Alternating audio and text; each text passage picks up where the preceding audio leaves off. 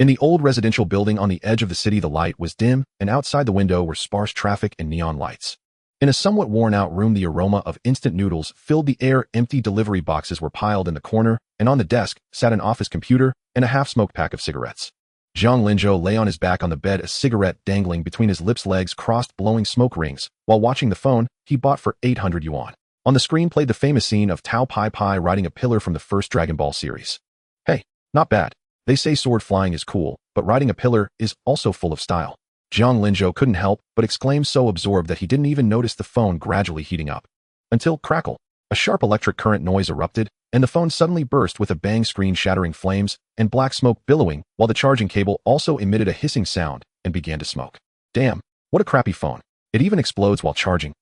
Zhang Linzhou was startled and instinctively tried to throw away the phone, but failed. He sat up abruptly, feeling a burning pain in his right hand, followed by a numbing sensation spreading from his palm, his body twitching, and a constant ringing in his ears. He tried to shake off the smoking phone, but it seemed glued to his hand. In the dozen seconds that followed, his body grew heavier and heavier, his consciousness being drawn into a bottomless black hole. In the final moment staring at the smoking phone, only one thought remained in his mind. Son of a bitch, am not going to die just like this, am I? Then his consciousness completely plunged into darkness. After an unknown amount of time. Dragon Ball World, Bowsy Mountain. The night breeze was cool, rustling through layers of forest with a soft sound. The moonlight was like silver spilling onto the winding mountain path, casting a solitary figure. Zhang Linzhou slowly regained consciousness, his head buzzing, as if hit by a sledgehammer. He lay on an ancient mountain path, beneath him the cold, muddy stone road. All around were towering ancient trees, with interwoven branches blocking out the sky. In the distance came the faint growls of beasts and the murmur of a stream. Ugh! Zhang Linzhou groaned, frowning, and raised his hand to rub his temples, feeling as if every bone in his body was about to fall apart. He tried to sit up, slowly looking around. His gaze shifted from bewilderment to shock, then to total confusion. Where the hell am I? His exclamation echoed through the silent forest. He looked down at himself, still wearing the old vest and pants, barefoot. Subconsciously reaching into his pocket, he didn't find the phone he expected. What's going on? Zhang Linzhou calmed down and thought carefully. I remember. Wasn't I lying in bed watching Dragon Ball? How did I end up here? A flash of inspiration hit him, and he suddenly remembered, slapping his thigh. I remember. While watching Dragon Ball, that crappy phone seemed to explode. His eyes widened in shock. No way. Am I dreaming? Or time travel? As a small web novel author, he had read and written many time travel stories. Faced with this situation, his first thought was either dreaming or time travel. He must have been deeply poisoned by those stories. To confirm whether he was dreaming, Zhang Linzhou reached out and pinched his thigh hard. Hiss. Zhang Linzhou gasped, tears almost streaming down. He had pinched with all his might. Holy crap. So painful. Not a dream. So I really time traveled. He stood up abruptly, looking around, heart racing. If I really time traveled. Where's my system? Isn't a system a standard issue for time travelers? System, are you there? What about the system? Isn't it said that a system is a standard issue for time travelers? System, are you there? Just then a crisp and pleasant voice sounded in Zhang Linzhou's mind. I am here, host. The Invincible Binding System is at your service. Holy crap. It actually exists. I really time traveled. Zhang Linzhou was both startled and overjoyed. Invincible Binding System. What functions does it have? Tell me in detail. The Invincible Binding System, as the name implies, by designating a binding target, you can instantly obtain all the abilities, combat power, and even bloodline power of the target and grow synchronously. Holy crap, that's awesome. Zhang Linzhou blurted out in excitement. What are you waiting for? Hurry up and bind me to the heavenly Tao. The system was silent for 2 seconds before replying. Apologies, host. Your strength is too low. This system cannot directly bind the heavenly Tao. So binding targets are tied to my strength. System, you're not that good. Zhang Linzhou immediately complained. Then tell me, what can I bind now? Anything that isn't too overpowered. Alright, then tell me now, where am I? Host is currently located in the Bowsy Mountain area of the Dragon Ball world. The timeline is Goku's childhood. The Red Ribbon Army has not yet been destroyed. Bowsy Mountain. The Dragon Ball world. Zhang Linzhou's eyes bulged. No, why did it bring me to the Dragon Ball world? And of all times, an Earth that could explode at any moment. This is doomed. Wait, no. I have the binding system. If I bind Sun Wukong or Broly, can't I also transform into a Super Saiyan or Legendary Super Saiyan? Yes, host. Then what are you waiting for? Hurry up and bind me to Quan Wong. The system was silent for another 2 seconds. Shouldn't you bind Sun Wukong or Broly instead? Are you dumb? Super Saiyan looks cool, but who can compare to Quan Wong? My apologies, host. Your strength is too weak to bind Quan Wong at this stage. So I can later. Zhang Linzhou wasn't too discouraged. He had expected it, since even binding the heavenly Tao failed. Just tell me, given my current condition, who can I bind? Young Sun Wukong or young Broly will do. Then bind me to Broly. Apologies, host. Binding a person requires the designated target to be present in person. What? Are you messing with me? Zhang Linzhou nearly exploded. Absolutely not, you are my dear host. Jiang Linzhou calmed down and asked, speaking of which, what form does this system take? Can you appear as a beautiful woman? This system is not a living system, it is lifeless equivalent to an AI auxiliary system. It is already soul-bound to the host. If the host dies, this system will also disappear. Hearing this, Jiang Linzhou immediately thought of something and asked, speaking of disappearing, if the person I bind dies, will the abilities and bloodline I obtained also disappear? No. Once bound, the abilities and bloodline are permanently preserved. When the bound person dies, you only lose the synchronized enhancement. Just switch to another binding target. That's good. Jiang Linzhou nodded in satisfaction and asked again, how many characters can I bind in total? 1. If the bound character dies, you can rebind at any time. However, as the character's power increases, the binding slots increase. For example, if you bind Sun Wukong once, or he can transform into Super Saiyan, you gain an additional binding slot. After achieving godhood, you gain another slot for a total of 3 slots, after which no more slots are added. Rebind on death, retain abilities, gain an extra slot after Super Saiyan and godhood, 3 slots total. That's acceptable. Jiang Linzhou nodded, feeling quite satisfied with the system's binding slot arrangement. Taking a deep breath to calm his excited heart, Jiang Linzhou looked up at the night sky. Countless stars twinkled, a bright moon hung high, and in the distance rolling mountains rose and fell. Vaguely visible amid the clouds and mist was a dome-shaped peak resembling a steamed bun. Baozi Mountain. That's where Sun Wukong lives. Jiang Linzhou's calm heart stirred with excitement again. It's still evening now. I can go to his place to stay for the night and bind him while I'm at it. Given the current timeline, binding Sun Wukong was the optimal choice as he was the only Scion on Earth. Jiang Linzhou also knew the Scion training methods, which promised rapid growth. System, is that where Sun Wukong lives up there? Yes, follow the mountain path upward, and you'll see his house. Hearing the system's reply, Jiang Linzhou hesitated no longer and began climbing the winding mountain path. The moonlight stretched his shadow long behind him. But as a reclusive rider who stayed home all year, Jiang Linzhou's stamina was poor. After barely 10 minutes of climbing, he was already panting heavily. Sweat soaked his vest, sticking clammily to his back, and the night breeze from the mountains brought a chill. He had to stop frequently, resting on protruding rocks. The occasional roars of beasts from the distant woods made him nervous, as he knew dinosaurs were common in this Dragon Ball world. Fortunately, at the foot of the mountain where young Sun Wukong lived, most nearby beasts had likely ended up in his stomach, making the area relatively safe. After repeated stops and starts, it took Jiang Linzhou nearly 2 hours to finally reach the top of Baozi Mountain. By the moonlight, he saw the unique house. Looking at the house before him, Jiang Linzhou grew nervous. After all, young Sun Wukong grew up in these deep mountains with his grandfather Sun Wufan, having never met anyone else. If he mistook him for a monster and dealt with him, it would be an unjust fate. Calming his nerves, Jiang Linzhou carefully approached the door. Taking a deep breath and organizing his words, he gently knocked on the aged wooden door. Who is it?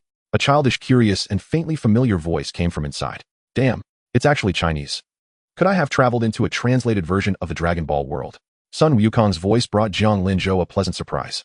If it were Chinese, that was fine. If it were Japanese, he'd only understand Yamit. This way, at least communication was possible.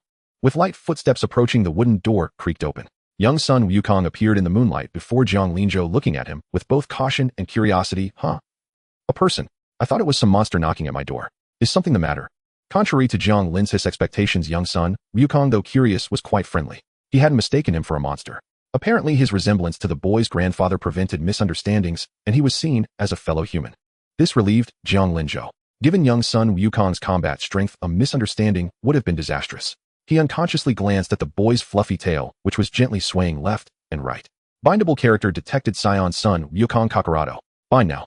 Bind. Binding. 1, 5, 10. Damn, it even has a loading bar. It's got a loading bar. After a silent complaint, Jiang Linzhou quickly said to Sun Wukong, Hello, my name is Jiang Linzhou. I came to cultivate in these mountains, but I haven't built a shelter yet, and it's already dark. Could I stay here for the night? Huh, are you a martial artist too? Hello, I'm Sun Wukong. Want to spar with me? The moment young Sun Wukong heard martial artist, his eyes lit up and his battle-intent soared. Truly a Scion warrior. Jiang Linzhou broke into a cold sweat at the words. He quickly said nonchalantly, It's getting dark now. How about we talk about it tomorrow? All right, come on in. Sun Wukong happily stepped aside. Jiang Linzhou entered the house and immediately spotted the 4-star ball placed on the cabinet. His heart raced uncontrollably again. That was one of the Dragon Balls. If all 7 were gathered, any wish could be granted. Of course, Jiang Linzhou knew that any was limited. Only the Super Dragon Balls could truly grant any wish. Suddenly, young Sun Wukong circled around Jiang Linzhou with great curiosity. Hey, why don't you have a tail? He wagged his own tail as he spoke. Jiang Linzhou explained with a smile. Ordinary humans don't have tails, neither male nor female. You must be a special case. He chose not to reveal Sun Wukong's Scion identity. Is that so? My grandfather really didn't have a tail either. But why do I have one? Jiang Linzhou smiled. It's perfectly normal for everyone to be different, isn't it? Wasn't it easy to fool an innocent Sun Wukong? I guess so, the boy nodded, dropping the topic. He pointed to a wooden bed nearby. There's only one bed here. You'll share with me. With that, he climbed into bed, closed his eyes, and fell asleep in an instant. What quality of sleep! Jiang Linzhou watched with great envy and also felt somewhat speechless at the boy's laid-back personality. A stranger comes to your home, and you fall asleep without a care. Only Sun Wukong could pull off something like this. But Jiang Linzhou was exhausted from the climb as well. He lay down on the bed and sleepiness washed over him. Just as he was about to drift off, the system's voice sounded. 100. Character binding successful. In an instant, Jiang Linzhou distinctly felt his body strengthening at a visible rate, his muscles and fat becoming taut and firm, the slight beer belly giving way to 8-pack abs, and even his mildly nearsighted eyes turning unusually clear, leaving him feeling refreshed and invigorated. At this moment, he had fully synchronized with everything of little Goku, his physical attributes, combat power, and even the Saiyan bloodline. Jiang Linzhou had successfully transformed from an ordinary human into a pure-blooded Saiyan, though without a tail, much like the Saiyans of Universe 6. This piqued Jiang Linzhou's curiosity. System, since I'm synchronizing with everything of Goku, why haven't I grown a tail? This system only grants the host the abilities and bloodline of the bound character, but does not synchronize their appearance. For instance, if you bound Majin Buu, you would only gain his combat power and immortality, not his looks. Emma makes sense. Jiang Linzhou nodded, no longer dwelling on the matter. After all, as long as Goku could transform into Super Saiyan 4, he too could achieve that form with or without a tail. Clenching his fist, he felt the strength of his physique brimming with excitement. With this iron skin and steel bones, even bullets can't pierce me. As Jiang Linzhou marveled, a pungent stench of sweat hit him instinctively, making him cover his nose. He realized his whole body had become filthy. It seems that after gaining little Goku's physique, my frail body has been strengthened, undergoing a marrow cleansing effect with impurities expelled from within. Jiang Linzhou immediately got up, shook little Goku, and asked, Little Goku, I've been climbing all day and am drenched in sweat. Is there a place to bathe here? Little Goku, just awakened, was groggy. Sniffing, he mumbled, What's bathing? Suddenly startled, he covered his nose and jumped up. Wow, so stinky.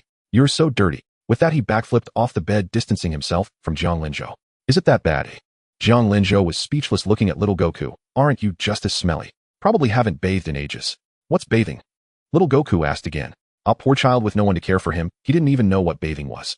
Jiang Linzhou explained. It's finding a place with water to clean yourself. You're looking for a pond. He'll take you, little Goku said, already running out the door.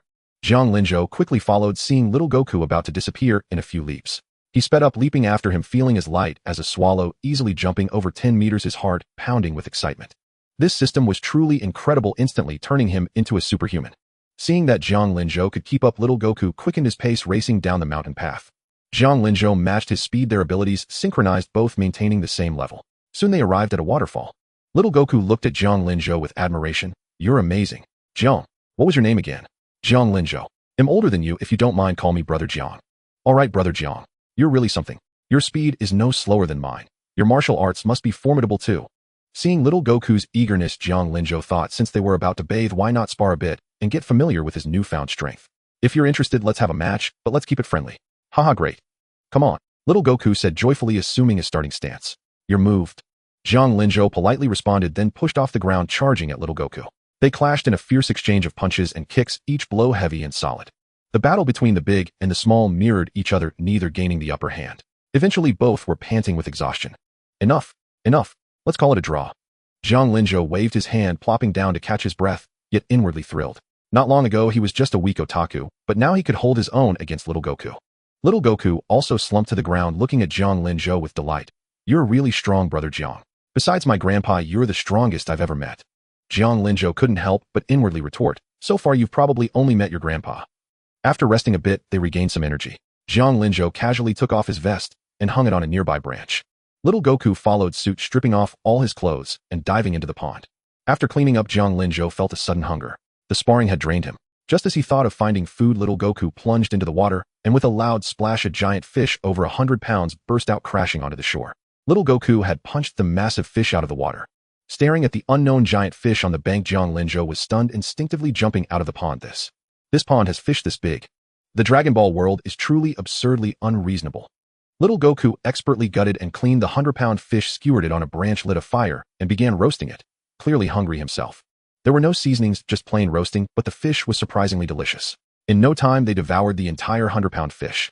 Looking at the massive fish skeleton, Jiang Linzhou thought with dismay, oh no, I've turned into a glutton too. How much will this cost me per meal? Life would be tough from now on.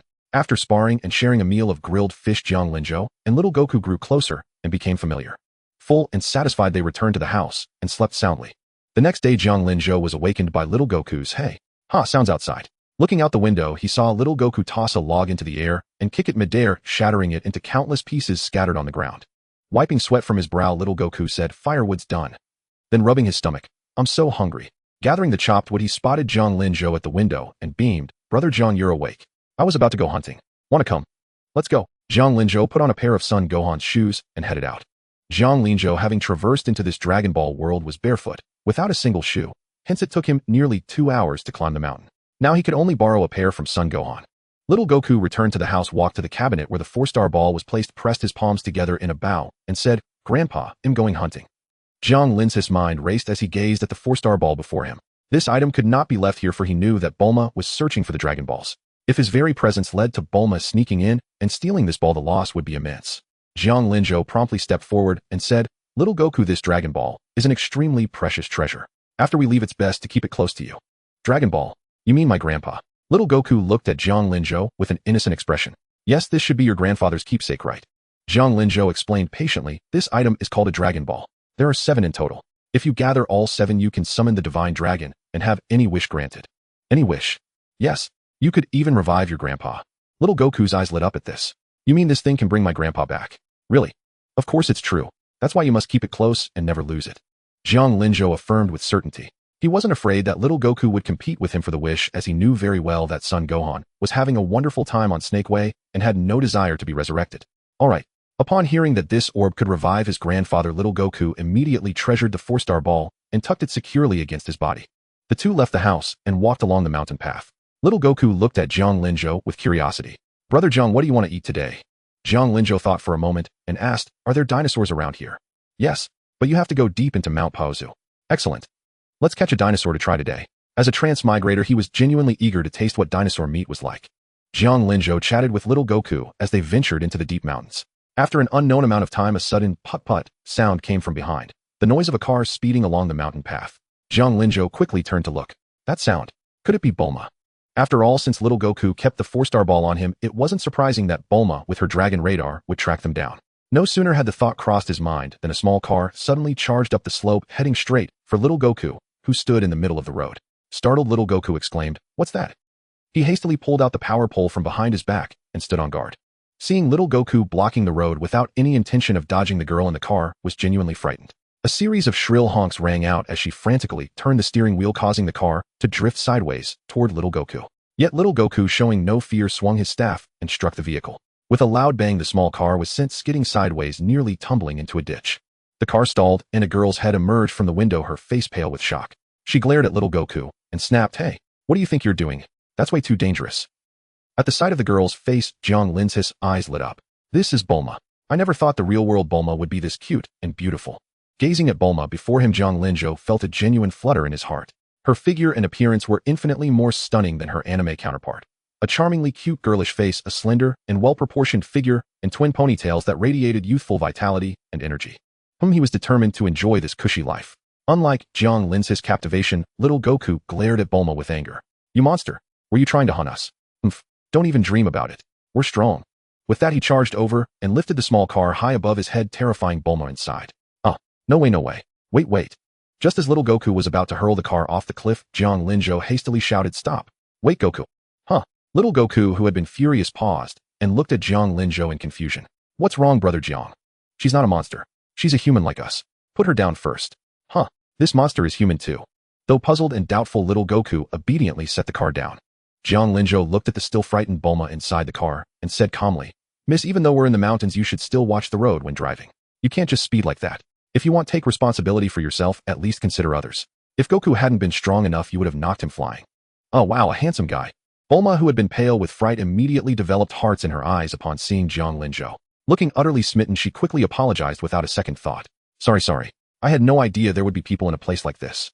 Jiang Linzhou observed Bulma's infatuated expression and recalled that the young Bulma was indeed a hopeless romantic. With his good looks, it seemed that winning over the teenage Bulma would be as easy as snapping his fingers. It appeared that this opportunity to live a life of comfort was his for the taking. A smile curled at the corner of Jiang Linzhou's mouth. From now on, he would never have to worry about making a living. Meanwhile, little Goku still looked at Bulma with wary eyes.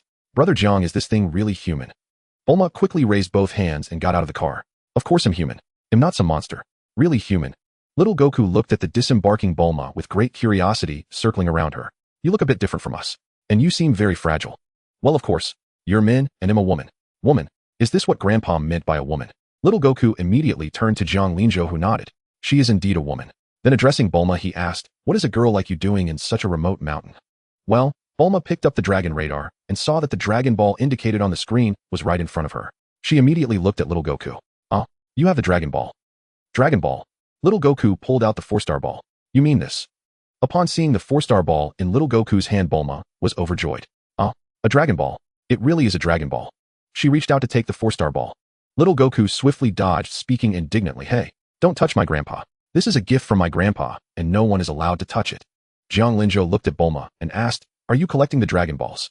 Bulma looked at him with curiosity. Do you know about the Dragon Balls too? Jiang Linzhou replied calmly, naturally. There are 7 Dragon Balls in total. Gather all 7, and you can summon the Eternal Dragon to grant any wish within its power. Oh, you actually know. Bulma exclaimed in surprise, looking at Jiang Linzhou. I only found out from ancient texts. Look, as she spoke, Bulma took out 2 Dragon Balls from her bag. This 2-star ball I found in my family's warehouse, and this 5-star ball I discovered 10 days ago in a northern valley. Wow, you have 2 grandpas. Little Goku said in astonishment. What grandpa? You bumpkin. Bulma shot a disdainful glance at Little Goku.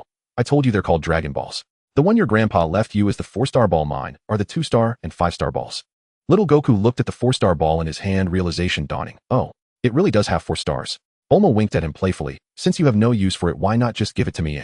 Little Goku refused firmly. No, absolutely not. I need this Dragon Ball to revive my grandpa. Huh, you're collecting Dragon Balls too. Bulma's beautiful brows furrowed slightly. Jiang Linzhou, observing this, gave her an ambiguous smile. Why should we give you something that can grant any wish? Why not let us have the other 2 Dragon Balls instead, Hearing this, Bulma instantly became extremely tense and began to step back instinctively. Huh? A handsome guy like you. You wouldn't be planning to rob a weak girl like me of her Dragon Balls, would you? Jiang Linzhou replied with utter seriousness. You know how precious the Dragon Balls are. Robbing you, or even killing you for them, would be perfectly normal. Huh? Bulma was startled, then put on a coy, seductive expression. Please don't kill me. You can do whatever you want with me, but please don't kill me. Jiang Linzhou was rendered speechless by Bulma's attempt to seduce him. Little Goku looked confused. Brother Jiang, why is she twisting her body like that? Is she feeling unwell? Jiang Linzhou was at a loss for words again. He looked at Bulma and said, your seduction technique is really terrible. Don't worry. I may not be a saint, but I wouldn't stoop to robbery and murder. Bulma breathed a sigh of relief. Phew, why didn't you say so earlier? You scared me. Yet her vigilance remained. Her hand had already slipped into her bag, where she kept her self-defense weapon, a pistol. Jiang Linzhou noticed this with a barely perceptible frown, but remained composed. Pointing at the dragon radar in Bulma's hand, he said, this device can detect the location of Dragon Balls, right? How about we cooperate? With your dragon radar and our strength, collecting the 7 Dragon Balls won't be too difficult. Cooperate. Bulma recalled how little Goku had effortlessly lifted a car with his bare hands. If the little one was such a monster, the older one must be even more formidable. Having them as bodyguards would certainly be safe. And more importantly, she stole a glance at Jiang Linzhou. Going on an adventure with such a handsome guy was simply too fortunate. All right, let's work together. Bulma nodded seriously. So what's your wish? Jiang Linzhou asked, though he already knew the answer. My wish. To find my Prince Charming, of course. Despite knowing her wish in advance, Jiang Linzhou was still rendered speechless. The Dragon Balls could grant any wish, and she wanted nothing more than a Prince Charming. What kind of brain did she have? Jiang Linzhou blurted out, what a lousy wish. Let little Goku revive his grandpa first. Bulma was immediately displeased. What do you mean lousy? It's perfectly romantic. Romantic, my foot. Jiang Linzhou couldn't help but shout. You can wish for anything. Eternal youth, immortality, immunity to all diseases. And you'd be insane to wish for a Prince Charming. Bulma's eyes widened with sudden realization. Wow. Eternal youth. Immortality. Why didn't I think of that? Her eyes sparkled with excitement. Indeed, the prospect of eternal youth was irresistible to any girl. All right. I've decided. I'll change my wish. I want eternal youth. Jiang Linzhou said, fine, but your wish will be last. Why, oi? Bulma protested. Without a word, Jiang Linzhou punched a nearby tree, snapping it in two and sending dust flying. He looked at the dumbfounded Bulma and said calmly, now why do you think? Gulping, Bulma muttered, fine, last it is. No big deal. Then it's settled. Jiang Linzhou stated seriously, the Dragon Balls can grant only one wish per year. After the wish is fulfilled, they turn to stone and scatter across the world. We have to wait another year to use them again. First, we revive Goku's grandpa. Second year, my wish. Third year, Bulma's wish. Bulma looked at Jiang Linzhou in surprise. How do you know so much about the Dragon Balls? I know far more than you realize. Jiang Linzhou smiled mysteriously. Turning to little Goku, he asked, Goku, is there anything you need to retrieve? If not, we'll set off to find the 7 Dragon Balls and revive your grandpa. Little Goku looked at the 4-star ball and the power pole in his hands. I have Grandpa the 4-star ball and the power pole with me. There's nothing else to take. Good, let's head for the next Dragon Ball. Jiang Linzhou straightened the car with his bare hands and inspected it. It shouldn't be damaged, right? Bulma thought to herself, this guy really is a monster too, then got into the car and started the engine. With a giggle she said, it's fine. Hop in. She took out the dragon radar. Let me see. The nearest Dragon Ball is over there. She pointed in a random direction. Little Goku climbed into the car and looked around with curiosity. So this is a car. My grandpa told me about them. So this is what the inside looks like. Hold tight, you two, we're setting off. Bulma floored the accelerator and the car sped away in an instant. Jiang Linzhou was genuinely startled. Is it always this fierce from the start? Can't you slow down? No wonder she had nearly hit Little Goku earlier. With such wild driving, an accident was inevitable. Don't worry. My driving skills are superb. Nothing will go wrong, Bulma declared with utmost confidence. The car raced along, and Little Goku, experiencing a vehicle for the first time, looked astonished. Amazing. Faster than I can run. A few hours later, Bulma suddenly stopped, opened the door, and said, wait here for a moment. I need to step out. Little Goku asked curiously, where are you going? Bulma retorted impatiently, idiot. When a girl says that, it means she needs to relieve herself. Brother Linzhou, this little brother of yours is so dense. With that she dashed toward a hidden thicket. Watching this unfold, Jiang Linzhou felt a strange sense of familiarity. Could this be the trigger for the scene where Bulma is captured by that dinosaur? No sooner had this thought crossed Jiang Linzhou's mind than he heard Bulma's terrified scream from not far away. Ah, don't come near me. Help, Brother Linzhou. Startled, Jiang Linzhou leaped out of the car and vanished into the bushes in a flash. There a massive dinosaur stood upright, clutching Bulma with the claws of its leathery wings. Seeing Jiang Linzhou, it spoke in human tongue. Are you her companion? Let her go. Jiang Linzhou's face darkened. So this was indeed the minor episode of Bulma being held hostage by a dinosaur. As for the dinosaur's ability to speak, Jiang Linzhou was not surprised at all. After all, this was the Dragon Ball world where such phenomena were perfectly normal. Upon spotting Jiang Linzhou, Bulma immediately cried out for help. Brother Linzhou, save me. Jiang Linzhou narrowed his eyes, fixing his gaze on the dinosaur that held Bulma captive, assessing the power gap between them. System, how do I compare to this dinosaur in combat strength? With your full strength and speed, if you strike at its heart, it won't be able to react. One blow will be fatal. Excellent. Mark its heart for me. Hearing this, Jiang Linzhou felt relieved. If the difference in power were negligible, he wouldn't dare act recklessly with a hostage involved. As his words faded, a red dot appeared on the dinosaur's chest, the location of its heart. The dinosaur stared at Jiang Linzhou and let out a mocking chuckle. You seem so concerned for her. Is she your girlfriend? Haha, if you don't want anything to happen to your girlfriend, tie yourself up quickly. Otherwise she'll become my next meal. How dare you? A cold glint flashed in Jiang Linzhou's eyes. With a light step, he lunged forward and delivered an inch strike to the red dot on the dinosaur's chest. A muffled thud rang out, and a burst of energy pierced through its back. The dinosaur let out a pained cry, spat blood, and collapsed with a heavy thud. It gasped twice before falling silent forever. The dinosaur had died from the inch strike, shattering its heart. Jiang Linzhou's own heart pounded with excitement. Little Goku's combat power is truly formidable. When going for the kill, this dinosaur wasn't even worth a single blow. Indeed, the reason Sun Wukong could trade blows evenly with anyone was because he was too playful and merciful. Brother Linzhou. Bulma freed herself from the dinosaur's claws and, like a startled rabbit, threw herself into Jiang Linzhou's arms. Feeling the softness against his chest, Jiang Linzhou secretly reveled in the moment. He patted her back and stroked her head, comforting her. There, it's all over now. I was so scared. I thought I was done for this time. Bulma was still trembling with fear. Being a hopeless romantic, Bulma's rescue by Jiang Linzhou felt like a fairy tale where a prince saves a damsel in distress, skyrocketing her affection for him. Brother Jiang, are you two okay? Little Goku had arrived, gripping his power pole. It's fine now. Jiang Linzhou waved his hand. Little Goku spotted the dinosaur's corpse and beamed with joy. You've already caught prey. Great, I'm starving. He moved to haul the dinosaur away. Bulma grimaced in disgust. Huh? You're going to eat that? That's disgusting. If you're hungry, I'll treat you. Jiang Linzhou also said to Little Goku, let's skip this thing, shall we? It could speak human language, making it a sentient species. Though edible, he too found it somewhat repulsive. Huh? Not eat it. It's just a dinosaur. What's so disgusting? Not eating it would be such a waste. Little Goku was baffled. I said I'll treat you. Get rid of that nasty thing. With that, Bulma pulled out a box, took a capsule, and tossed it onto an open patch of ground. With a loud pop, smoke cleared to reveal a peculiar semicircular house materializing before their eyes. Little Goku tensed up, instantly raising his power pole and pointing it warily at Bulma. What kind of sorcery is that? You're not a demon after all. Jiang Linzhou patted Little Goku and said, relax, Goku. This isn't sorcery. It's something called technology, just like this car. Technology? What's that? Little Goku was utterly confused. Not knowing how to explain, Jiang Linzhou simply said, just know it's not sorcery, and that's enough. By then, Bulma had opened the door and was inside the room. Seeing the two still outside, she called out, hey, are you two coming in or not? Hearing this, Jiang Linzhou stopped bothering with Little Goku and strode into the house, curiously examining his surroundings. He was genuinely intrigued by the capsule technology. Seeing Jiang Linzhou enter, little Goku quickly followed. Gazing at the brightly lit interior, he exclaimed in awe, "Wow, it's so bright in here. It's like daytime." Bulma shot him a strange look. "You're so uncultured. Don't you even know what an electric light is?" She then laid out a table full of delicacies, bread, vegetables, and meat. A well-balanced meal. Famished Jiang Linzhou wasted no time sitting down to eat. Little Goku took a few bites of bread, but lost his appetite. He sipped some coffee and immediately spat it out. "Ugh, what kind of soup is this? It's too bitter. That's coffee, not soup. And besides, being a picky eater will stunt your growth," Bulma said, utterly exasperated. Little Goku paid her no heed. He walked to the door and started putting on his shoes. "I'm going to go roast that dinosaur instead." With that, he stepped outside. Watching little Goku gather the dinosaur carcass, Bulma turned to Jiang Linzhou. "Brother Linzhou, aren't you going to stop him? Can you even eat that stuff?"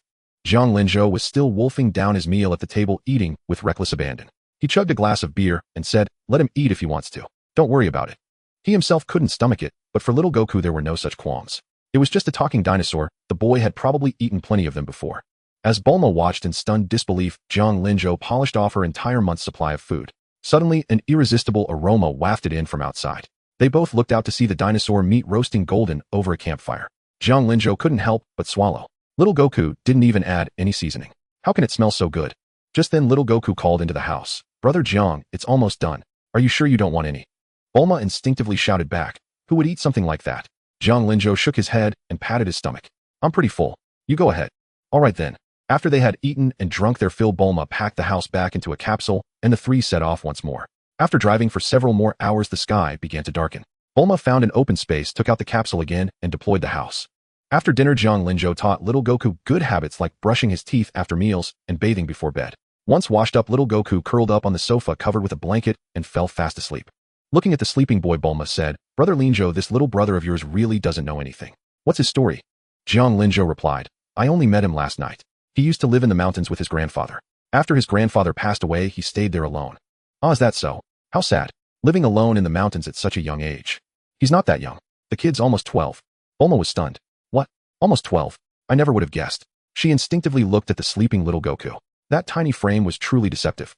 For the rest of the evening, Jiang Linzhou watched some TV with Bulma. Finding nothing interesting, he lay down on the sofa and drifted off. The next morning, he was woken by a series of thuds outside. Sitting up and looking out the window, he saw little Goku training, lifting huge rocks, smashing and tossing them. Watching the boy's brutish training methods, Jiang Linzhou shook his head. Without a gravity chamber, there wasn't much he could teach him. He would have to find Master Roshi. Just as he was thinking of Master Roshi, he saw little Goku pick up a large sea turtle and was about to smash it. The terrified turtle let out a startled cry. Little Goku yelped in surprise and dropped the turtle. The turtle flopped onto the ground, gasping for breath, and spoke in a human voice. "Phew, that scared me to death." Seeing this, Jiang Linzhou was astonished. "No way. What a coincidence. I was just thinking of Master Roshi, and here comes this sea turtle." He quickly put on his shoes and went outside. The sea turtle, spotting him, crawled over politely. "Excuse me, could I trouble you for a glass of salt water? Some seaweed would be nice too." "Wait a moment." Knowing the turtle's connection to Master Roshi, Jiang Linzhou went back inside, filled a bucket with water, dumped in a packet of salt, and carried it out. He placed the full bucket before the turtle. "Drink up. If you need more, I'll get you more." "Thank you." The turtle politely expressed its gratitude, then plunged its head into the bucket and began gulping down the water. Just then Bulma appeared at the door in her pajamas, looking surprised. "Huh, where did this sea turtle come from?" "I'm curious too. Must be lost," Jiang Linzhou replied. The turtle finished the entire bucket of salt water and let out a long sigh of relief. "Oh, thank you so much. To be honest, I am a turtle." Bulma shouted impatiently. "We could see that. But why are you here?" The turtle continued. "I am a species of sea turtle. I came ashore to find some matsutake mushrooms, but I got separated from my group and lost my way. I've been searching for nearly a year, but I still haven't found the ocean." Jiang Linzhou couldn't help but remark, "A year? It's a miracle you're still alive." Bulma said, "The ocean? You're going the wrong way." "Huh, which way is it then?" The turtle was startled. Bulma quickly went back inside, grabbed a travel map, studied it for a moment, and said, "About 120 kilometers south." The turtle was taken aback. "What? 120 kilometers? Seeing this, little Goku's kindness kicked in. "We'll take you back to the ocean." The turtle's eyes lit up. "Really?" Bulma immediately objected. "What are you saying? Don't be ridiculous. I only have a 30-day vacation. I don't have time for this." Jiang Linzhou wasn't one to meddle, but saving this turtle would lead him to Master Roshi, allowing son Wukong to become his disciple and train. It was worth the detour. "It won't take that much time. Let's help it out." Bulma immediately shifted into a smitten, obedient demeanor. "Oh, no problem. Since Brother Linzhou says so, we'll help it this once." Bulma packed the house into the capsule, and Jiang Linzhou carried the turtle into the car. They set off toward the ocean. The car sped along quickly. On the way, they encountered a bear wielding a large knife trying to rob them, but Jiang Linzhou knocked it out with a single punch. After that, there were no further incidents or dangers. They arrived at the seaside without trouble. Jiang Linzhou lifted the turtle out of the car. Seeing the vast ocean, the turtle cried out excitedly, I can finally see the ocean. Thank you. Thank you so much. If it weren't for you, I don't know when I would have made it home. Please wait for me. I must repay you." With that, the turtle swam into the sea, moving at a speed that was incomparable to its pace on land. Watching the giant sea turtle retreat into the distance, Jiang Linzhou knew all too well. It's going to find the turtle hermit. I recall the turtle hermit also possesses a dragon ball. To get that ball, Bulma even sacrificed a bit of her dignity. I can't allow that. The woman he had claimed as his own couldn't be taken advantage of by that lecherous old man. And to win over the turtle hermit, all it took was a single adult magazine. Jiang Linzhou immediately turned to Bulma. "Bulma, do you have an adult magazine?" Hearing this, Bulma's face flushed crimson. What would you need something like that for? I don't have any such shameless items." Jiang Linzhou found her reaction utterly exasperating. "Why are you blushing like that? I remember you used to flash the audience all the time when you were younger, and you weren't shy about it then." But of course he couldn't say that aloud. After a pause, he added, "Don't worry, it's not for me to read. He'll need it for something later." "Need it? For what?" Bulma eyed him suspiciously. Jiang Linzhou didn't hide his intentions. That giant turtle might bring back a very powerful old man soon. He has plenty of treasures, but he's also a huge pervert. So I want to trade an adult magazine for his treasures. A powerful old man. How do you know that? Bulma grew even more curious. Jiang Linzhou continued his fabrication. Only a few martial artists know about this. That old man lives on a nearby island, and he also has a giant turtle. The one we saved must be his. I see. Bulma seemed convinced, but she shrugged helplessly. But I don't have that kind of magazine. If not an adult magazine, do you have a fashion catalog full of beautiful women? No, I don't. Jiang Linzhou was at a loss. This was a real problem. But on second thought, he had saved the giant turtle's life himself. Little Goku hadn't carried the turtle to the sea like in the original story. So technically he alone had rescued it. Would that earn him the turtle hermit's gratitude? Just as he was pondering, a dark silhouette appeared on the vast ocean. With his sharp eyesight, Jiang Linzhou immediately recognized the giant turtle returning, carrying the turtle hermit on its back. Little Goku also noticed. It's the giant turtle from before, but there's someone standing on its back. Bulma shaded her eyes with both hands and peered into the distance. As the figure on the sea drew closer, she could make it out. The giant turtle really did bring someone back. Brother Linzhou, you're amazing. You were right. After the giant turtle came ashore, it greeted Jiang Linzhou and the others. Sorry to keep you waiting. The turtle hermit also jumped down from its back with a cheerful hey. He held a staff and carried a large shell on his back, appearing as a kind, benevolent old man. But who would have guessed that such a gentle-looking elder was actually a lecherous old rogue? The turtle hermit put on a dignified air. "Hello there. Did you save this turtle?" Little Goku asked curiously. "Who are you, old man?" "I am the turtle hermit." He turned to the turtle. "Who saved you?" The giant turtle pointed at Jiang Linzhou and Little Goku. It was those two. It even included Little Goku, which made sense since he was the first to offer help. Bulma was displeased.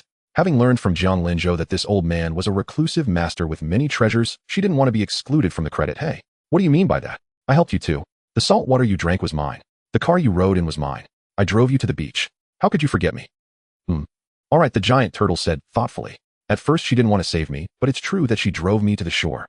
The turtle hermit nodded. "So it was the three of them who saved you, right?"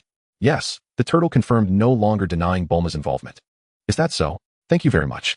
As a reward, I'll give you a wonderful gift." The turtle hermit raised his staff and shouted to the sky, "Come forth, the immortal phoenix." But the area remained silent with no reaction whatsoever. Bulma looked puzzled. "I don't see anything." Just as the turtle hermit was feeling embarrassed, the giant turtle spoke up. "Didn't the immortal phoenix die from food poisoning?" The turtle hermit suddenly realized, did it? I forgot all about that." Bulma couldn't help but mock. Even an immortal phoenix can die.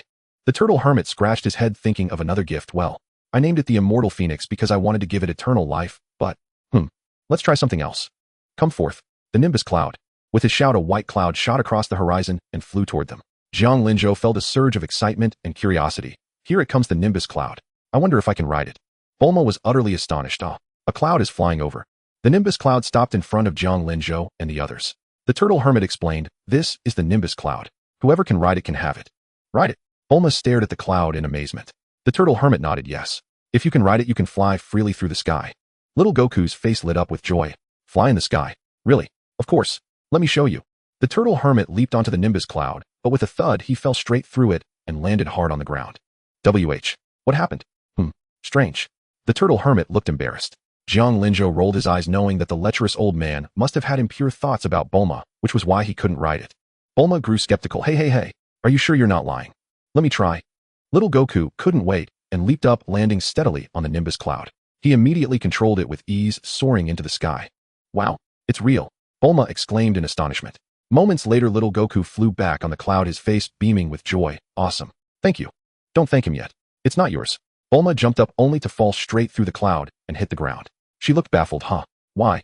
Why can't I ride it? Jiang Linzhou said seriously. Only those with pure hearts can ride the Nimbus cloud. Bulma immediately retorted loudly. What? Do you mean my heart isn't pure? How is that possible? Jiang Linzhou couldn't help but scoff inwardly. Bulma, feeling unconvinced, said to Jiang Linzhou, Brother Linzhou, why don't you give it a try? Jiang Linzhou, well aware of his own limitations, replied, I probably won't be able to either. He still decided to give it a shot, leaping onto the Nimbus cloud only to pass right through it and fall down. Bulma immediately exclaimed in disbelief, Humph, you said I couldn't do it. You couldn't get on either. Jiang Linzhou remained calm, saying, I never claimed I could get on. Everyone has their own desires in this world. Truly pure-hearted individuals are exceedingly rare. Master Roshi, upon hearing this, couldn't help but scrutinize Jiang Linzhou. You possess quite a bit of self-awareness, huh? Such individuals are indeed few and far between in this world. Jiang Linzhou merely smiled and did not respond, instead looking at little Wukong. Since only you can ride the Nimbus cloud, it belongs to you now. Yage, little Wukong exclaimed joyfully, turning to Master Roshi. Are you really giving me the Nimbus cloud? Master Roshi nodded. Of course, it was already agreed upon that whoever could stand on it would claim it. He then fell into thought regarding the thank you gift for the two of them. Jiang Linzhou stepped forward, pointing at the Dragon Ball hanging around Master Rose's neck, saying, No need to complicate things, just give me the ball around your neck. You mean this? Master Roshi responded, taking the ball from his neck and handing it to Jiang Linzhou. Since you want to take it. Upon hearing this, Jiang Linzhou was pleasantly surprised, not expecting this old pervert to be so accommodating. He quickly accepted the Dragon Ball, looking at the 3-star ball with a smile, realizing they now had 4 Dragon Balls. Bulma looked at the 3-star ball in Jiang Linzhou's hand, her face filled with excitement. Wow, it's the 3-star ball. I can't believe it's the 3-star ball. This is amazing. It should be the one displayed as the southernmost on the radar. This is so lucky. She then eagerly extended her hand, saying, What about mine? Master Roshi immediately fell into thought. Let me think. What else do I have? How about I give you my underwear? Upon hearing this, Bulma exploded in anger, shouting, Who wants your old underwear? You perverted old man. I figured I would get scolded. Let me think carefully. It seems I really don't have anything good left. Master Roshi scratched his head, looking somewhat troubled. Jiang Linzhou suggested, How about you take little Wukong as your disciple? Oh, Master Rose's eyes lit up as he looked at Jiang Linzhou. Do you know who I am? Of course, Jiang Linzhou said earnestly. As long as you are a martial artist, no one doesn't know you. The world's #1 martial artist, known as the god of martial arts, the founder of the Turtle School, and the father of Kamehameha. Master Roshi, upon hearing this, burst into laughter. Ha ha ha, good lad. You recognized me. However, I'm afraid I am no longer taking disciples. Don't be too quick to refuse. Jiang Linzhou pointed at little Wukong. Don't you want to know his name? Master Roshi was taken aback and looked at little Wukong. What is your name? Sun Wukong. Sun Wukong. Master Roshi was momentarily stunned. What is your grandfather's name? Little Wukong scratched his head and replied, I think it's Sun Wufan. Sun Wufan. You are the grandson of Wufan. Master Roshi was filled with emotion, but soon calmed down. How is your grandfather? My grandfather has already passed away. Master Roshi was taken aback yet again. He sighed. I see. Wufan has passed on. That's truly regrettable. Jiang Linzhou continued. So Master Roshi, what do you think about this apprenticeship? Master Roshi pondered for a moment and said, Since you saved the sea turtle, and this kid is Wufan's grandson, fine. I will make an exception this once and take him as my disciple. Do I have to become his disciple? Little Wukong looked hesitant. After all, he hadn't seen Master Rose's skills yet and was reluctant to take him as a master. Seeing this, Jiang Linzhou immediately explained, What are you hesitating for? Hurry up and pay your respects. He is the god of martial arts. The former world's #1 martial artist, even your grandfather was his disciple. Little Wukong was taken aback and exclaimed, Wait, even my grandfather was his disciple. Is he really that powerful? Master Roshi crossed his arms, looking proud. Indeed, he was quite famous in the martial arts community, so Jiang Linzhou knew his background, and he was not surprised or doubtful. He is definitely powerful. So hurry and pay your respects. Jiang Linzhou urged. The innocent little Wukong didn't say much more and immediately knelt down, hands clasped together. I pay my respects to my master. Ha ha ha, good. Master Roshi beamed with joy upon seeing this, helping little Wukong up. Let's go. Return to the island with me. Not right now. Little Wukong quickly refused. I still need to search for the Dragon Balls with Brother Jiang to resurrect my grandfather. Resurrect your grandfather? Master Roshi was momentarily stunned, then nodded. I see. Then I wish you good luck. Master Roshi had heard of the legend of the Dragon Balls, so he did not stop them. He jumped onto the back of the sea turtle, saying, If you really find them and resurrect Sun Wufan, bring him to see this old man. As he spoke, he turned his back to the 3 and waved his hand. The sea turtle also bid farewell to Jiang Linzhou and the others before swimming towards the sea, soon disappearing from their view. Bulma looked at Master Rose's retreating figure and finally reacted, "Ah, that perverted old man just left. I didn't even get my thank you gift. All I got was a chance for Wukong to become his disciple. What a huge loss." Jiang Linzhou showcased the 3-star ball in his hand, saying, "It's not a loss, we still got a Dragon Ball, didn't we?" Bulma immediately pouted him. "Anyway, it wasn't me who fulfilled the first wish." She then turned to little Wukong. "Little Wukong, how should you thank me, yeah? Should I go catch you some delicious food? I don't want that." Bulma immediately rejected loudly. Jiang Linzhou said, "All right, let's go. We need to search for the 5th Dragon Ball now." In the following days, Jiang Linzhou and his 2 companions drove westward, guided by the Dragon Radar. Along the way, they encountered many peculiar natives, pigmen bearmen, and a myriad of other bizarre races. Such a motley assortment of races could only be seen in the early days of the Dragon Ball world, becoming rare later on, perhaps due to Earth's destruction and the wish to revive only humans. For Jiang Linzhou, who had just traversed into the Dragon Ball world, the sights and experiences along the journey were nothing short of eye-opening. After 3 days of arduous travel, Jiang Linzhou and his companions finally reached the coordinates marked on the radar at high noon, a tranquil village in the west. It was midday, the scorching sun blazing overhead, yet the village atmosphere was far from its usual peace and serenity. "No, I want." As the car entered the village, a vehement cry of refusal reached the ears of Jiang Linzhou and his companions. Inside the village, a giant towering 3 meters tall held a bouquet of flowers, professing his love to a little girl who appeared to be only 7 or 8 years old. "Haha, my lovely lady, I've come for you." The giant's voice boomed like thunder, piercing the eardrums and exuding intimidation. Jiang Linzhou frowned at the scene. "Is that Oolong? What a pervert, going after such a young child." Bulma, sitting in the passenger seat, looked terrified at the giant's appearance, gripping the steering wheel tightly with fear. "Wow, that person looks so dangerous. He has horns. Is he a demon from Legends? Brother Linzhou, let's get out of here quickly. Don't let him spot us." In the back seat, little Goku was brimming with excitement.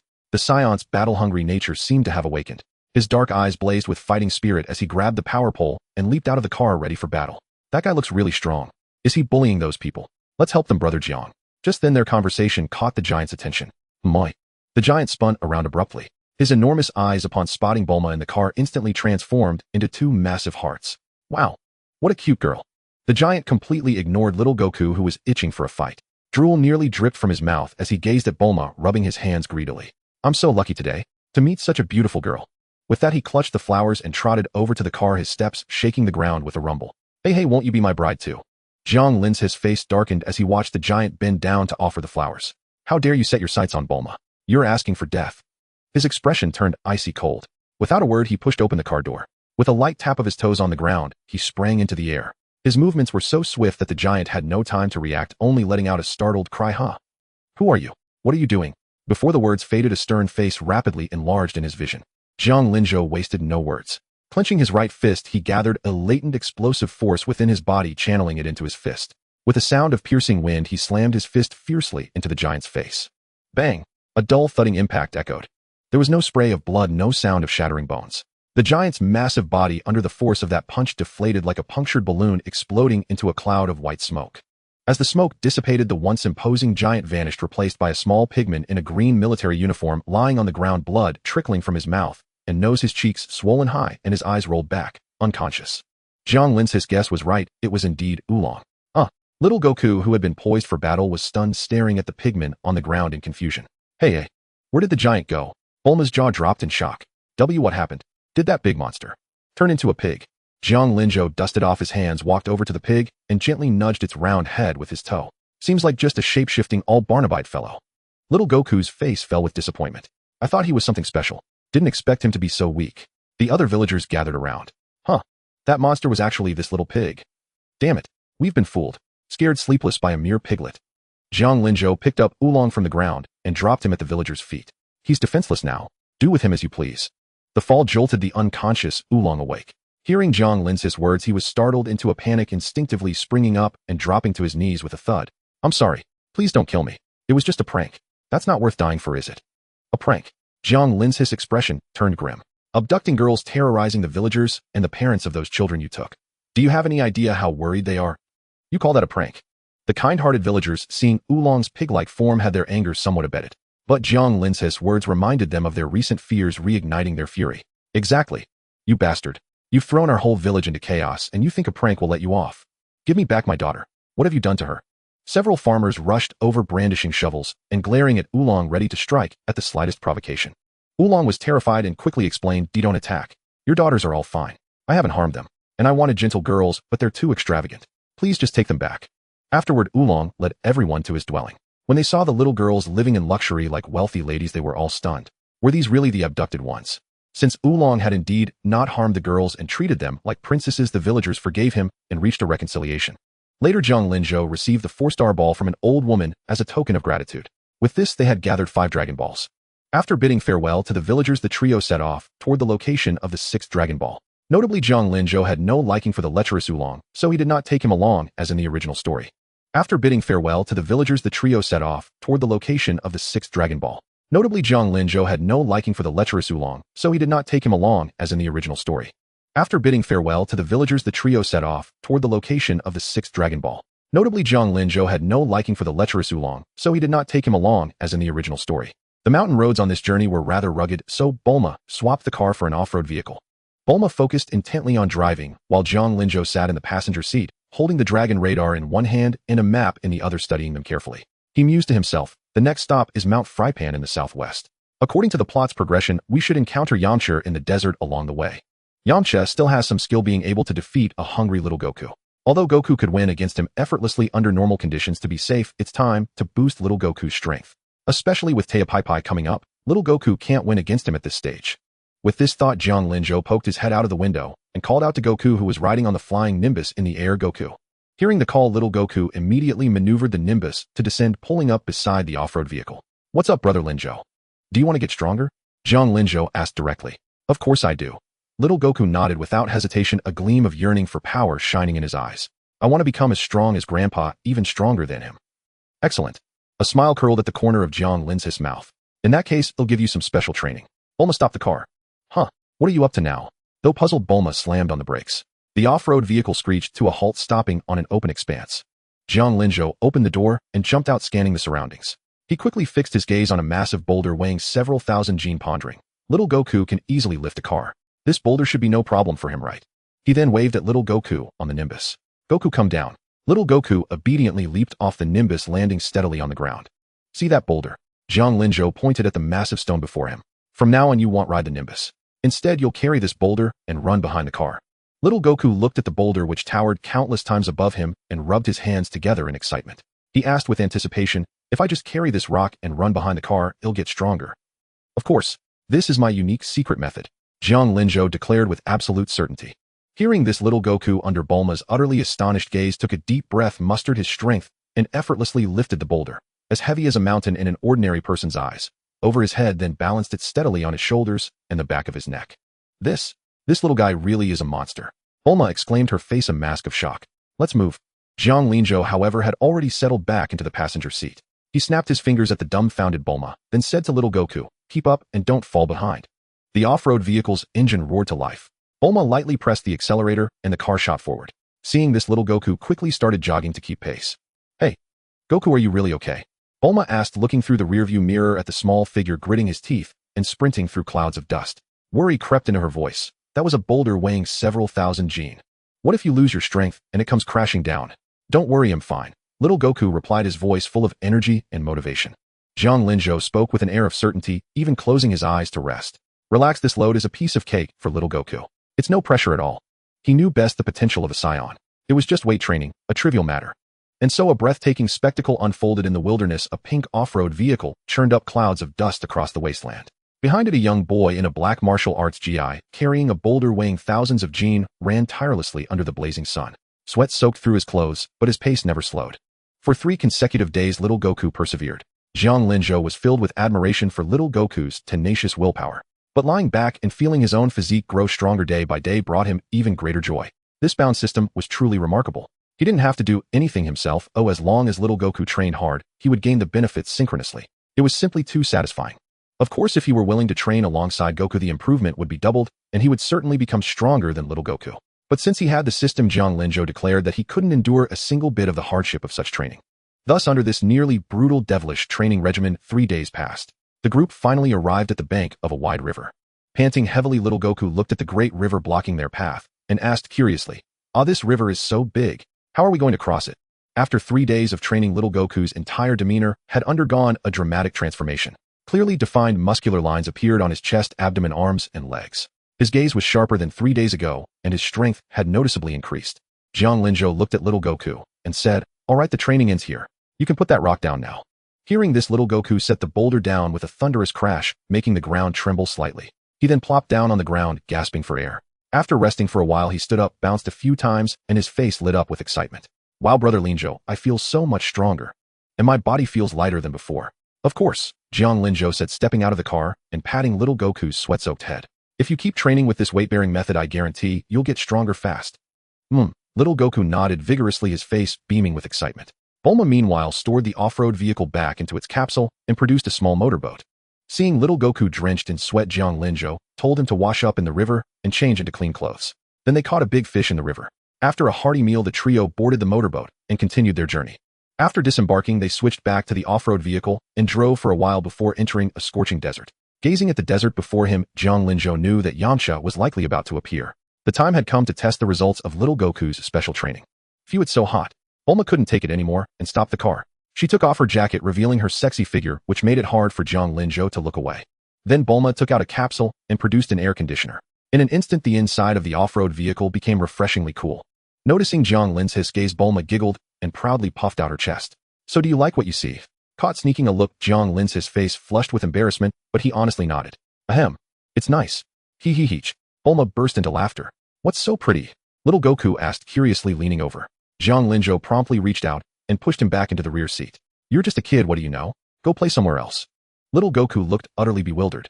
In the distance, on a mountain carved into a stone house with the words "1,000 temperings" engraved above, Poir stood on the observation deck, peering through a monocular telescope at the trio. A malicious grin spread across his face. He then put away the telescope and dashed joyfully into the house, shouting excitedly, "Yunks! We've got customers." Inside the stone house, Yamcha was doing one-arm push-ups for training. Hearing Poir's shouts, a glint of sharp light flashed in his eyes. He stood up, wiped the sweat from his brow with a handkerchief, and a sinister smile curled at the corner of his mouth. "It's been a while. Good. Poir, prepare the vehicle. Today we're going to make a big haul." "Yes, sir." Poir scurried out of the stone house with glee. Before long, with a roar of the engine, Yamcha mounted his desert buggy, and with Poir in tow, shot out of the stone house, like an arrow from a bow, kicking up a trail of dust as they sped towards Jiang Linzhou and his companions. At this point, Yamcha was nothing but a villain, surviving by robbing travelers who ventured into the desert alongside Poir. He arrogantly believed himself the master of this wasteland, that anyone who passed through must be plundered clean. Meanwhile, Bulma was about to start the engine and continue their journey to Fire Mountain. Suddenly, the roar of an engine came from behind. Instinctively, Jiang Linzhou and the others looked back just in time to see Yamcha execute an incredibly stylish drift on his buggy, skidding to a halt directly in front of their off-road vehicle. "Oh, who's that?" Bulma was visibly startled, but with Jiang Linzhou and little Goku by her side, she remained relatively calm. Jiang Linzhou's eyes flickered with recognition as he saw the newcomer. "So it is you after all, Yamcha." Little Goku, sitting in the back, was curious about the sudden strangers. He poked his head out of the window, his large, clear eyes innocently scrutinizing the two odd figures before him. "Who are you people? Why are you blocking our way?" "Oomph." Yamcha, with one foot on the buggy and hands on his hips, tried his best to look menacing and let out a cold snort that he thought sounded aloof. "I am Yamchu, the ruler of this territory. And Poir, I don't want to bully kids. Just hand over your money and capsules, and I'll let you go." Bulma frowned. "Desert bandits. Brother Linzhou, we've run into some bad guys." "Bandits?" Yamcha, instead of being angered by the word, seemed to take it as a compliment. However, as he instinctively looked up and followed the voice to see Bulma inside the car, his pupils dilated instantly. The fierce expression on his face froze, and then at a visible speed his face turned the color of a pig's liver. His heart felt as if gripped by an invisible hand, beginning to pound wildly. The thumping sound was so loud that even Jiang Linzhou could hear it clearly. A woman," Yamcha stammered, pointing at Bulma, completely dumbfounded. "Poir, you didn't tell me there was a woman here." Poir scratched his head, looking innocent and puzzled. I didn't mention it." Yamcha decisively turned around and jumped onto his buggy with lightning speed. "We'd better get out of here." "Yes, boss." Poir hastily leaped onto the vehicle. Seeing this, Jiang Linzhou narrowed his eyes slightly. It seemed he had forgotten about Yamcha's early fear of women. What a miscalculation. But I was all ready for a fight. Isn't it a bit rude to just leave like that? Moreover, Jiang Linzhou knew that Yamcha wouldn't just let it go. He would surely try to ambush them later. Rather than that, it was better to deal with him now and avoid a sleepless night. He immediately opened the door and got out, appearing in front of them in a flash. "You throw out threats and then try to leave. Don't you think that's a bit impolite?" Yamcha's face instantly turned cold as he stared at Jiang Linzhou, blocking his path. "Get lost. I'm not in the mood to fight." "That's not for you to decide." Jiang Linzhou said, his form blurring as he launched a straightforward punch aimed directly at Yamcha's face. Still flustered from seeing Bulma, Yamcha's heart was pounding. He was completely unable to react to Jiang Linzhou's sudden attack. Thud. A dull sound of flesh hitting flesh echoed. The bone of Yamcha's nose gave way with a sickening crack. With a miserable scream, he was sent flying like a broken kite, crashing heavily into the scorching sand several meters away. Dust flew. Yamcha struggled to his feet, his vision blurry with stars, his head ringing and blood streaming from his nose. You're asking for it. The searing pain finally snapped Yamcha out of his gynophobia, panic replaced by overwhelming rage. He had never suffered such humiliation. Clenching his teeth, he glared at Zhang Linzhou, flames of fury practically blazing from his eyes. Since you're begging for death, I'll grant your wish. With a furious roar, Yamcha reached into his belt, produced a capsule, and pressed it. A puff of white smoke dispersed, revealing a gleaming cold longsword in his hand. Yamcha raised the blade and slashed down at Zhang Linzhou with all his might. The blade whistled through the air. This strike was clearly his full power, determined to cleave this insolent fool in two. However, to Zhang Linzhou the attack was riddled with openings. Too weak. Zhang Linzhou shook his head in disappointment. Yamcha was no match for little Goku to begin with, and after training, little Goku's power far surpassed his. Since Zhang Linzhou had synchronized all of little Goku's combat abilities, he could naturally overpower Yamcha as well. Just as the blade was about to touch the hem of Zhang Linzhou's clothes, he shifted his body slightly. The fierce wind of the blade grazed past his garments without even ruffling his hair. What a... Yamcha's pupils contracted sharply. Before he could change his move, a sharp pain exploded in his abdomen. Bam! Zhang Linzhou followed through with a swift kick, striking Yamcha's dantian with precision and brutality. Yamcha felt as if his internal organs had been displaced. The long sword flew from his hand as he was sent flying backward, once more carving a deep trench in the sand. He collapsed to his knees, gasping for breath, unable to recover for a long moment. This can't be. This can't be. This can't be. This can't be. This can't be. Yamcha's eyes were filled with disbelief. Was he truly no match for this man? How could this be? However, Zhang Linzhou granted him no time to ponder. The instant Yamcha fell to his knees, Zhang Linzhou had already closed in. Since you've chosen to be a bandit, you must be prepared to be beaten. Zhang Linzhou let out a cold shout, his figure flickering as he appeared before Yamcha in an instant. Without waiting for Yamcha to lift his head, he delivered another fierce kick to his chest. Bang! Another thunderous sound echoed as Yamcha screamed once more, his body crashing heavily backward into the yellow sand. Blood gushed from his mouth, his aura instantly wilting, leaving him too weak to even crawl. Yamcha, pure witnessing this from the side, was terrified. With a shriek, he lunged at Zhang Linzhou, attempting to rescue Yamcha. Unfortunately, he was casually swatted away by Zhang Linzhou's palm. However, Zhang Linzhou showed restraint, not taking his life. Slap. With a sharp sound, Pure was sent flying like a fly, letting out a miserable cry as he spun over a dozen meters away, landing in the yellow sand and struggling to get up for a long while. Zhang Linzhou withdrew his hand, looking down at Yamcha, who lay groaning in the sandpit, his eyes filled with disdain. With such meager strength, you still try to rob people? He slowly lifted his foot and stomped heavily on Yamcha's chest. The immense pressure nearly suffocated Yamcha, his face twisting in agony. Now hand over everything valuable, including the capsules, and I'll spare your lives. Yamcha's eyes flickered with extreme humiliation at these words. This time he had truly kicked an iron wall, attempting robbery only to be robbed himself. What a monumental disgrace. He wanted to put up a brave front, but when he met Zhang Linzhou's cold, death-like gaze, his courage faltered. Gnashing his teeth, he tremblingly pulled out several capsules from his person and reluctantly handed them over. Zhang Linzhou took them, frowning slightly. Just these few. Yamcha replied helplessly, this is all I have.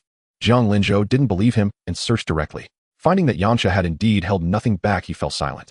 This fellow was surprisingly honest, having truly surrendered all his possessions. Alright, you can get lost now. Yamcha was not a vicious villain, he only robbed and never killed. Zhang Linzhou saw no need to take his life. Crippling him was punishment enough. Yamcha felt as if pardoned. Ignoring the searing pain in his chest, he scrambled out of the sandpit, dashed over to scoop up Pure, abandoned even his beloved sand buggy, and staggered into the depths of the desert. Only after running several hundred meters and confirming Zhang Linzhou wasn't pursuing did he dare stop to catch his breath. Turning back toward Zhang Linzhou's direction, his eyes burned with resentment and defiance. Damn it, I can't believe I lost. Remember this. Next time Yamcha will definitely win. Pure looked at Yamcha with utter speechlessness. Huh, you've been beaten like this and you still want revenge. This disgrace must be avenged. But what if you can't beat him? Then he'll find a master. Isn't there a legendary mutant Rashi? Let's go to him. Inside the off-road vehicle, watching Yamcha's pathetic retreat, Bulma gazed at Zhang Linzhou with renewed adoration. Wow, brother Linzhou, you're amazing. You totally thrashed that bandit. But why did we rob him? Doesn't that make us bandits too? Zhang Linzhou toyed with the capsules in his hand, chuckling. This is called turning the tables. Besides, I'm helping them reform. After this beating, I doubt he'll dare rob anyone again. With that, Zhang Linzhou stored the sand buggy into a capsule and settled into the passenger seat. Let's go. Move out. The off-road vehicle restarted, heading toward Mount Frypan, as indicated by the Dragon radar. 2 days later, Zhang Linzhou and his companions finally crossed the desert and arrived at the Mount Frypan region. From afar, they could see a mountain ablaze with roaring flames. The closer they got, the more intense the heat. So this is Mount Frypan. It's scorching. Bulma wiped the fine beads of sweat from her forehead. The air conditioning could no longer fend off the mountain's heat waves.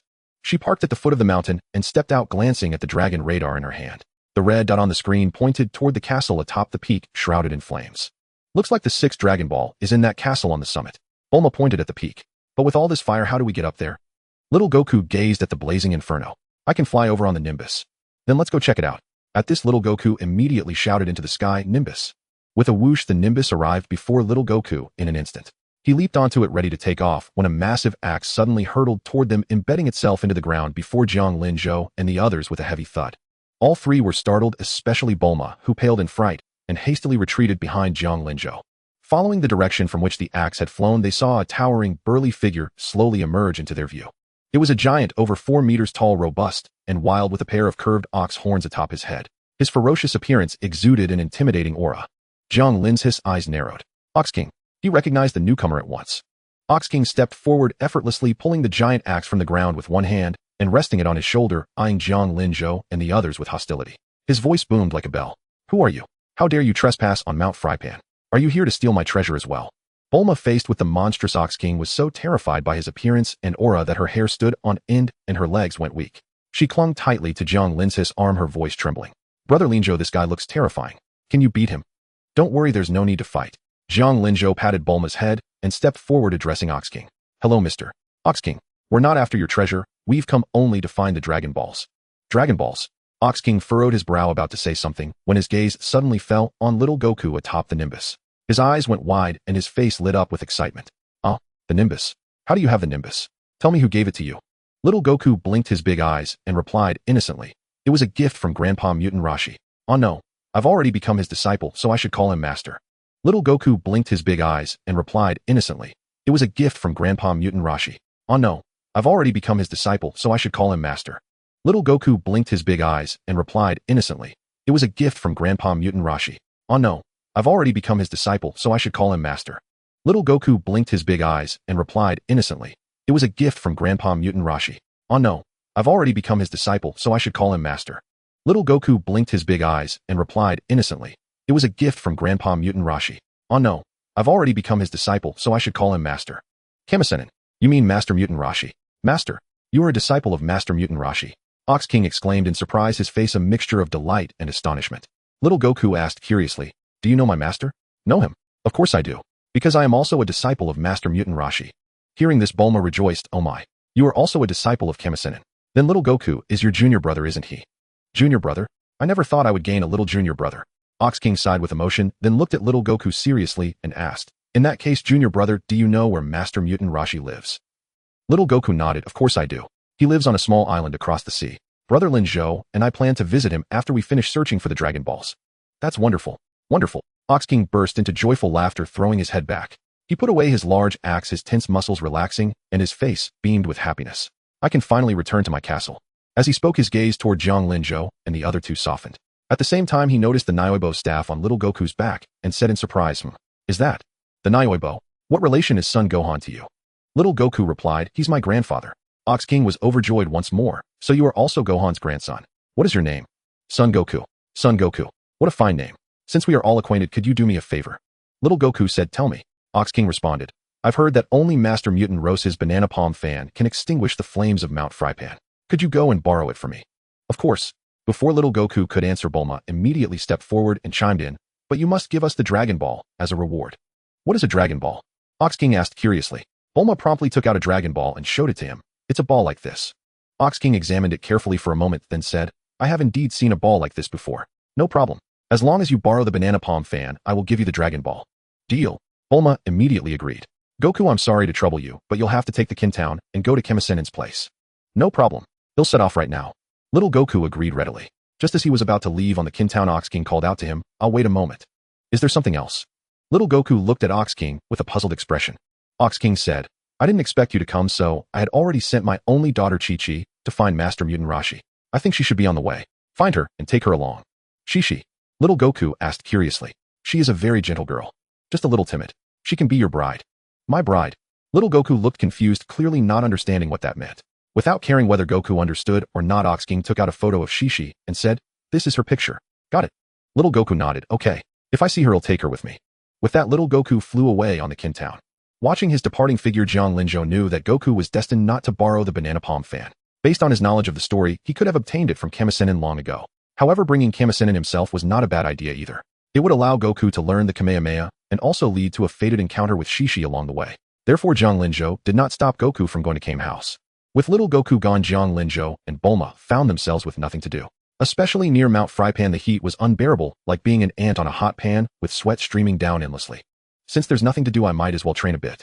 Bored, Jiang Linzhou suddenly shed his lazy attitude and decided to train seriously. He knew that the upcoming journey would pit him against the Red Ribbon Army and Tao Pai Pai. Against Tao Pai Pai in particular, his current strength was far from sufficient. He had to raise his combat power. Jiang Linzhou immediately got out of the car, found a suitable large boulder, hoisted it onto his shoulders, and began running back and forth for weight training. The boulder was extremely heavy, at least 4,000 jin. With every step, the ground let out a dull thud and sweat dripped from his chiseled face, instantly turning into white steam on the scorching earth. Damn, this training is really tough. It's not for humans. He'll have to train little Goku like crazy later. Let him do this hard labor. Jiang Linzhou ran while pondering how to train little Goku in the future. He ran for several hours without stopping. Truly, the Saiyan physique was incredible. The closer one got to the brink of exhaustion, the more astonishing the rebound in potential. Jiang Linzhou even felt a kind of addiction to training. The more he did it, the more exhilarating it became. Just as Jiang Linzhou finished his 10th lap around Mount Frypan, he saw Bulma approaching with a wet towel and a bottle of ice soda in her hands. Her beautiful big eyes were full of concern, and a faint youthful fragrance lingered in the air. "Brother Linzhou, take a break and have a drink." As she spoke, she skillfully used the wet towel to wipe the sweat from Jiang Linzhou's body, then handed him the chilled soda. In that moment, Jiang Linzhou felt as if much of his exhaustion was soothed by this gentle gesture. He hadn't expected that the young Bulma could be so caring. "Thanks." Jiang Linzhou took the soda and gulped it down in one go. Seeing the girl drenched in sweat, he said with some concern, "It's too hot out here. You should go back to the car." Bulma nodded obediently. It was indeed too hot outside, and she could hardly bear it. If not for Jiang Linzhou training in such harsh conditions, she would have long since fled Mount Frypan. Time passed little by little as Jiang Linzhou trained. Soon the sun had set. Just then a strange propeller-like whirring sound came from the sky. Whoosh, rumble, rumble. Jiang Linzhou stopped and looked up. He saw little Goku returning on the Kintown, accompanied by a small girl wearing a helmet who must be Shishi. Behind them, a giant turtle was spinning and flying through the air at a speed that defied the laws of physics. Even more astonishing was the fact that someone was sitting on its shell. With his sharp eyes, Jiang Linzhou recognized him as Kamisenen. Just as he had expected, the banana palm fan hadn't been borrowed. Goku had brought Kamisenen himself. Behind them, a giant turtle was spinning and flying through the air at a speed that defied the laws of physics. Even more astonishing was the fact that someone was sitting on its shell. With his sharp eyes, Jiang Linzhou recognized him as Kamisenen. Just as he had expected, the banana palm fan hadn't been borrowed. Goku had brought Kamisenen himself. Behind them, a giant turtle was spinning and flying through the air at a speed that defied the laws of physics. Even more astonishing was the fact that someone was sitting on its shell. With his sharp eyes, Jiang Linzhou recognized him as Kamisenen. Just as he had expected, the banana palm fan hadn't been borrowed. Goku had brought Kamisenen himself. Little Wukong leaped down from the somersault cloud with a joyful expression and approached Jiang Linzhou. "Brother Linzhou, I couldn't borrow the banana leaf fan, but I brought my master along. He says he has a way to extinguish the fire here." Jiang Linzhou nodded, setting down the massive boulder he held. As the ground trembled, he glanced toward the descending giant tortoise. The moment it landed, the turtle hermit began to feel dizzy and retch incessantly, his vomit spilling forth, stripping him of any semblance of a transcendent sage. "Master, are you all right?" Little Wukong rushed over, his face etched with concern. "No worries, just a bit lightheaded." The turtle hermit waved a hand weakly, then heaved again. Just then heavy footsteps echoed, and the imposing figure of the Ox Demon King appeared before them. Upon seeing the turtle hermit, his colossal frame trembled with emotion, tears welling in his eyes. The mighty demon was now as flustered as a child, the contrast overwhelming. "And Master Mutant, I finally found you." The turtle hermit, upon seeing the Ox Demon King, forced himself to rally, reclaiming his demeanor as a transcendent. "Master, am not dead, yet so why this blubbering like a child?" "Forgive me, master. I was overcome with joy." The Ox Demon King quickly wiped away his tears and obediently stepped aside. The turtle hermit jumped down from the tortoise's shell, one hand gripping his staff, the other tucked behind his back. He walked unsteadily forward, gazing at the blazing flame mountain ahead, and said with solemnity, "The great fire of Flame Mountain is indeed as formidable as its reputation suggests." Little Wukong asked with curiosity, "Master, can you truly extinguish this fire?" The turtle hermit did not answer directly. Instead, he turned abruptly, fixing a stern gaze on the Ox Demon King. "Hey, Ox Demon King." The sudden severity of the turtle hermit's expression startled the Ox Demon King, who trembled and quickly replied, "Yes. Your disciple is here." Your reputation is rather unsavory. The turtle hermit pushed up his sunglasses, his tone severe, though it was to protect treasure. You've taken quite a few lives, haven't you? The Ox Demon King's face turned ashen, and his massive frame dropped to his knees with a thud. Yes. Your disciple admits his fault. I was truly bewitched by greed. Once the fire is extinguished, I willingly renounce all my treasures. That won't be necessary. The turtle hermit waved a hand, then slyly winked at little Wukong. His dignified demeanor suddenly turned lecherous, his expression almost obscene as he lowered his voice. Hey. About that condition. The naive little Wukong immediately caught on and turned to Bulma. Bulma, Master has something to discuss with you. Bulma looked puzzled. Huh? What is it? Jiang Linzhou frowned, instantly discerning the old pervert's intentions. He knew the turtle hermit was scheming to take advantage of Bulma. His expression turned icy as he stepped forward, shielding her, and glared coldly at the hermit, who was sneaking glances at Bulma's legs. He said without restraint, old man, if you ever try anything with Bulma again, don't blame me for turning hostile. And remember, you're here to put out the fire for your own disciple, not for us. If you want to make demands, make them to your disciple. What? What are you saying? Don't talk nonsense. Why would I make demands for a small favor like this? The turtle hermit, caught red-handed, coughed awkwardly. But to maintain face before the Ox Demon King, he forced a composed demeanor, waved a hand dismissively, and changed the subject. Enough. Watch me extinguish the flames of Flame Mountain. Oh, thank you, Master. The Ox Demon King's face lit up with excitement. Can this old man really put out the fire here? Bulma stared at the turtle hermit, her expression one of sheer skepticism. Without a word, the turtle hermit removed the shell from his back and shed his outer robe, revealing his frail frame, ribs starkly visible with 2 plasters stuck to his back. Bulma was speechless at the sight of his fragile body, which seemed ready to topple in a breeze, deepening her doubts. Unaware of their reactions, the turtle hermit caught Bulma's gaze and puffed out his scrawny chest, turning to her with a smug grin and a raised eyebrow. What do you think, little lady? Not a bad physique, eh? Bulma rolled her eyes in utter exasperation, choosing to ignore him. Damn it. This old pervert is trying to flirt with my Bulma. Jiang Linzhou fumed, but knowing he couldn't win a fight, he decided to compete with his physique instead. He spread his arms, flexing his muscles, defined yet not bulky, radiating a primal explosive beauty. He shot a contemptuous look at the turtle hermit. Stop showing off that shriveled frame of yours. Take a look. This is what a real body looks like. Wow. Bulma's eyes sparkled with adoration. She cupped her cheeks, feigning shy infatuation, her heart racing uncontrollably. Pleased with Bulma's reaction, Jiang Linzhou smirked triumphantly at the turtle hermit. Annoyed at being upstaged, the hermit pursed his lips in defiance. Humph. Watch this. He struggled to climb a wall, steadied himself, and took a deep breath. Huh? Hey. With a sharp exhalation, the turtle hermit gathered his energy, his aura shifting dramatically. His once withered body seemed to inflate, muscles swelling and bulging at a visible pace. His sagging skin tightened and smoothed, his arms grew thicker than a grown man's thighs, and his muscles rose high. His entire presence transformed from a decrepit old man into a war god. The oppressive aura made the very air feel heavy. Oh, wow. Little Wukong and Bulma gasped, their eyes wide with shock. Though Jiang Linzhou had anticipated it, witnessing this defiance of biological laws still left him awestruck. Such ultimate control over the body was the true essence of a martial arts master. Master Mutant is about to use the Kamehameha. The Ox Demon King shouted in excitement. The fully charged turtle hermit exuded immense pressure, savoring their stunned expressions. He then brought his hands together before his chest, then to his waist, assuming the starting stance of the Kamehameha, and roared each syllable Kamehameha. With the final word exploding like thunder, the turtle hermit's eyes widened, though invisible behind his glasses, and he thrust his hands forward. Boom! A dazzling energy wave shot forth from Master Rose's palm, like a blazing laser cannon, carrying a devastating momentum as it slammed into Mount Frypan. A thunderous roar shook the earth and sky, the blinding light nearly forcing everyone to shut their eyes. When all had calmed, Master Roshi turned with a flourish like a master, never looking back at the explosion, leaving Jiang Linzhou and the others a silhouette he deemed dashing. The fire is out. As he spoke, his aura dissipated, and his robust frame deflated like a punctured balloon, rapidly shriveling back into his frail, elderly form. Little Goku and the others opened their eyes to the scene before them, utterly stunned. After the light wave, the fire was indeed extinguished, but the mountain was gone too. The castle atop the peak had vanished along with Mount Frypan. The sight was overwhelmingly striking. Ox King stared blankly at the smoking flatland, his mouth agape. After a long moment, he said with helplessness and deep sorrow, Master, the fire is indeed out, but the mountain and castle are. Huh. Master Roshi, hearing Ox King's words, turned to look at the leveled Mount Frypan. Mortified, he stuck out his tongue in a comical gesture, looking sheepish. Sorry. I might have overdone it a bit. Overdone? This isn't putting out a fire. It's demolishing a house.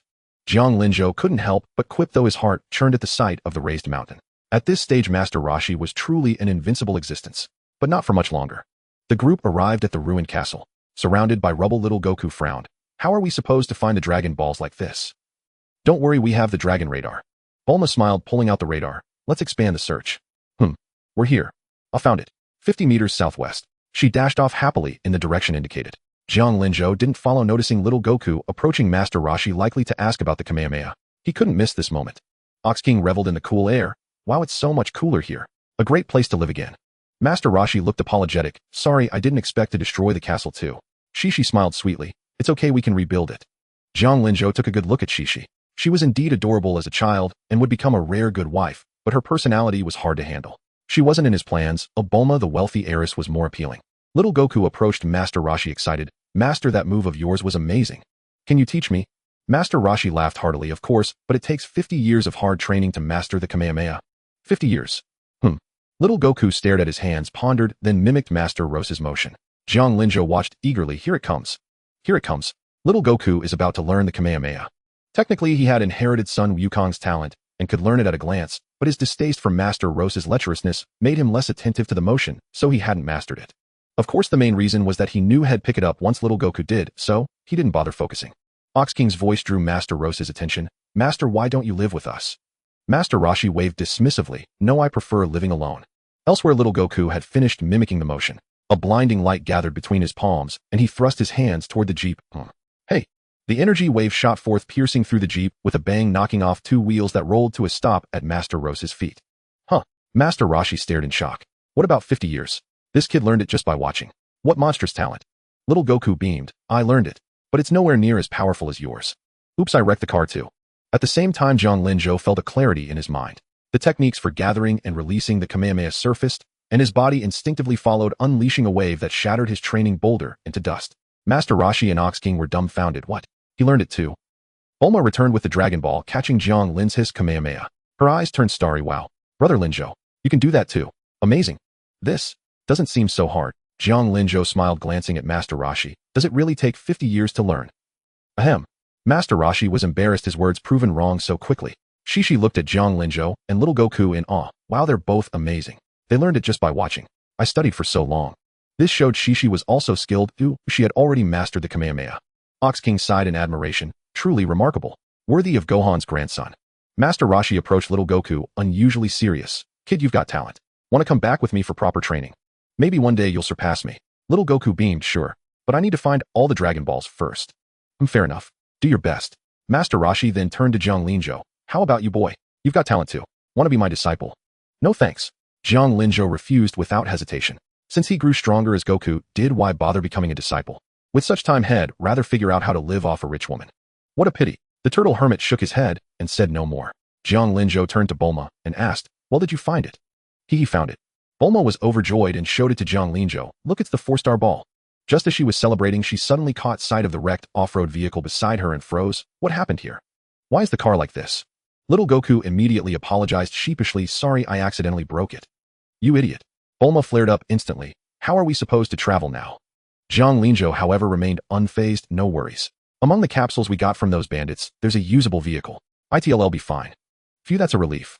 Bulma exhaled in relief, then gazed at the Dragon Ball in her hand with pure delight. Now there's just one left. Let's go, Brother Linzhou. We need to hurry. All right. Jiang Linzhou was equally eager to make a wish after gathering all 7 Dragon Balls, so he promptly took out a capsule and summoned a magnetic levitation car. Bulma looked at it with slight surprise. Oh, a Silver Star 4 capsule. I didn't expect those bandits to be so wealthy.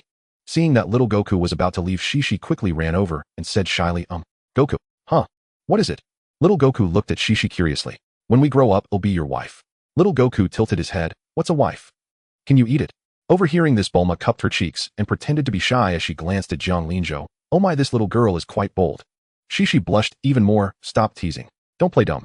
I really don't know. Little Goku wore a puzzled expression. Jiang Linzhou couldn't stand it anymore. Shishi means she wants to live with you forever when you both grow up. Oh, is that so? If you want, I'm fine with that. Little Goku said to Shishi with innocent sincerity. Ox King burst into hearty laughter. Ha ha ha, excellent. Then I'll consider you my son-in-law. What's a son-in-law? Little Goku was again baffled. Bulma remarked enviously. Oh my, little Goku already has a fiancé at such a young age. Little Goku grew even more confused. What's a fiancé? He turned his gaze to Jiang Linzhou, seeking an explanation. Jiang Linzhou didn't know how to clarify either, so he simply said, it means someone who will stay with you forever and have babies with you. Have babies? Instead of understanding, little Goku became even more perplexed. Seeing this, Jiang Linzhou gave up. Forget it, you'll get it when you're older. Oh, little Goku didn't press further. Although many dislike Shishi's personality, she is actually a perfect complement to Son Goku's character. Only she could stay with him through thick and thin, anyone else would likely divorce him before long. Bulma then fixed her eyes on Jiang Linzhou, her tone suggestive. Brother Linzhou, even little Goku has a fiancée now. Don't you have any thoughts? Huh, do you want to be my wife? Jiang Linzhou joked, that wouldn't be a bad idea. What a... Are you confessing to me? At these words Bulma instantly became love-struck, her pretty face flushing fine. Then he'll let you be my boyfriend. Oh what a... This time it was Jiang Linzhou who was stunned. Wait, you agreed, just like that? Isn't that too hasty? I knew you were a hopeless romantic, but I didn't think you'd go this far. At that moment Bulma clearly had no concept of restraint. She boldly stepped forward, wrapped her arm around Jiang Linzhou and nuzzled against him affectionately. From now on I'll call you Linzhou, okay? Suit yourself. Happiness came so suddenly that Jiang Linzhou's mind went blank. He had only been joking, planning to slowly win Bulma over, but now they were suddenly in a relationship. Was confessing really that simple? Truly this is the Bulma whose only wish was to find a Prince Charming. Quite the surprise. Well fine. Since he was already planning to rely on Bulma's wealth, he might as well accept this accidental relationship. However, he would need to properly discipline her frivolous and infatuated nature. Calming his slightly excited heart, Jiang Linzhou sat in the passenger seat and said, all right, let's go. He waved to the turtle hermit and the others, farewell. Ox King also waved, take care. You're welcome to visit any time. Shishi gazed steadily at little Goku. You must come, okay? Got it. Little Goku waved goodbye, then leaped onto the flying Nimbus. Bulma stepped on the accelerator, and the magnetic levitation car swiftly disappeared from the sight of Ox King and the others. Jiang Linzhou held the dragon radar, staring at the western location indicated by the last Dragon Ball, lost in thought. If I recall, the final Dragon Ball is in the hands of that Pilaf. They're also searching for them, and have already set their sights on us. We'll need to be cautious to avoid falling into their trap. Next, the trio arrived at a town. After refueling and restocking, a minor incident occurred when they encountered a group from the rabbit mob. Their leader could turn anyone he touched into a carrot. In a hurry, Jiang Linzhou didn't want to waste time on these nobodies. He borrowed Goku's power pole and with a few swift strikes dealt with the entire rabbit mob before leaving the town. The trio continued westward. The next day they arrived at a sandy area filled with mushroom-like trees. Jiang Linzhou sensed something and looked into the distance, narrowing his eyes slightly. The enemy has appeared. Elsewhere, a beautiful woman with long black hair stood atop a mushroom tree, watching the passing magnetic levitation car. She held a walkie-talkie and reporting to King Pilaf, a vehicle has been spotted in Sector H15. A gleeful voice came through the walkie-talkie tone. It must be them. Execute the plan. Yes. The woman responded respectfully, then contacted another walkie-talkie. Hey, did you see that car? I saw it. All the Dragon Balls are on that vehicle. Blast them all, damn. I've been spotted. Before the woman could finish, she saw the magnetic levitation car come to a halt. A handsome man stepped out, flashed a cold smirk in her direction, and then leaped toward her with incredible speed, startling her immensely. Who do you want to blast? Jiang Linzhou's figure suddenly appeared less than half a meter away from the woman, casting a teasing gaze at her. To be honest, she was quite attractive with curves in all the right places. The woman was clearly startled by Jiang Linzhou's speed. Her pupils contracted sharply, and her body instinctively tensed. She had just seen him get out of the car moments ago, yet within seconds he was already standing before her. But she reacted swiftly. Instead of fleeing, she pressed off the ground and launched an attack, letting out a sharp cry as she swung a whip kick toward Jiang Linzhou's face. Jiang Linzhou didn't even lift an eyelid at the incoming kick. In his eyes, the strike was as slow as a replay in slow motion, feeble and powerless. With a casual hand chop, he struck her ankle, causing her to cry out in pain. She collapsed to the ground with a thud, clutching her right foot and writhing while groaning. Seizing the opportunity, Jiang Linzhou grabbed her right wrist. His fingers met smooth skin and a faint fragrance wafted into his nose. He raised an eyebrow and applied slight pressure. Ah, it hurts, it hurts. Let go. Let go now. The woman let out an even louder shriek of pain, feeling as if her wrist were clamped in an iron vise, her bones creaking in protest. Her face was twisted in agony. But Jiang Linzhou seemed unfazed, instead studying her with interest, delicate features, a pair of lively eyes now glistening with tears glaring at him with a mix of grievance and fury. Her chic military-style outfit accentuated the young woman's graceful curves. Her long straight black hair cascaded down, and combined with her stubborn expression, it gave her a uniquely cool and striking beauty. This one must be Xiao Wu, right? Jiang Linzhou scrutinized her closely, recognizing her identity. Not bad. She's actually quite pretty. Though a bit taken aback, Jiang Linzhou didn't develop any chivalrous intentions just because she was beautiful. After all, she was his enemy now. His expression turned cold. With a slight tug, he spun Xiao Wu around so her back faced him, then pressed her right arm behind her back and locked it in place. Bang! Xiao Wu felt a surge of force, her back weighted down, making it hard to breathe. Forced into a humiliating kneeling position, she was pinned to the ground, unable to move. Speak. Who are you? Why are you targeting us? Jiang Linzhou leaned close to her ear, his tone icy and ruthless, carrying a decisive, deadly edge. Damn it. Let me go. Xiao Wu trembled with rage, her indomitable spirit surging. Though restrained, her left hand was still free. She reached for the pistol holstered at her waist. Still resisting, Jiang Linzhou was quick to notice her intention. With a cold smirk, his other hand shot out, precisely grabbing her left wrist and twisting it behind her back. Now both of Xiao Wu's hands were locked behind her, leaving her completely powerless to resist. But the position was somewhat provocative. Her body leaned forward, face pressed to the ground, hips raised high. Under the tight military uniform, her curves were fully outlined, making her look both disheveled and eye-catching. Jiang Lin's gaze involuntarily swept over that prominent curve. His Adam's apple bobbed slightly as he muttered inwardly, "Damn, that figure is something else." Ahem, getting distracted. Forcing the thoughts from his mind, Jiang Lin's expression turned cold again. He increased the pressure on her wrists until they emitted cracking sounds. "Spill it now, or don't blame me for being ruthless." Xiao Wu felt as if her wrists were about to be crushed, tears welling up in her eyes. It hurts so much.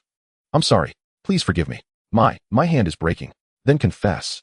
I can't. Even if I die, I won't betray Lord Pilaf." Xiao Wu's face was full of stubbornness, but she seemed unaware that she had already let it slip. "Oh, Pilaf, could it be you're after the Dragon Balls?" Zhang Linzhou followed up on her words. Xiao Wu was stunned. "What? How do you know that? And how do you know about Lord Pilaf?" Zhang Linzhou stared at the naive Xiao Wu in silence. "Who was it that just said I won't betray Lord Pilaf?" Xiao Wu's face changed drastically. "Ah, damn. I accidentally gave away Lord Pilaf. So you must have one Dragon Ball, right?" Xiao Wu's expression shifted again. "How do you know that too?" A smile curled at the corner of Zhang Lin's mouth. "That makes things easier." With that, he scooped Xiao Wu up by the waist, leaped down from the mushroom tree, and bounded over to the maglev car in a few strides. Seeing Jiang Linzhou return with a beautiful woman in his arms, Bulma looked curious. "Huh, is this the one who attacked us?" "Yes, the last Dragon Ball is with her leader. We'll use her as a hostage to trade for it." Xiao Wu immediately put on a tough front. "Impossible. I'm just a lowly grunt under Lord Pilaf. He'd never trade a precious Dragon Ball for me." But Jiang Linzhou smiled. "We'll only know after we try." He pulled a rope from the trunk of the maglev car and tied Xiao Wu up in an artistic manner. Bulma looked at him strangely. "Brother Linzhou, isn't the way you tied her a bit odd?" "Not at all. I think it looks pretty good." Jiang Linzhou chuckled, casually tossing Xiao Wu onto the maglev. Just as he was about to get on, he heard the sound of mechanical transmission from the right, followed by heavy footsteps. Moments later, a towering mecha appeared in their view. The mecha was piloted by a dog-like earthling in ninja attire, another of Pilaf's underlings Shu. With Xiao Wu as a hostage, he didn't dare open fire, so he showed himself to rescue her. "You bastards. Release Xiao Wu now, or I'll show you no mercy." Shu aimed the mecha's cannon at Jiang Linzhou and his group. "Huh, an enemy." Little Goku sat on his flying nimbus, staring curiously at the mecha. Without a word, Jiang Linzhou made his move. He pressed off the ground, his figure blurring as he appeared before the mecha at a speed the enemy couldn't counter. Grabbing Little Goku's power pole, he swung it down with tremendous force. With a loud bang, the mecha was split apart from the top, its parts scattering everywhere as it crashed to the ground. Even the pilot Shu inside was knocked unconscious from the impact. Without a word, Jiang Linzhou made his move. He pressed off the ground, his figure blurring as he appeared before the mecha at a speed the enemy couldn't counter. Grabbing Little Goku's power pole, he swung it down with tremendous force.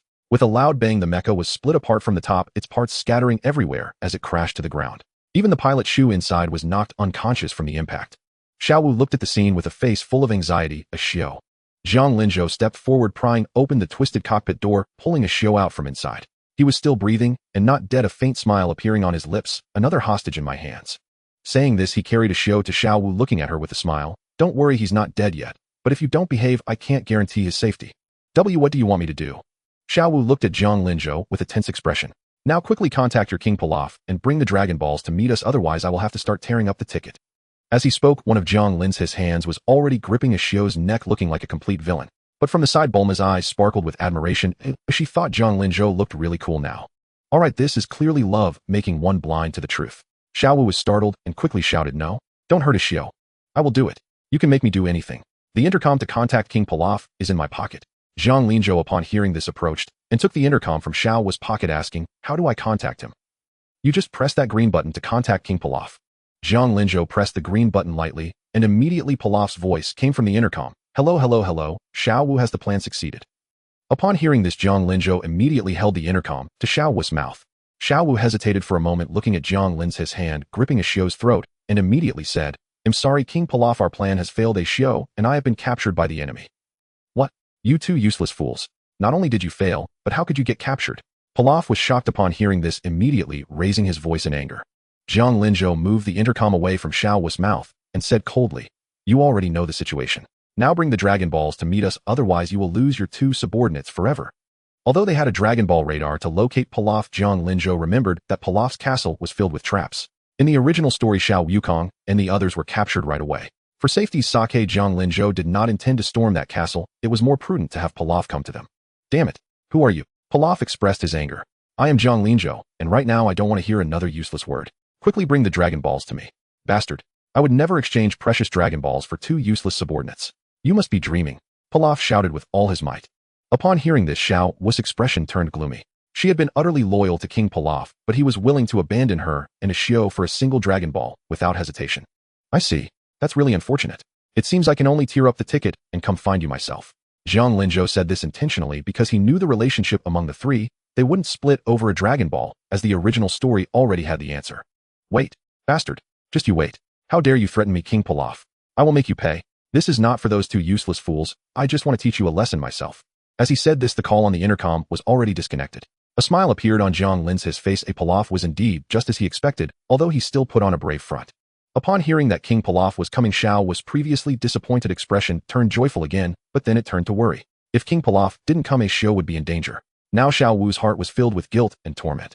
About 10 minutes later, Pilaf arrived at the scene in a flying mech, clearly having the precise location of Xiao Wu and Xiao. At this time, Xiao had also woken up. Seeing that Pilaf had arrived, he immediately shouted, King Pilaf, don't worry about us. They are very powerful. You should hurry and leave. Shut up. Pilaf drove the mech and shouted, you two useless fools, you are hindering me from becoming the king of the world. Do you know that? I'm sorry. Xiao and Xiao Wu immediately lowered their heads in shame. Inside the cockpit, Pilaf took out a Dragon Ball and showed it to Zhang Linzhou. The Dragon Ball is right here. If you want it, quickly release Xiao Wu and Xiao. You really brought the Dragon Ball. A smile appeared on Zhang Linzhou's lips. I like people who are so honest. Seeing this, Xiao Wukong immediately said excitedly, Brother Linzhou, leave this enemy to me. No, let me handle it. Zhang Linzhou directly rejected him. He knew Xiao Wukong's reckless nature, and now he wanted to quickly finish the battle, gather the Dragon Balls, and make a wish without any unexpected incidents. Zhang Linzhou picked up the Rui Bang. When Xiao Wu saw his action, she quickly shouted, King Pilaf, run. This guy is very dang. Shut up. Bulma said, and before she could finish her sentence, she already covered Xiao Wu's mouth with her hand. Zhang Linzhou then moved swiftly, leaping into the air. Rui Bang, extend. With a swoosh, the Rui Bang instantly elongated by dozens of meters, extending to reach a distance where it could hit Pilaf's mech. Zhang Linzhou, without any hesitation, lifted the Rui Bang high in the air and struck down on the mech controlled by Pilaf with a mighty blow. Accompanied by a loud bang, the mech was instantly smashed to pieces and exploded. Pilaf, with a scream, was blasted away and crashed to the ground, spitting out several mouthfuls of blood before his head slumped to the side, passing out. King Pilaf. Xiao Wu and Xiao immediately shouted anxiously. Zhang Linzhou did not care whether Pilaf was dead or not. In the original story, this guy stuck to Sun Wukong like a stubborn plaster, causing chaos, which was really annoying. Bulma, give me the Dragon Ball radar. Upon hearing this, Bulma immediately ran over with the Dragon Ball radar and handed it to Zhang Linzhou. Following the Dragon Ball radar's guidance, the two found the one-star ball amid the wreckage of the mech. Looking at the last one-star ball in Zhang Linzhou's hand, Bulma shouted excitedly, wow, it's a one-star ball. We found it. Finally found it. Hurry, Brother Linzhou. Let's quickly summon the dragon and make a wish. Saying this, she hurried over to the levitating car and took out the other 6 Dragon Balls. At this moment, Zhang Linzhou was also very excited, but upon seeing Xiao and Xiao Wu, he decisively knocked them both out with a chop to their necks. He didn't want any mishaps like in the original story where a pair of underwear was wished for. Bulma was utterly perplexed by Zhang Linzhou's actions. Brother Linzhou, why did you knock them out? Zhang Linzhou said with a grave expression, making wishes is not something to be done with outsiders present. If they were to snatch our wishes away, that would be most unfortunate. He, Brother Linzhou, is so thoughtful. Bulma said as she picked up the 7 Dragon Balls and placed them on an empty patch of ground, her heart pounding wildly. Alright, I'm going to summon the dragon. Go ahead. Zhang Linzhou nodded, his own heartbeat quickening. Can I really revive Grandpa now? Little Goku looked on with eager anticipation. Bulma took a deep breath and shouted, come forth. Shenron, grant my wish. In an instant, the Dragon Balls began to glow faintly, and the entire sky turned pitch black. This extraordinary spectacle captured the attention of people worldwide, with reports pouring in incessantly. As the sky grew completely dark, the Dragon Balls radiated a blinding brilliance, and a colossal dragon soared up from the light, winding across the heavens, its tail still connected to the location of the Dragon Balls. Gazing at the majestic and awe-inspiring dragon in the sky, Zhang Linzhou felt his heart race. So this is Shenron. He looks damn cool. Bulma was also trembling with excitement. Wow, Shenron. It's really Shenron. The legend is true. The dragon looked down upon the 3 below and spoke, state your wish. I can grant any wish you desire, but only one. Zhang Linzhou took a deep breath, suppressing his excitement, and said, please revive Goku's grandfather, Son Gohan. This was a promise he had made to Goku. Even if an unforeseen event occurred and Son Gohan was willing to be revived, it would be fine. They could always make another wish next year. That is simple. As Shenron spoke, a faint light flickered in his draconic eyes. Little Goku watched him with hopeful anticipation. However, after a moment, Shenron spoke. I regret to inform you that I cannot fulfill this wish. Huh, why not? Bulma looked puzzled. Didn't you say you could grant any wish? That is because Son Gohan has been dead for 3 years. I can only revive those who have passed away within the past year. Therefore this wish is beyond my ability to grant. Jiang Linzhou was taken aback. He knew that Son Gohan was unwilling to be revived, but he had forgotten the rule that the Dragon Balls could not resurrect the dead beyond a year. So Grandpa can't come back. Little Goku's face fell with disappointment. Shenron said apologetically, I am sorry. Please make another wish. Jiang Linzhou patted little Goku on the shoulder to comfort him, then said to Shenron, then let me learn the instant transmission that only the Supreme Kais can master. As for immortality or an invincible body, setting aside whether Earth, Shenron could grant such wishes, even if he could, the effects would be limited. For such desires it would be better to wait until they found the Super Dragon Balls. I am sorry. This touches upon the realm of the gods, and I cannot grant it. Bulma immediately retorted. Hey, what's up with you, Shenron? You said you could grant any wish, but now you can't do this and you can't do that. Shenron seemed a bit embarrassed by her words. I apologize. I can only grant wishes within my power. Although I cannot bestow upon you the instant transmission used by the Supreme Kais, I can grant you the instant transmission of the Yardratians. Would you be willing to accept that? That works too. Jiang Linzhou had anticipated this. After all, Earth's Shenron had limited power. In the original story, Bulma only wished to become younger, not for eternal youth, indicating that Earth's Shenron likely couldn't grant eternal youth and could only offer a lesser alternative. This wish is simple. Seeing Jiang Linzhou agree, Shenron resumed his grandiose demeanor. His eyes flashed red, and suddenly a stream of information surged into Jiang Linzhou's mind. Knowledge of instant transmission, its cultivation methods and usage techniques, all deeply etched into his consciousness, as if honed through countless trials. It was truly miraculous. Your wish has been granted. Farewell. With that, Shenron vanished, and the Dragon Balls shot up into the sky in a blinding radiance, transforming into 7 streaks of light that hurtled off in different directions across the world before disappearing. The sky returned to its former brightness, everything as before. Little Goku panicked. Why did the Dragon Balls fly away? Jiang Linzhou explained. After the Dragon Balls grant a wish, they turn to stone and scatter in all directions. You can only find them again with the Dragon Radar after a year. What? Then my grandpa's keepsake is gone too. That's right. Little Goku's face fell with disappointment. Jiang Linzhou smiled and patted little Goku on the shoulder, comforting him. It's okay, Goku. Even though the wish failed, if you train hard and become stronger, you can still visit your grandpa in the afterlife someday. Really? Little Goku's disappointed expression immediately reignited with hope. Of course it's true. Great. Then I must get stronger. Let's go find Master Roshi. Bulma looked at Jiang Linzhou with amazement. Brother Linzhou, how do you know so much? And what was that Supreme Kai you mentioned earlier? Jiang Linzhou replied. Oh, that's a god from the universe. Bulma was shocked. What? There really are gods in this world? Of course. After all, we even have a god here on Earth. Wow, really? Bulma was astonished. Certainly. He'll take you to meet him someday. Great. Great. Bulma was delighted, but then said with a hint of disappointment, but my vacation is almost over and I need to head back soon. He'll come back with you. I'm a wanderer anyway, so I can move to a place not far from your home. Bulma jumped for joy. Wow, really? That's wonderful. Little Goku looked at Jiang Linzhou with confusion. Brother Linzhou, aren't you coming with me to find Master Roshi? Jiang Linzhou waved his hand. I won't go. You can head back on your own. Then he turned to Bulma. Bulma, give Goku your phone number so we can stay in touch if anything comes up. Okay. Bulma immediately pulled out a business card and handed it to little Goku. Here, this number is mine. Call us if you need anything. Little Goku took the business card looking puzzled. What's a telephone? Jiang Linzhou, if you don't know, go ask Master Roshi. He'll understand. All right. Little Goku nodded and asked again, what should I do to retrieve my grandfather's keepsake? Bulma, we can continue searching for the Dragon Balls in a year. Didn't we give you the phone number? Just contact us then. Got it. They'll be going now. Little Goku said, put away the business card, summoned the Nimbus, waved at Jiang Linzhou and the others, and soared into the distance. Watching little Goku's receding figure, Bulma turned her gaze to the 3 still unconscious. My Pilaf and Shu, what should we do with them? Leave them be. Let's head back. Jiang Linzhou said indifferently as he got into the hover car. He had no intention of killing these 3. After all, might one day become his daughter-in-law. Since he was now with Bulma, it was possible Trunks would be his son, and of course it was also possible he would still be Vegeta's son, but with a different mother. Either way, it was better to keep my around. With him present, Pilaf couldn't stir up any trouble. Bulma obediently got into the hover car and took Jiang Linzhou home. Although Jiang Linzhou had learned instant transmission, his control over Ki was still unrefined, and he couldn't effectively sense others' Ki to teleport directly, so they had to return by car. The setting sun spilled molten gold over West City, painting the horizon in a magnificent orangerd. The hover car was swift.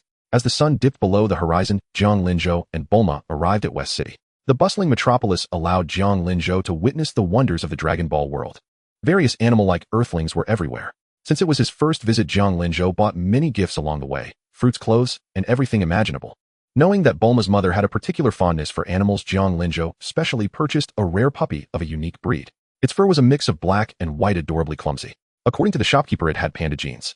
A dog with panda genes. He wondered how that hybridization was possible. But since this was the Dragon Ball world, Jiang Linzhou didn't dwell on it. After the shopping spree, the money he had taken from Yamcha was nearly all spent. If Yamcha ever found out, he wondered what he would think. That was his entire life savings squandered in one go. It's just ahead.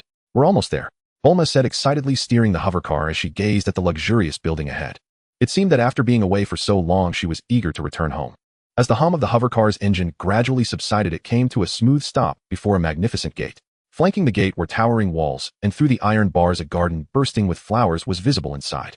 Getting out of the car, Bulma spread her arms and pointed proudly at the sprawling complex before them, which seemed to rise from a sci-fi movie, her eyes gleaming with pride. Linzhou, this is my home. Beautiful, isn't it? Jiang Lin's gaze traveled across the neatly trimmed garden paths and settled on the main building, a fusion of futuristic technology and luxurious classical style. Though he had seen glimpses of it in the anime, before his transmigration, the overwhelming aura of wealth that struck him as the real scene unfolded before his eyes still made his heart race. This is more than beautiful. Jiang Linzhou took a deep breath, exclaiming in awe, it's incredible. What kind of family owns a house like this? Bulma am suddenly a bit nervous. It's fine. Bulma smiled gently. My parents are very open-minded. They won't give you a hard time. Let's go. Opening the gate, she drove the hovercar along a path paved with white marble. On both sides were meticulously designed miniature parks, fountains shimmering with neon lights in the twilight, and the air was filled with a faint floral fragrance. Various animals frolicked in the gardens. Bulma's home was truly enormous. Without the car, it would have taken at least 10 minutes just to walk. They crossed the courtyard, skirted a massive artificial pond with a fountain, and as the view opened up, a beautiful woman in a lilac silk loungewear was standing with her back to them, playing with an orange kitten. She had curly short blonde hair, exuding an air of maturity and nobility. Her figure still retained the graceful curves of a young woman, and her skin was strikingly fair. Mom, I'm home. Bulma waved and shouted from a distance. The woman paused her movements and slowly turned around. Her signature squinting eyes held a gentle smile, and her entire demeanor radiated the elegance of a noble lady. Oh, it's Bulma, Mrs. Briefs put down the kitten, her face beaming with joy, her voice soft. Welcome home. Did you have a good trip? It was fantastic. Bulma parked the hovercar in front of Mrs. Briefs, got out, and eagerly shared her adventure. Mom, you won't believe it. I actually found the legendary 7 Dragon Balls, summoned Shenron, and made a wish. You must have seen the world go dark for a few minutes earlier, right? That was caused by Shenron's appearance. Oh my, so it was because you summoned Shenron that the world turned dark. Mrs. Briefs covered her mouth with a light laugh. Though her words expressed surprise, her demeanor remained calm and composed, maintaining an elegance that even impressed Jiang Linzhou. How impressive. Truly, my daughter. As she spoke, her gaze naturally drifted past Bulma and settled on Jiang Linzhou. A glint of sharpness flashed in her squinting eyes as she scrutinized him from head to toe. My, what a handsome young man. Bulma, aren't you going to introduce us? Bulma giggled naturally, linking her arm with Jiang Lin's and said shyly, he's my boyfriend, Jiang Linzhou. Linzhou, this is my mother. Upon hearing this, Jiang Linzhou politely greeted her. Hello, auntie. My name is Jiang Linzhou. I apologize for intruding on my first visit. As he spoke, he quickly picked up the newly bought puppy from the hovercar and said, I heard you like animals, so I specially bought this little dog for you. They say it's a rare breed with panda blood. I hope you like it. Oh, what an adorable little dog. Mrs. Briefs couldn't take her eyes off the puppy in Jiang Lin's arms. Seeing this, Jiang Linzhou quickly handed the puppy to her. After taking it, Mrs.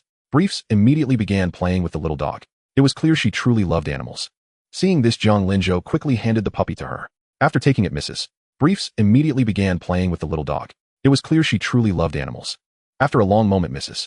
Briefs finally snapped out of her daze, hurriedly setting the puppy down. She then walked gracefully toward Jiang Linzhou, her well-cared-for hands affectionately grasping his other arm. Her touch was soft and delicate, carrying a faint scent of perfume. I absolutely love this gift of yours. Come, it's windy outside. Oh, let's talk inside. Jiang Linzhou felt the subtle soft sensation against his arm and couldn't help but marvel inwardly. So this is Bulma's mother. Indeed, her warmth is almost overwhelming. He glanced discreetly at Bulma beside him, noting her natural expression and radiant smile. Clearly, she was pleased with her mother's attitude toward him. Her mother's enthusiasm signified that she had already accepted Jiang Linzhou halfway. Jiang Linzhou smiled wryly to himself. It seemed that the first step to integrating into Bulma's family life was to adapt to her mother's unique and fervent approach, something an ordinary person might find hard to handle. Unlike other parents, Mrs. Briefs did not bombard him with endless questions. Instead, she curiously inquired about the fascinating tales of their journey, making Jiang Linzhou feel remarkably at ease. It felt less like meeting a parent and more like chatting with a gentle older sister next door. Just as Jiang Linzhou and Mrs. Briefs were enjoying a lively and harmonious conversation, Dr. Briefs appeared and entered the living room. Having learned of Jiang Lin's presence, he had for once emerged from his laboratory to meet the boyfriend his precious daughter had brought home. Dr. Briefs wore a relatively clean white lab coat, though his hair was somewhat disheveled, and he sported a pair of black-rimmed glasses. His hands were clasped behind his back, and on his shoulder perched the black kitten Mrs. Briefs had been playing with earlier. Seeing Dr. Briefs, Bulma exclaimed in surprise, "Dad, this is rare. You actually left the lab at this hour." Dr. Briefs looked at Bulma with a gentle smile. "It's not every day you come home, so I had to come out and see you." As he spoke, his gaze shifted to Jiang Linzhou. Feeling the weight of his stare, Jiang Linzhou grew a bit nervous. He quickly stood up and said politely, "Hello, Dr. Briefs. I'm Jiang Linzhou. It's a pleasure to meet you." Dr. Briefs nodded, scrutinizing Jiang Linzhou with a serious expression. Since his daughter had brought him home, it was clearly a serious matter, so he had to examine and vet him thoroughly. As the world's richest man and a renowned scientist, he had seen far too many opportunists trying to latch on to Bulma.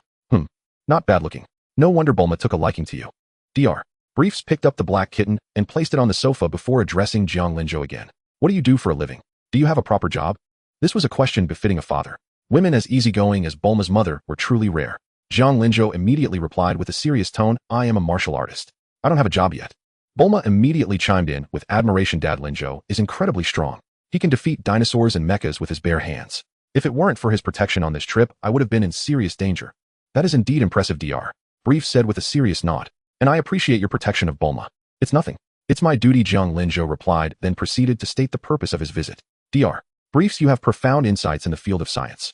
Would it be possible to create a training room that can simulate different gravity environments? For instance, increasing gravity from 1 to 100 times Earth's gravity, or even 1,000 or 10,000 times. A gravity chamber." Dr. Briefs looked intrigued. "That's a novel idea. But what would you use it for?" "For training, of course. Imagine if a person could move freely under 10 times gravity. How much faster and stronger would they become when returning to normal gravity? For a martial artist, that would be an invaluable treasure." Dr. Briefs fell into deep thought. "That's a good concept.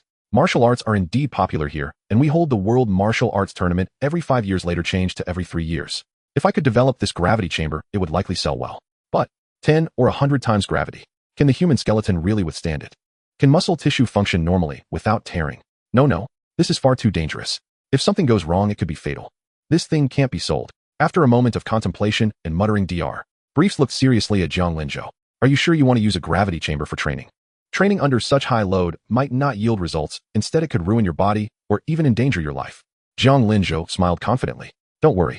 My body structure is different from ordinary people's. It's very sturdy. The more I train under high pressure, the faster I improve. You need to be concerned about that." "In that case, it's theoretically feasible, but practically very difficult," Dr. Brief said seriously. "You'll need to give me some time to research it." "No problem.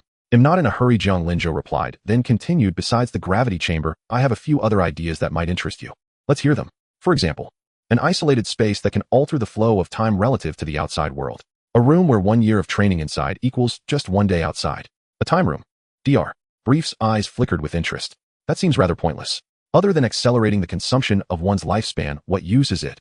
But if one could truly manipulate time, traveling to the past and future would become possible. Your proposal is worth pondering." Dr. Briefs immediately sank into contemplation again, his expression growing increasingly excited.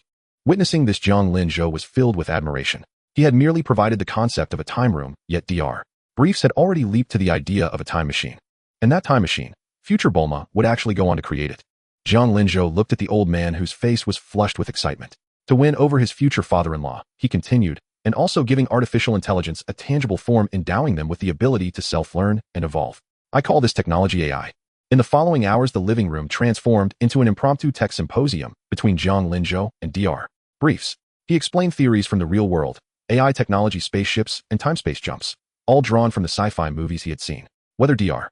Briefs could actually build them was his own concern. Jiang Linzhou looked at the old man, whose face was flushed with excitement. To win over his future father-in-law, he continued, and also giving artificial intelligence a tangible form, endowing them with the ability to self-learn and evolve. "I call this technology AI." In the following hours, the living room transformed into an impromptu tech symposium between Jiang Linzhou and Dr.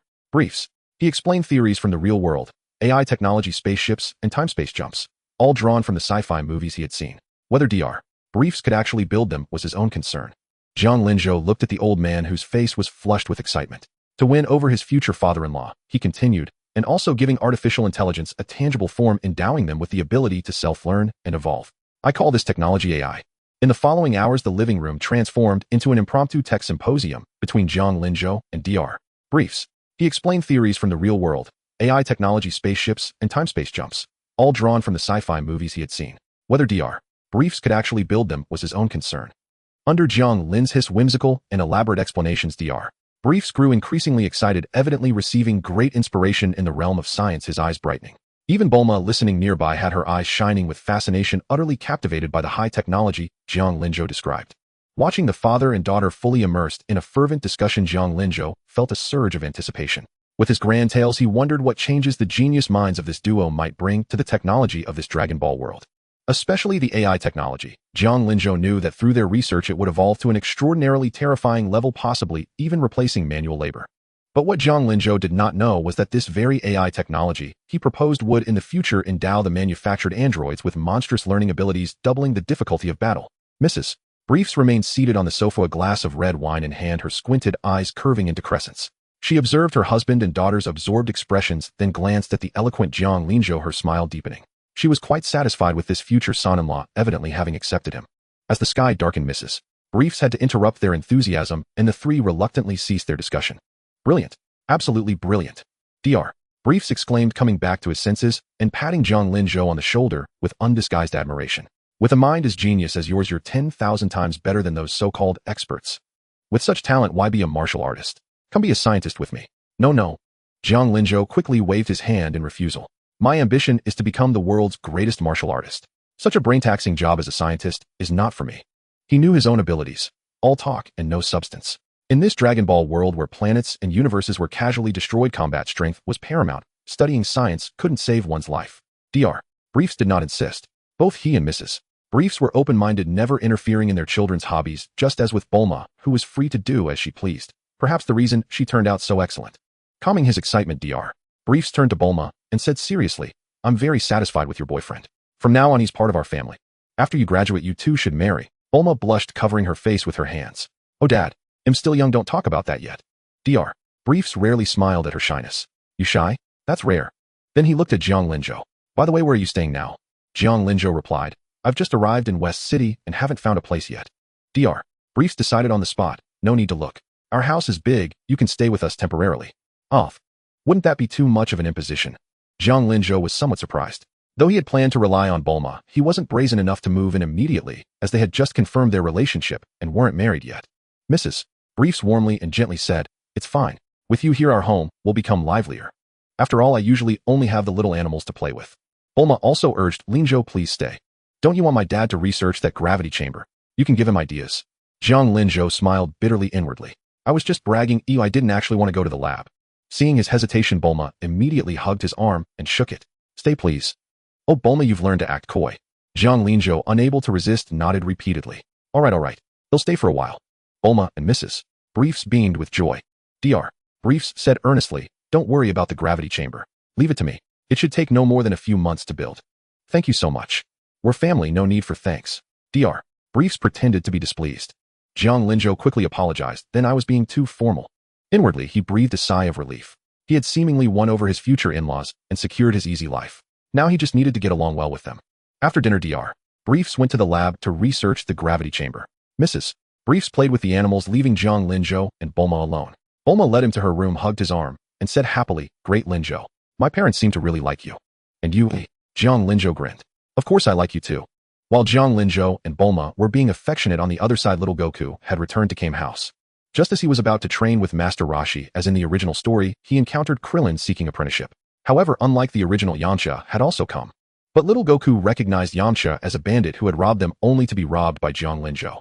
Hearing that Yamcha was a bandit who had robbed little Goku, Master Roshi flatly refused his apprenticeship and drove him away. Tragically, Yamcha failed to become Rose's disciple and thus harbored a grudge against little Goku. As for Krillin, the plot unfolded as originally Master Roshi gave him a test to bring back a young and beautiful woman. Because of Jiang Linzhou's influence, little Goku had already become an apprentice and was exempt from the test. However, Krillin asked him to help by riding the flying Nimbus, so little Goku went along. Thus, working together, they rescued Lunch as in the original story and brought her back to Kame House, allowing Krillin to successfully become Master Rose's disciple. Time passed day by day. Little Goku trained hard with Master Roshi, growing stronger each day. Bound to him, Jiang Linzhou also grew stronger daily, even while lazing around. But soon Bulma started school, and Jiang Linzhou, with nothing to do and no excuse to slack off, could only occasionally drop by to offer Dr. Brief some advice or lend a hand. Yet unable to bear spending entire days in the lab, Jiang Linzhou decisively used the pretext of participating in the next World Martial Arts Tournament to slip away reluctantly, throwing himself into training. With the boost from training alongside little Goku and his own diligent efforts, his combat power skyrocketed linearly, gradually leaving little Goku in the dust. 3 months later, Dr. Briefs successfully developed the gravity chamber. Since there was only one, Jiang Linzhou used training as an excuse to avoid being called upon to assist the doctor, so he temporarily kept the gravity chamber from little Goku and trained within it alone. Witnessing his combat power increase daily, Jiang Linzhou was filled with excitement. Unknowingly, he shed his laid-back mentality, and training became a habit. However, despite the rigorous training and little Goku's boost, Jiang Linzhou's combat power did not experience explosive growth, likely because little Goku was still young and had yet to fully unleash his Saiyan bloodline. After all, he was bound to little Goku and synchronized with him. Sun Wukon's combat power seemed to surge only after 3 years once he had grown up. But even so, Jiang Linzhou's combat power increase from training in the gravity chamber was terrifying to others. In just 1 month, based on his perception of his own chi compared to an average person with a combat power of 5, his had already soared to over 200. Quite formidable considering Master Rose's combat power was merely 139.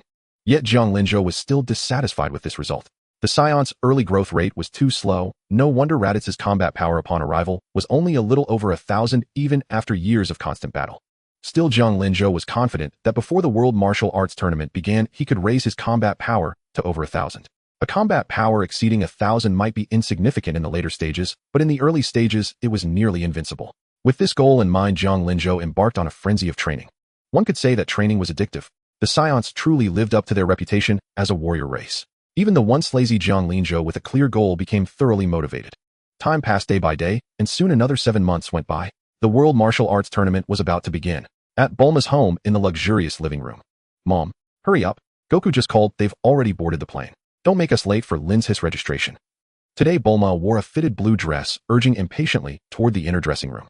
"What's the rush? There's plenty of time. I rarely go out. Can't I take a moment to dress up?" The carved wooden door of the inner room slowly opened, accompanied by the crisp sound of high heels striking the marble floor. Mrs. Briefs swayed her hips as she gracefully emerged. Meticulously dressed Mrs. Briefs wore a daring red cheongsam, her curves perfectly accentuating her voluptuous, yet well-proportioned figure. Her iconic golden curls were pinned up, revealing a slender swan-like neck, and her eyes carried a smile, exuding an innate mature elegance. Jiang Linzhou's eyes lit up at the sight, genuinely taken aback. No wonder she was Bulma's mother. Her charm, beauty, and the dignified grace unique to a mature woman were utterly captivating. Today was the day Jiang Linzhou was to participate in the World Martial Arts Tournament. As the son-in-law competing, Mrs. Briefs, who had a close relationship with him, was naturally enthusiastic and insisted on going to the venue to cheer him on. As for Dr. Briefs, he remained steadfastly in his laboratory, immersed in his world of research. Gazing at his radiant future mother-in-law, Jiang Linzhou set aside his admiration and sincerely praised, "Mother-in-law, I thought you were already beautiful in your usual home attire, but with this little touch of dressing up today, you are simply breathtaking. If you step outside looking like this, who knows how many traffic accidents you'll cause." Hearing this, Mrs. Briefs, who was already squinting, curved her eyes into crescent moons, her face beaming with joy. "You sure have a silver tongue. No wonder you've got Bulma completely wrapped around your finger." With that, she clicked her heels over to Jiang Linzhou, unabashedly and affectionately grabbing his arm. The soft sensation transmitted through the fabric left Jiang Linzhou a bit exasperated. His mother-in-law truly never treated him like an outsider, maintaining no sense of distance. Mrs. Briefs looked at Bulma, blinked, and smiled. "Bulma, don't you think Linzhou and I look more like a couple standing together?" Bulma rolled her eyes at her mother in exasperation, stepped forward, and grabbed Jiang Linzhou's other arm. "Not at all. Linzhou is my boyfriend, okay?" Mrs. Briefs smiled softly. "But when you stand with us, you look more like Linzhou and my daughter." Bulma was fuming. "I think you'd better not come. You're so annoying." Mrs. Briefs maintained her smiling expression, holding Jiang Linzhou's arm, her face blooming like a flower. "Oh my, just kidding, don't take it seriously. Linzhou is my dear son-in-law, so of course I have to go cheer him on." With that, she glanced at the clock on the wall. It was almost 10. She quickly said, "Oh dear, it's already this late. We'd better get going, or well miss Linzhou's registration." Flanked by the mother and daughter, Jiang Linzhou walked out of the hall. On his left was the youthful, vibrant Bulma. On his right, the mature, alluring Mrs. Briefs.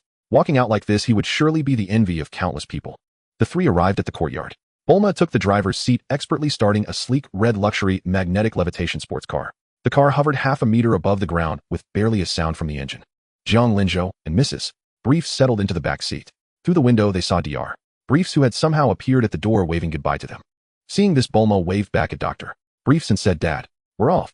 The magnetic car turned into a streak of light shooting out of the estate and racing toward the venue of the World Martial Arts Tournament. Jiang Linzhou watched the rapidly receding scenery, his heart fluttering with a hint of excitement. After all, it was his first time participating in the Tenkaichi Budokai, so a little thrill was only natural. He held great anticipation for this tournament, even though none of his opponents might pose a real challenge. A few hours later, the maglev car came to a steady halt in the dedicated parking lot of the Tenkaichi Budokai. The door slid open and the clamor of voices and cheers rushed in, prompting Zhang Linzhou to look around eagerly.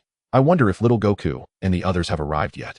After scanning the area without spotting them, he was about to give up when a taxi pulled up at the entrance. Three familiar figures stepped out: little Goku, Krillin, and Master Roshi. Little Goku and Krillin were both dressed in sharp suits, looking surprisingly proper. Catching Zhang Linzhou's gaze, little Goku immediately spotted him, and the others waving his small hand with a joyful grin. Ah, it's Brother Linzhou and Bulma. With that, he happily trotted over to Zhang Linzhou. Brother Linzhou, Bulma, you're here, so early. Master Roshi, upon seeing Bulma and her mother, his eyes lit up instantly. He dashed over his old lecherous spirit, awakening. Hello there. Bulma, you've grown even more beautiful in the months since we last met. And who might this lovely lady be? As he spoke, his gaze shifted to Mrs. Brief, captivated by her mature charm. He couldn't resist reaching out a sneaky hand toward her backside. Zhang Linzhou's expression turned cold.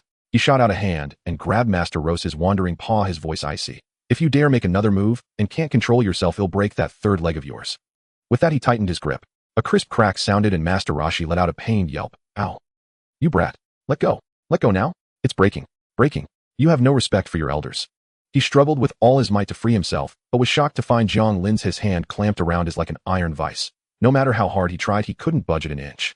Astonishment flooded Master Roshi. This brat, how has he become so strong in just a few months? Seeing Master Rose's stunned expression, a smirk curled at the corner of Zhang Linzhou's mouth. You old pervert, I didn't fight you back then because I couldn't beat you. But if you pull any tricks in front of me now, I'll beat you until you can't stand. Feeling the threatening glint in Zhang Linzhou's eyes, a chill ran down Master Rose's spine. This was no joke. His mind raced with even greater shock. This kid. He actually gives me a sense of extreme danger. Has he already surpassed me? Impossible. Krillin, watching from the side, couldn't hide his glee at seeing Master Roshi humbled, muttering under his breath, serves you right for being handsy. Mrs. Brief, however, cupped her face in her hands and smiled warmly at Zhang Linzhou.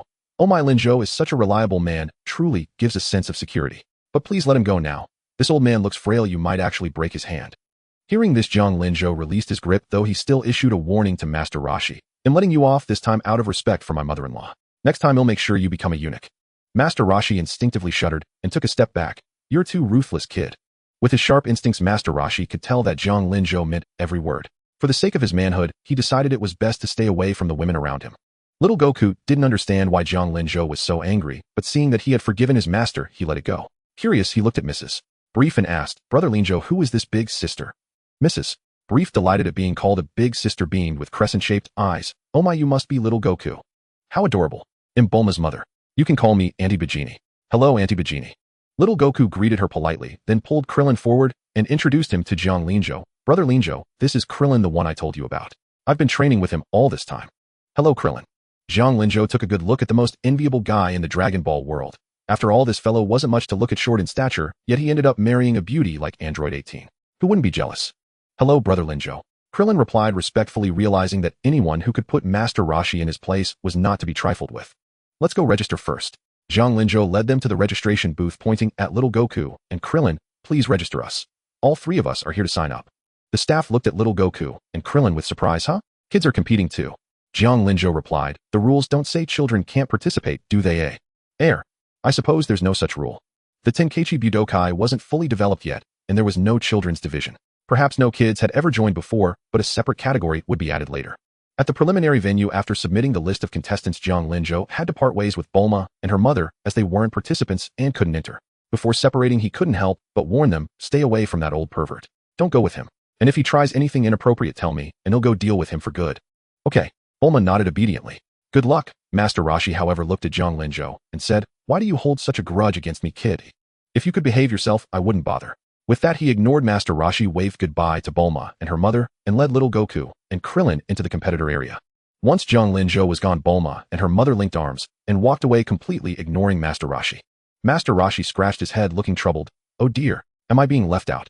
As he wallowed in frustration, a beautiful woman walked by, and his eyes immediately locked onto her swaying hips, unable to look away. He scurried after her. Oh, my lovely lady, are you here to watch the matches too? Alas, some habits truly die hard. Zhang Linzhou, little Goku, and Krillin walked through the corridor and arrived at the competitors' arena. The sight before them left both little Goku and Krillin with expressions of utter astonishment. Wow, there are so many people here. Are they all contestants? Inside the hall, figures, some petite, others towering like iron pagodas, were warming up. A quick glance revealed that most were ordinary humans. A few, though short in stature, had bulging muscles and eyes gleaming with a bestial ferocity. Yet the most eye-catching were the animal-type earthlings, warriors with lizard heads and tiger-striped beings with feline features. Especially upon spotting a gorilla several meters tall, Krillin became visibly tense. Whoa. He looks incredibly strong. How can we possibly win? I'm doomed. The gorilla stood over 3 meters high, its body covered in thick black gray, fur muscles bulging in massive ridges. Seated there, it exuded an oppressive aura like a small mountain. Little Goku, however, said with naive innocence, "Krillin, didn't you always say you'd win the championship? Those guys may look tough, but I think we'll be fine if we fight seriously." Jiang Linzhou heard this, and a faint smile curled at the corner of his mouth. After mastering the Kamehameha, it seemed little Goku could now gauge a person's strength through their ki. He reached out and gave Krillin's bald head a sharp slap, encouraging him, "Have some confidence, Krillin." His voice was low yet clear to everyone present. "These guys are all show and no substance. You're far stronger than them." The moment these words were spoken, the bustling hall fell into a sudden hush. Everyone turned to stare at Jiang Linzhou with hostile glares. Jiang Linzhou felt a wave of awkwardness. He had only meant to comfort Krillin, never expecting to be overheard. Now he had offended every competitor. But it didn't matter. In his eyes, they were all worthless. "Kid, who are you calling all show and no substance?" A deep, raspy voice came from a corner. The three-meter gorilla suddenly rose to its feet. Already imposing when seated, it now cast a massive shadow that engulfed Jiang Linzhou and his companions. Its bloodshot eyes locked onto Jiang Linzhou, white vapor blasting from its nostrils. The marble floor beneath it cracked under its immense weight.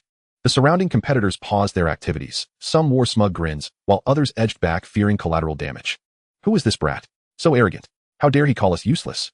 Los is making his move. He's done for. Good riddance. He had it coming, being so cocky." Amid the murmurs, the gorilla swung its enormous fan-like palm downward at Jiang Linzhou, the rush of wind howling with emotion. Had the blow landed, even an armored vehicle would have been flattened. "Watch out." Krillin stumbled back in panic, while little Goku braced for a counterattack. Yet Jiang Linzhou stood motionless as if rooted to the spot. Just as the gorilla's hand was half a meter from his head, Jiang Linzhou's eye sharpened. In an instant, he unleashed a terrifying, suffocating aura, a force that erupted and retracted so swiftly it left no time for reaction. It struck like an invisible hammer, slamming deep into the gorilla's soul. Ugh! The gorilla let out a muffled groan, its colossal frame freezing mid-motion. Its fierce expression solidified, pupils contracting sharply, the whites of its eyes flooding with bloodshot veins. Before it could even scream, its massive hand trembled in the air. Then, as if all strength had been drained, its body collapsed with a thunderous crash. Boom! The heavy form hit the ground, kicking up a cloud of dust. The gorilla lay with eyes rolled back, foam at its mouth, unconscious.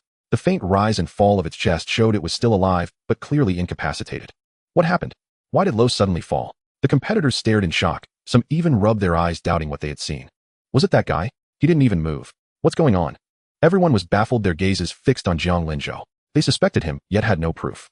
Feeling their stares, Jiang Linzhou remained utterly composed. He spread his hands with an innocent look. "Don't all look at me like that. I did nothing. Maybe he had a sudden relapse or low blood sugar. These days, if your health isn't up to par, you shouldn't enter a martial arts tournament. It's too dangerous."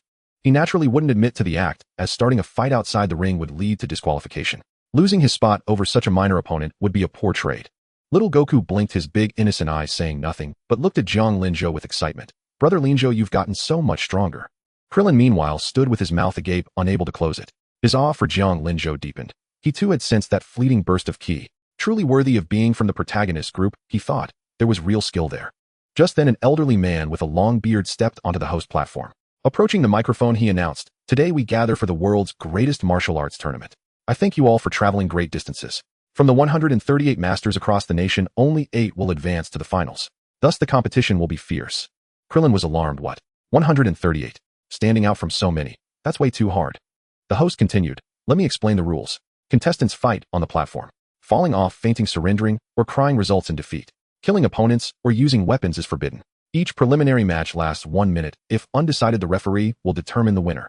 Due to the large number of participants, the preliminaries are divided into 4 groups.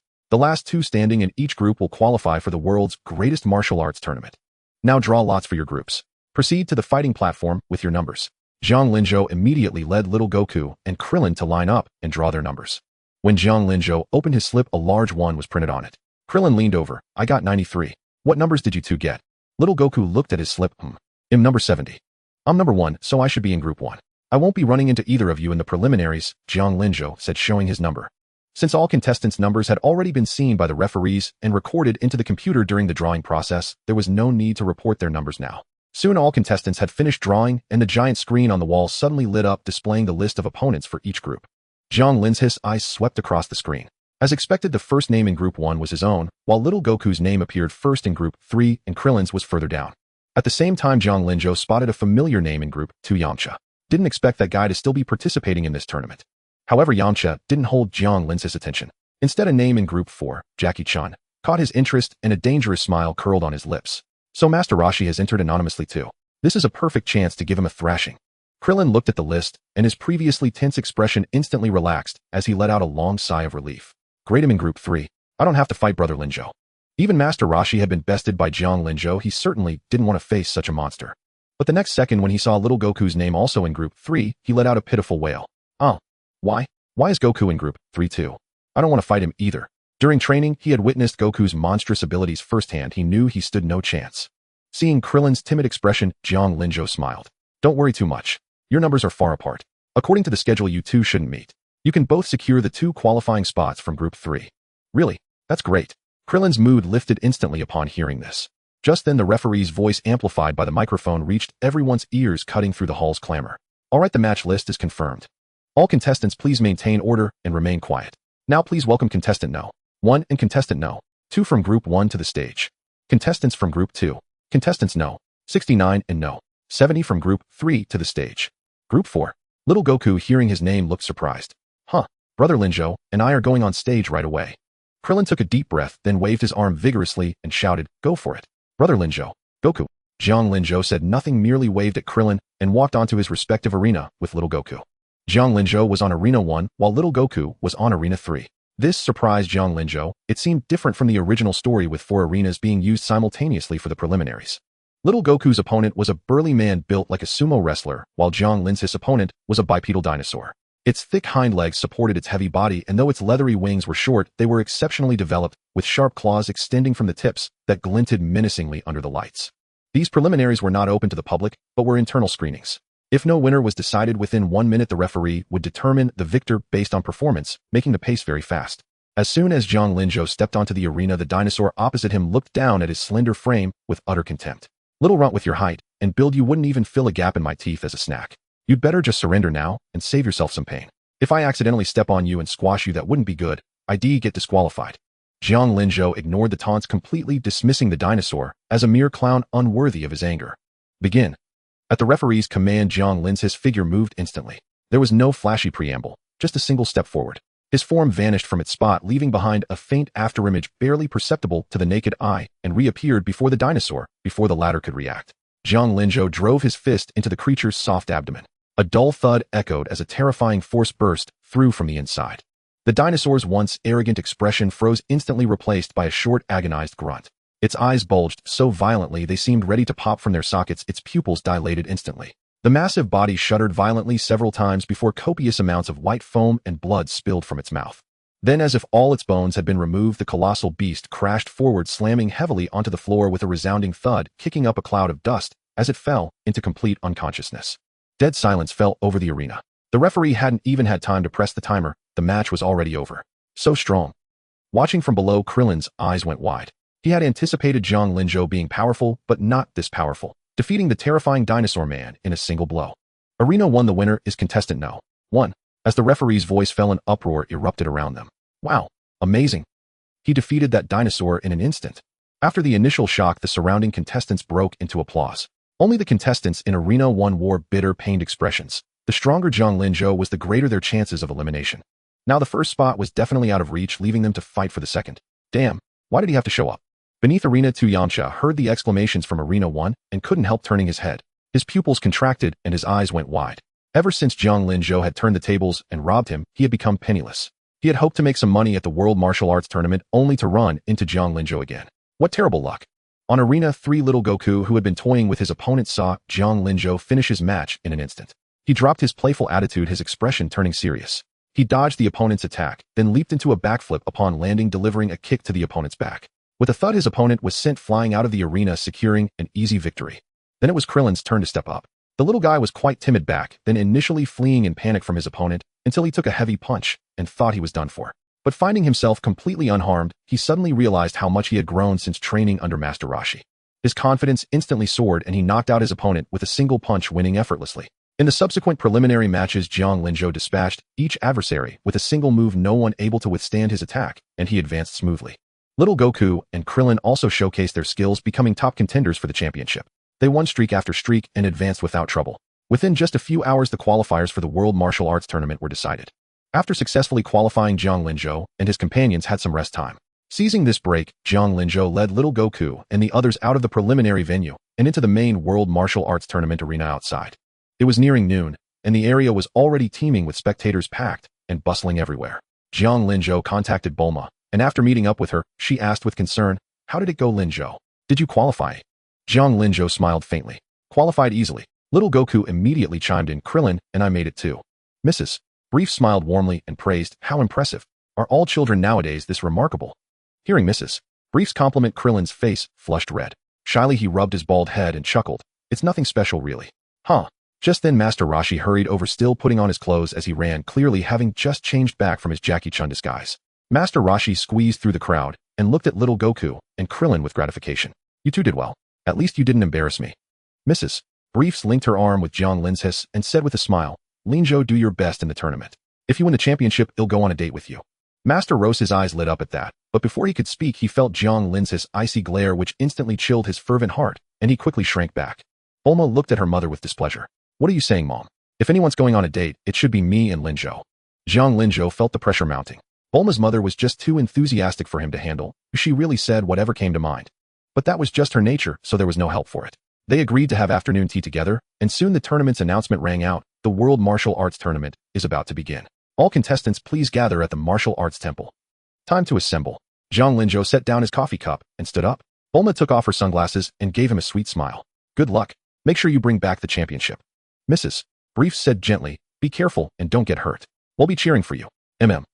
Jiang Linzhou nodded slightly. Without further ado, turned and walked out of the tea house. "Goku, Krillin, let's go."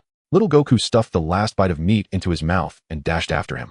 Coming. The three jogged through the crowded streets until they reached the tall red walls of the martial arts temple. The entrance was thronged with people, so Jiang Linzhou and his companions leaped directly over the wall, landing in the courtyard paved with blue stones.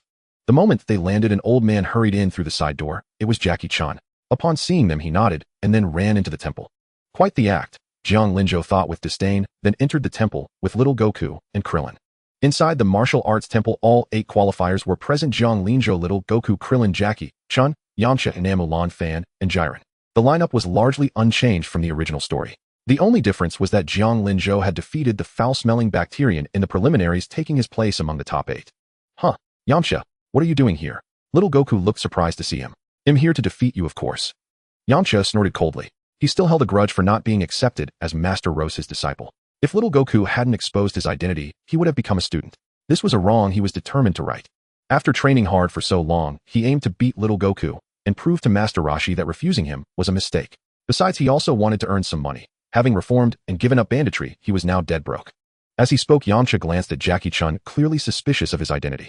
Now well determined the match order by drawing lots, the announcer interrupted their conversation, getting straight to the point. Beside him stood an attendant holding a dark box. The moment the announcer finished speaking, Jackie Chun jumped out. "Hey, wait." He took the hand of the voluptuous, tight-suited Lan Fan beside him and said lecherously, "I want to be paired with this beautiful young lady." Yamcha stared hard at Jackie Chun. "That personality. It's definitely similar." The announcer looked exasperated and refused firmly, "No. This must be decided by drawing lots." "What a shame," Jackie Chun said, disappointed. Jiang Linzhou shot him a glance. This old pervert never changes his ways. Feeling Jiang Linzhou's gaze, Jackie Chun instinctively let go of Lan Fan's hand, a flicker of unease in his mind. Strange. Could that kid have recognized me? No way. My disguise is flawless. Ahem. The announcer cleared his throat and continued. "Now let's begin roll call. Mr. Jiang Linzhou." Jiang Linzhou stepped forward, silently approached the attendant holding the dark box, and drew a slip of paper. He opened it casually and was a bit surprised. "Why is it number 1 again?" As he spoke, he showed the slip to the referee. Mr. Jiang Linzhou is number 1, so he'll be in the first match." The announcer nodded solemnly and carefully wrote Jiang Linzhou's name in the first slot of the match list. "Miss Lan Fan," the announcer called out. "Here." Lan Fan responded, stepping lightly and casually reaching into the box. She drew a slip, unfolded it, and revealed a charming smile. "Oh dear, it's number 2. Miss Lan Fan," the announcer called out. "Here."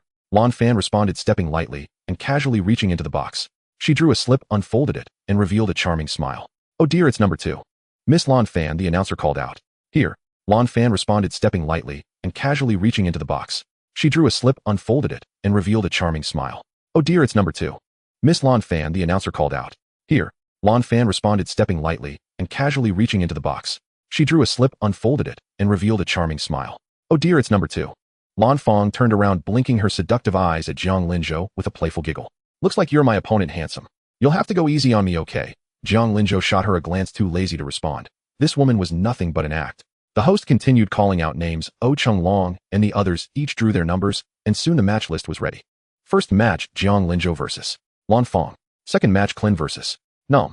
Third match, Little Goku versus Kirin. Fourth match, Chung Long versus Yamcha. Gazing at the battle lineup, slightly different from the original, Jiang Linzhou knew that with his arrival the storyline had begun to deviate. Still, Yamcha was as unlucky as ever, facing Chung Long in the first round, doomed to an early exit. He wanted revenge on Little Goku, but that seemed out of reach. Even if they met head, have no chance. The young handsome host, microphone in hand and sunglasses on, stepped onto the arena. Dear audience from afar, you've waited long. The first match features contestant Jiang Linzhou versus contestant Lan Fang. On the front row of the audience, Bulma immediately shouted, "Wow!" Lin's hiss in the first match. Go Linzhou. The host continued, additionally the champion's prize for this tournament is 500,000 yuan. Before the match begins, let's welcome the head of the martial arts temple for a speech. 500,000. That's it. Jiang Linzhou was surprised at the prize. In the original, was the prize for Little Goku's first tournament really this low? It had been too long, he couldn't recall clearly. Perhaps the World Martial Arts Tournament wasn't very popular yet, so the prize wasn't high. It probably increased after Goku and the others made it famous. But the prize amount didn't matter to him. His main goal was to win and boost his reputation. Otherwise, with his combat power over 3,000 head, have little interest in this child's play. Yes, with his current strength, the tournament was indeed just child's play. Still, he had no job and was freeloading at Bulma's place. To avoid being looked down upon by her parents, he decided to participate in the tournament. After all, with the title of World Martial Arts Champion, it wouldn't be embarrassing. Quite the opposite, it would bring him great face. Just then the head of the martial arts temple slowly walked onto the stage, an old decrepit dogman. He took the microphone, barked woof into it, then handed it back, and silently turned away. This scene left many in the audience speechless. Was the head here just for laughs? The host, however, looked respectful and spoke solemnly into the mic. Thank you, head. Then straightening up, he announced with immense passion, the first match begins now. Let's welcome the 2 contestants. In the waiting room, Little Goku immediately shouted, Brother Linzhou, go for it. You've got to win. Clin retorted, isn't that obvious? Since Brother Linzhou advanced, which opponent has even taken a hit from him? Jiang Linzhou waved dismissively and walked toward the arena. As he and Lan Fang entered together, the crowd erupted into thunderous cheers. Lan Fang looked at Jiang Linzhou across the stage, flirtatiously winking. Handsome, you have to go easy on me. With that, she even began applying lipstick right there. Jiang Linzhou remained silent. This woman was truly over the top. He felt like kicking her off the stage. Who does this on a fighting ring? The host continued with fervor, ladies and gentlemen, the match is about to start. Falling off the stage means loss, surrendering means loss, failing to get up within 10 seconds after falling means loss. There's no time limit. Now the first match officially begins. Lan Fang shot him another flirtatious glance, then her expression shifted instantly as she launched a flying kick toward Jiang Linzhou, her change of demeanor faster than turning a page. Jiang Linzhou barely spared her a glance. In a flash, he grabbed her ankle and casually tossed her aside. With a bang, Lan Fang was hurled out of the ring, crashing into a wall. She fell to the ground, stars in her eyes, and passed out. The host exclaimed in shock, wow. One move. Again, just one move. So far, no contestant has been a match for Jiang Linzhou, even for a single exchange.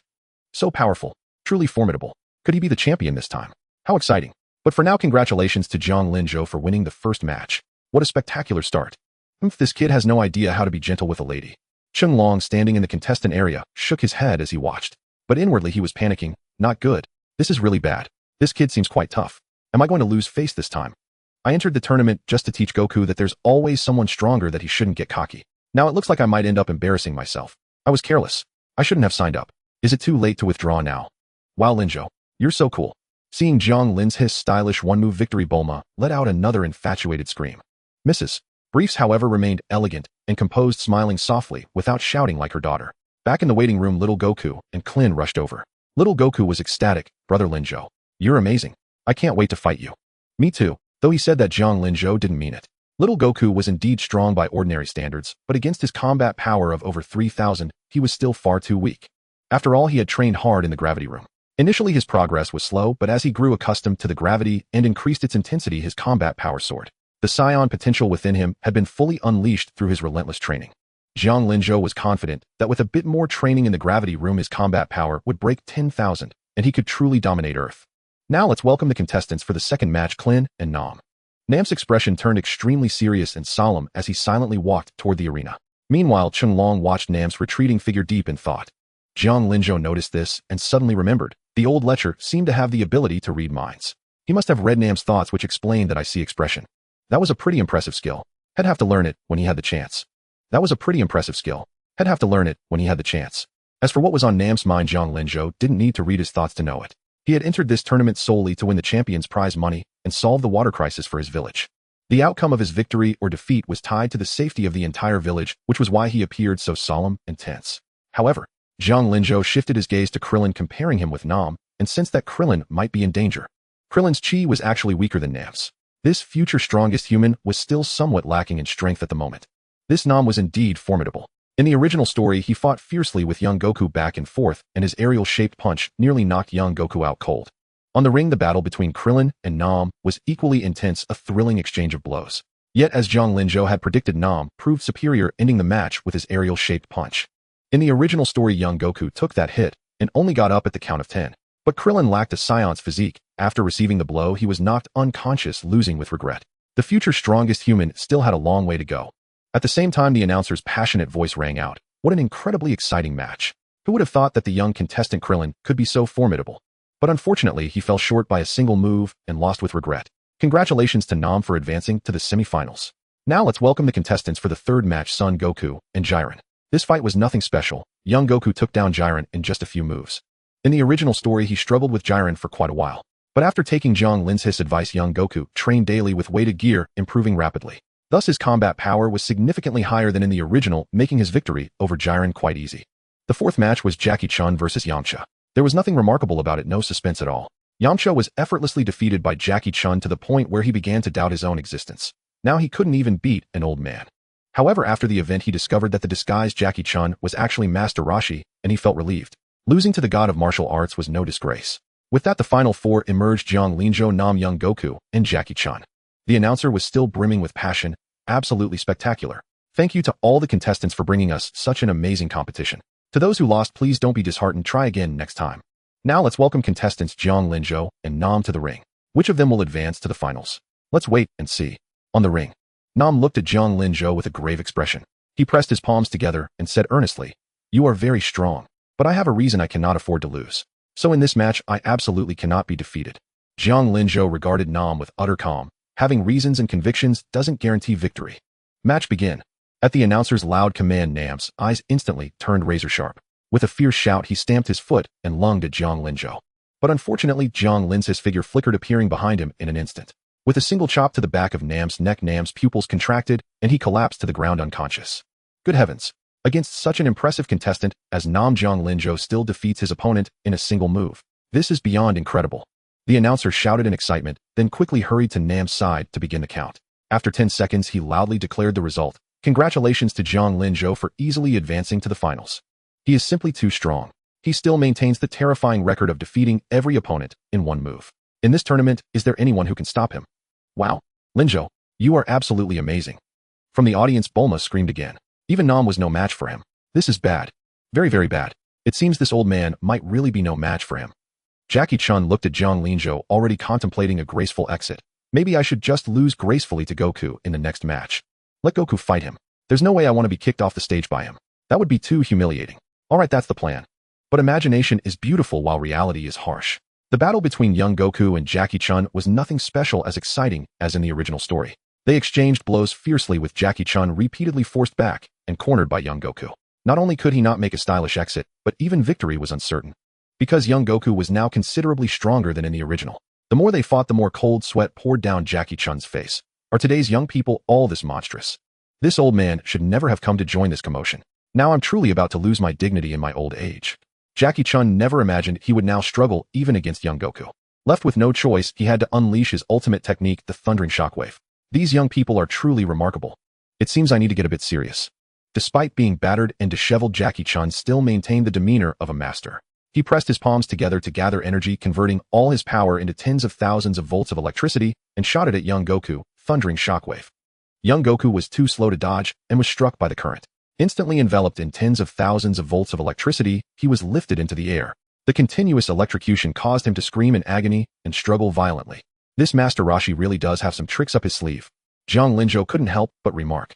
This old pervert indeed had many skills living up to his reputation as a grandmaster. Under the thundering shockwave, young Goku had lost all power to resist. Unless he transformed into a giant ape, he had no chance of winning. But Jackie Chun wasn't aiming to win now, he was aiming to show off and find a chance for a graceful exit.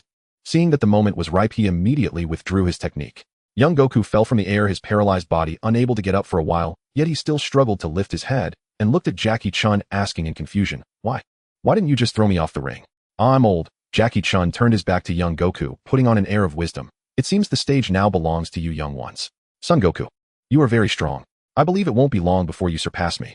But don't become arrogant, keep up the hard work. He'll leave this stage to you young people." With that, he walked toward the edge of the ring with the bearing of a grandmaster, and under countless bewildered gazes, he simply let out a heave-a-ho and jumped off the platform. Jiang Linzhou was stunned for a moment, then realized, what a sly old pervert. He's trying to avoid getting beaten by me, so he's making a quick escape, isn't he? The audience watched as Chung Long, with his hands behind his back and a gratified expression, voluntarily jumped off the arena. After a moment of silence, they erupted into cheers. The host, gripping the microphone, exclaimed with fervent passion, "Wow. Contestant Chung Long actually leaped off the ring to concede. He could have won. Yet he yielded the stage to the youth. How moving. This is truly touching. This is what a true senior master looks like." Hearing the host's proclamation, the audience rewarded Chung Long with thunderous applause. Jiang Linzhou, observing this, couldn't help but curl his lips. He hadn't expected that lecherous old man to pull off such an act. He shouldn't have radiated such intense hostility in front of him only to scare him off. After leaving the ring, Chung Long arrived at the contestants' lounge and happened upon Namu, who had just regained consciousness. Namu was dejectedly packing his bags, ready to leave, his heart filled with self-reproach and melancholy. "Fellow villagers, I'm sorry, I've let your hopes down. I can't bring water back." Chung Long shook his head and walked over. "Why would you need to buy water? You silly boy." He took out a capsule and tossed it to him. "Here, take this. Shrink the water and put it into this capsule. It'll be much easier to carry back." Namu caught the capsule, his face filled with astonishment. This item was very expensive. Then, bewildered, he looked at Chung Long and asked, "How did you know I needed to buy water?" Chung Long put on an air of profound wisdom. "I am Master Mutant Rashi. How could such a matter escape my notice?" Namu was taken aback. "What? You really are Master Mutant Rashi? Then your hair." Shoo, keep it down." Chung Long quickly gestured for silence. "It's a wig, of course. I glued it on to keep it from falling off, but it's a bit itchy." Namu calmed down and asked curiously, "Why did you disguise yourself for this tournament?" "My two disciples, Sun Wukong and Krillin, are both participating. Especially Sun Wukong. He's incredibly talented. At such a young age, he's almost surpassed me. I entered to test them." Namu was startled again. "What? Krillin is your disciple? Then I..." Chung Long, reading his thoughts, smiled. "It's fine. Losing to a master like you is exactly what I wanted. My main reason for joining was to show them that there's always someone better, so they wouldn't become complacent." Namu was filled with respect. "Krillin is indeed formidable. I almost lost. For someone so young to possess such skill is remarkable. In a few years, will be no match for him. Truly worthy of being your beloved disciple, Master Mutant Rashi." Chung Long, basking in the flattery, felt immensely pleased. Namu's expression turned serious as he handed the capsule back. "It's an honor to speak with you, but please take this back. To be honest, I have no money to buy water." Chung Long burst into laughter. "This region is rich in water. No need to spend money. Saying you'll buy water would make people laugh." "What a..." Namu was dumbfounded. "The water here is free." He had gone through all this trouble to win money to buy water only to become a clown. "Chung Long, take as much as you want. Fill up as much as you like." After an awkward silence, Namu finally calmed down and clasped his hands together, expressing heartfelt gratitude. "Thank you so much, Master Mutant Rashi." "No, Mr. Chung Long. Your kindness I will never forget." Just then, the host's voice echoed through the arena. "Ladies and gentlemen, the final match is about to begin. Please welcome contestants Jiang Linzhou and Sun Wukong." Chung Long turned gracefully and headed toward the spectator seats, waving his hand without looking back. "Forget it. It's nothing." Namu watched Chung Long's retreating figure, clasped his hands again, bowed deeply, then picked up his belongings and left the room. He couldn't wait to take the water back. On the arena, little Wukong faced Jiang Linzhou with blazing fighting spirit. "Brother Linzhou, come on. I've trained with Master Mutant Rashi and become really strong. Then let me see how much you've grown." Jiang Linzhou replied casually. Because he could synchronize with little Wukong's battle power, he knew exactly how strong he was. Based on his ki intensity, his combat power was around 130, slightly weaker than Master Rashi, but nowhere near his own 3000+. The host's voice remained impassioned. "All right. Both contestants have entered the arena. So will Sun Wukong prevail, or will Jiang Linzhou maintain his invincible form? Let us wait and see. The final match now begins." "Linzhou, go. Defeat little Wukong." Bulma shouted enthusiastically from the stands. On the arena, little Wukong wore a serious expression. "Brother Linzhou, watch out. Here I come." With that, little Wukong pushed off the ground, shooting forward like an arrow from a bow, and threw a powerful punch aimed at Jiang Lin's chest. Just as the audience anticipated a fierce battle, Jiang Linzhou extended 2 fingers and flicked them. With a thud, he struck little Wukong's forehead.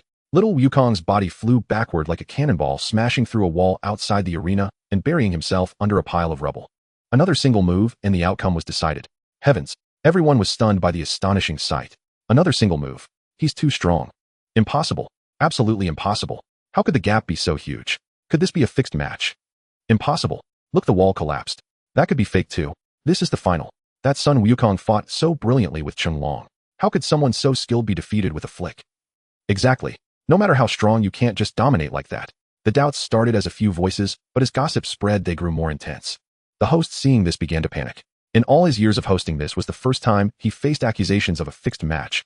The host, seeing this, began to panic. In all his years of hosting, this was the first time he faced accusations of a fixed match. The host, seeing this, began to panic. In all his years of hosting, this was the first time he faced accusations of a fixed match. The host, seeing this, began to panic. In all his years of hosting, this was the first time he faced accusations of a fixed match. What a monster. Good thing I wisely withdrew unscathed. At that moment, only the Master Roshi, disguised as Chunlong, wore a look of shock and solemnity mixed with a hint of relief. Thankful for his own cleverness in leaving early, or else, given the young man's attitude towards him, he would surely have been beaten black and blue. Jiang Linzhou frowned slightly at the surrounding doubts. Truly an ignorant bunch. Being too strong actually invited suspicion. He immediately spoke in a displeased, deep voice, "All of you shut up." As he spoke, he stomped his foot on the ground.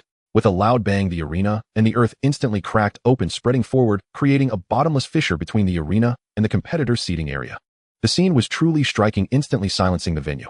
Jiang Lin's somber voice then echoed throughout the entire arena. "Do not use your ignorance to question my power." In an instant, the spectators scattered in panic. "Oh my God! He's a monster." The ground split open from his stomp. Is he even human? This can't be fake. He's unbelievably strong. Seeing the tide of public opinion turn, the host immediately took the stage with a microphone, his passionate voice ringing throughout the venue. The thrilling moment has arrived. Truly astonishing. Faced with public doubt, contestant Jiang Linzhou used absolute power to shatter all skepticism. Now surely no one questions his strength, right? So, dear audience, tell me loudly, who is the champion? Jiang Linzhou. Jiang Linzhou. The crowd's passion was ignited at that moment. Their earlier doubts now made them shout Jiang Lin's name even louder, as if to atone for their guilt. The host immediately took over, declaring with fervor, "That's right. The ultimate champion is contestant Jiang Linzhou." Just then, little Goku, buried under the rubble, was dug out by Krillin. He wasn't unconscious, just dazed with a large bump on his forehead. Under Krillin's shaking and calling, he came to realizing he had fallen off the ring. Looking up at Jiang Linzhou on the platform, he said regretfully, "Looks like I've lost." Brother Linzhou is so strong. Krillin, also watching Jiang Linzhou on the ring, said in awe, "I thought you were already a monster, but Brother Linzhou is even more of one. Even you couldn't withstand one of his fingers.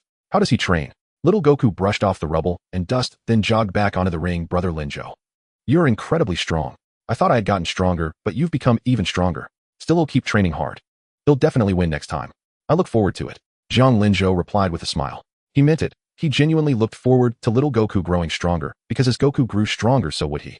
As for defeating him, that was absolutely impossible. After all, he could synchronize all of little Goku's combat power, and with his own training added, Sun Wukong would never be able to catch up to him. Just then, the host approached, speaking to Jiang Linzhou with great respect. "Congratulations, contestant Jiang Linzhou, on winning the championship." As he spoke, he handed Jiang Linzhou something like an envelope. "This is the 5,000 yuan championship prize. Please accept it." Taking the money, Jiang Linzhou was quite satisfied. The event organizers were sensible. No fuss paid on the spot after winning, and didn't even mention the damage he had caused to the venue. Truly generous. Wow, 5,000 yuan. Krillin's eyes sparkled. "Brother Linzhou, you have to treat us." Hearing this, Jiang Lin's heart sank. Damn, 2 scions. This freshly earned prize money is probably not going to last. Though pained, Jiang Linzhou still said magnanimously, "Of course. Come on, let's hit a high-end restaurant." After all, with 2 super-rich women around, there was no way they were going to a cheap diner. The 3 of them left the venue immediately. Jiang Linzhou appreciated that there were no trivial matters like post-match interviews, and that he could leave right after. The event organizers were indeed reliable. After leaving the venue, Jiang Linzhou was greeted by Bulma's flying tackle. He quickly opened his arms and caught the excited Bulma steadily. "Amazing. You were absolutely amazing, Linzhou. I knew you would win, but I didn't expect it to be so effortless. You're incredible. You truly are my boyfriend."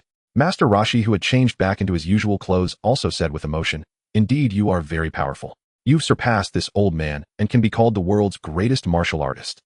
How formidable the younger generation is." Jiang Linzhou burst into laughter upon hearing this. To receive such praise from the god of martial arts is indeed an honor. Mrs. Briefs also had a full smile on her face. You were really impressive, Linjo. You've made this mother-in-law's heart flutter. If you weren't Bulma's boyfriend, I'd want to chase after you myself.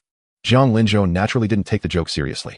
He laughed heartily. As long as I didn't embarrass you all. Come on, you must be hungry too. Let's go celebrate with a big feast. My treat. At the restaurant, the table was laden with all kinds of delicacies. Jiang Linjo and little Goku ate and drank ravenously. When the bill came, it totaled 7,800 yuan. Hearing the number, Jiang Linjo was dumbfounded. Damn. I have to chip in another 2,800. That's insane. Having just become rich, he was now broke again. In the original story, there was only Sun Wukong as a glutton, but now with Jiang Linjo added to the mix, his prize money naturally wasn't enough. Normally, it wouldn't have cost this much, but this was a high-end restaurant where various dishes cost thousands, and especially the alcohol, which was tens of thousands. Combined with the insatiable appetites of Jiang Linjo and little Goku, their plates were stacked sky-high. 7,800 yuan was normal. And this was with Jiang Linjo restraining himself. If he had let loose, it would have easily exceeded 1,000,000. Thankfully, the wealthy Bulma and her mother were there, or Jiang Linjo would probably have had to wash dishes to pay off the debt. Watching Bulma pay Jiang Linjo felt even more that this soft rice tasted very good. After the celebratory feast, Jiang Linjo bid farewell to Master Roshi and the others, ready to head home separately. Little Goku then came up to Jiang Linjo and said, Brother Linjo, it's been about a year now, hasn't it? Can we go find the Dragon Balls now? I want to get back Grandpa's 4-star ball. Jiang Linjo was taken aback, realizing that a year had passed without him even noticing. Jiang Linjo immediately said to little Goku with a serious tone, leave the search for the Dragon Balls to me. You should go back with Master Roshi and continue your training. Oh, you don't need me? Little Goku asked, puzzled. Jiang Linjo replied, I have instant transmission, so it's more convenient for me to search alone. With his current strength, Jiang Linjo could already sense ki with great precision, and he had even mastered the flying technique through self-study. After all, in the anime, Gohan had taught Videl seriously, and Jiang Linjo still remembered some training methods. Once he could control his ki, freely learning the flying technique became a simple task. Oh, instant transmission. Is that the ability you wished for? Is it impressive? Little Goku asked curiously. Of course it is. As long as I sense someone's ki, I can reach them instantly. As Jiang Linjo spoke, he glanced at Bulma and her mother, who were already quite drunk, and waved to little Goku and the others. Anyway, leave the 4-star ball to me. You should go back with Master Roshi and the rest. Farewell. Saying this, Jiang Linjo led Bulma and her mother into the hovercar.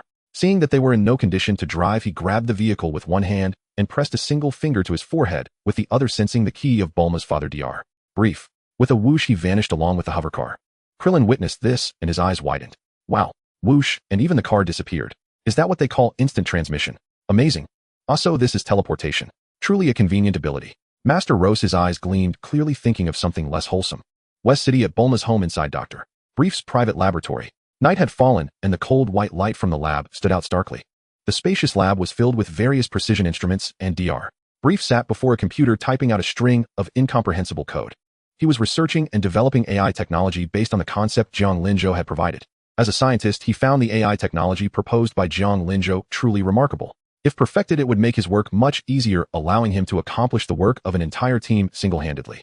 Just as he was deeply engrossed, a hovercar suddenly materialized beside him with a whoosh, squeezing him off his seat and startling him greatly. Well, what the hell? Dr.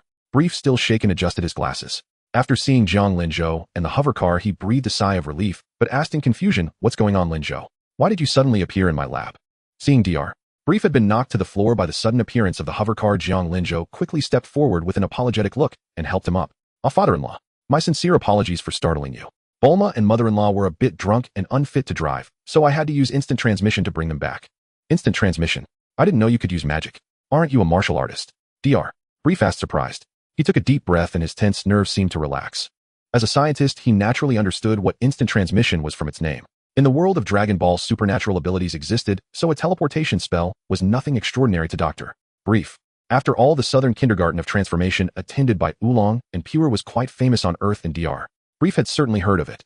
Seeing that Dr. Brief mistook his instant transmission for magic, Jiang Linjo didn't bother to correct him, tacitly accepting it to avoid a lengthy explanation. Just then Mrs. Brief and Bulma opened the car door and stepped out. Seeing Dr. Brief, Mrs. Brief waved. Hey old man, still working this late? Make sure you rest. Don't drop dead from overwork. Dr. Brief's mouth twitched at her words. Smelling the alcohol on her breath and seeing the flushed cheeks and glazed eyes of both mother and daughter, he frowned with displeasure and reproach. Why did you get so drunk? Jiang Linjo explained apologetically, since I won the championship at the World Martial Arts Tournament, we all went out to celebrate in the evening. Mother-in-law was so happy that she had a few extra drinks with Bulma. Oh, you won the championship.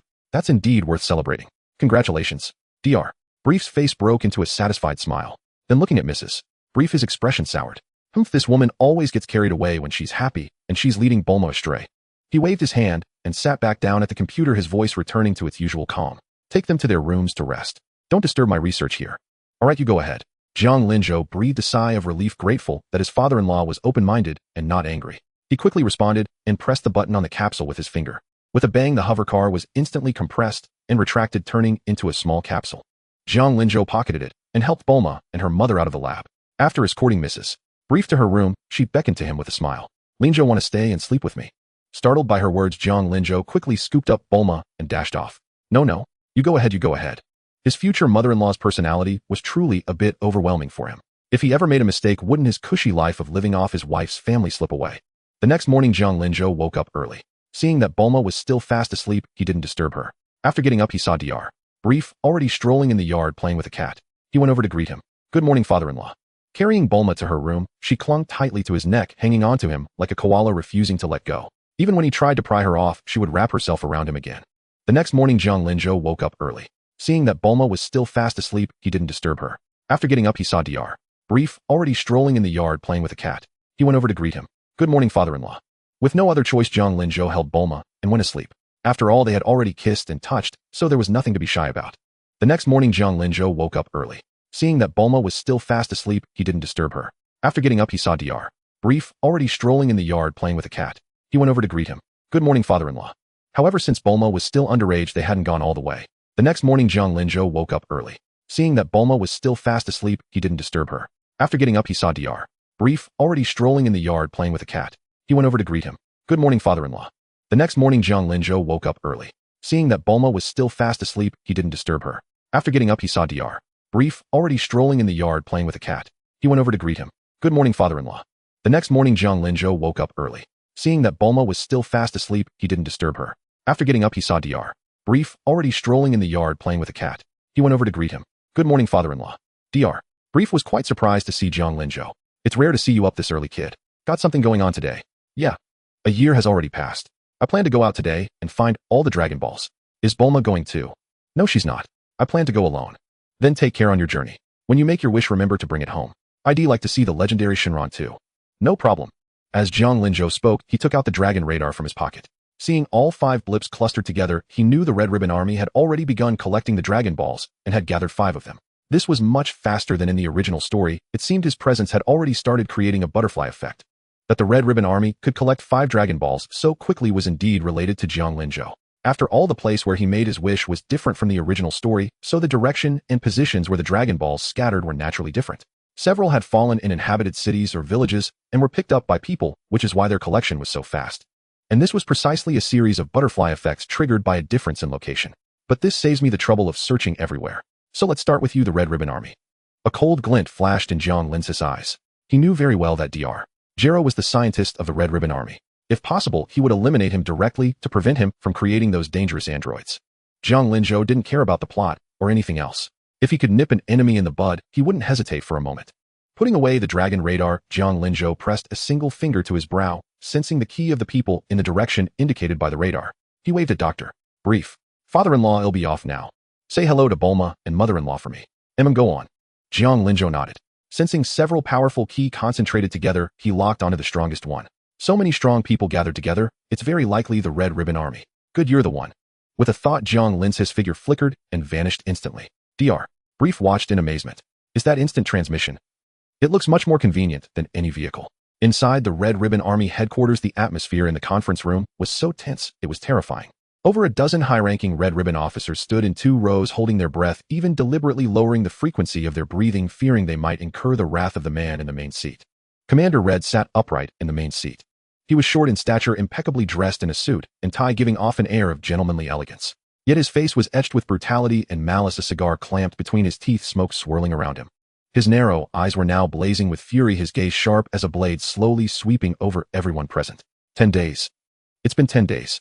Commander Red's voice was not loud, but it carried a bone-chilling coldness that echoed through the empty conference room. He suddenly slammed his hand on the table, grinding his cigar viciously into the crystal ashtray with a harsh scraping sound. Why haven't the remaining 2 Dragon Balls been found? How long do you intend to keep me waiting? As he roared, an invisible pressure instantly enveloped the entire hall. The assembled commanders all looked visibly tense except for Black, the African-American adjutant, who remained remarkably calm. From the crowd, an animal type, Earthling with a bear's head, stepped forward tremblingly. He was the bear responsible for intelligence gathering and relaying orders to the various officers. Sweat was now streaming down his forehead. Forgive us, Commander Red. The bear's voice quivered, his face full of tension. Please give us a little more time. According to the Dragon radar signal of the remaining 2 Dragon Balls, one is in the deep sea and the other is in a primeval jungle in the north. Our radar can't display the exact coordinates, so we can't locate them immediately. That's why progress has been slow. Please grant us a little more time. Slow. Commander Red's expression darkened. He tapped his fingers lightly on the table, each tap sounding like a hammer on the hearts of the men. I'm not interested in excuses. I want results. He stood up. Though his stature was small, the oppressive aura of a ruler was immense. They'll give you another half a month. Commander Red snorted coldly, his eyes gleaming with murderous intent. If you still haven't found them by then, you won't need to look anymore.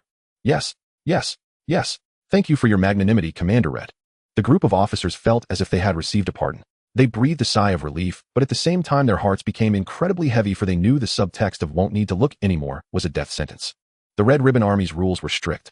The fate of failing a mission was death. Everyone felt relieved yet terrified, and the entire hall was filled with a suffocating atmosphere. Just as they were preparing to disperse and leave suddenly, with a whoosh, a figure appeared out of thin air right before them. The sudden appearance left everyone frozen in place. All the doors were tightly shut, and the place was heavily guarded outside. How had this man silently entered their conference room? Zhang Linzhou was dressed in casual attire, completely out of place in the grim surroundings. Looking at the bewildered and confused gazes, he waved his hand, politely greeting them. Hey, good morning. I hope I'm not disturbing your meeting. Dead silence. A deathly stillness lasted for a full 2 seconds. Only then did everyone snap out of it. Commander Red violently hurled his coffee cup at Zhang Linzhou, bellowing. Who are you? How dare you trespass into the Red Ribbon Army headquarters? Enemy attack. Open fire. Open fire. The conference room erupted into chaos. All the officers snapped back to reality. A handsome officer immediately launched a flying kick aimed at Zhang Linzhou's chest. Unfortunately, with his meager combat power, Zhang Linzhou casually slapped him, sending him flying. He crashed through the wall and fell from the high-rise building, seemingly not surviving. Who was that guy? Looks a bit familiar. Whatever, he's just a nobody anyway. Seeing that even Colonel Silver had been sent flying with a mere slap, everyone was greatly alarmed and dared not rush forward recklessly. They all drew their guns, aiming at Zhang Linzhou. One person even pulled a portable rocket launcher from under the table. A dense forest of gun muzzles was aimed at Zhang Linzhou in an instant, and then they pulled the triggers. Countless bullets rained down upon him. At the Red Ribbon Army headquarters in the conference hall, Zhang Linzhou faced the hail of bullets sweeping toward him with an expression of utter indifference. Given his current combat power, even if he stood still and let them fire, they could not harm a single hair on his head. However, Zhang Linzhou was not one to simply endure being hit. Watching the bullets hurtling toward him like raindrops, he curled his lips into a disdainful smirk. Extending just one finger, a faint layer of golden aura coiled around its tip. With a deft flick of his wrist, the finger traced after images in the air. Clang, clang, clang. A continuous crisp and clear sound of impacts rang out as the bullets struck his finger. Those projectiles, capable of piercing steel plates, had their trajectories altered upon contact with his fingertip, rebounding at even greater speeds. The bullets rampaged through the conference hall, precisely piercing every body, reaping lives. The high-ranking officers fell one after another amidst screams and groans, turning the floor into a scene of wailing and bloodshed. In just a few moments, all the high-ranking members of the Red Ribbon Army in the hall were wiped out, leaving only Commander Red and Colonel Black slumped beside their chairs. They were utterly petrified. Their pupils contracted violently as cold sweat poured down like rain.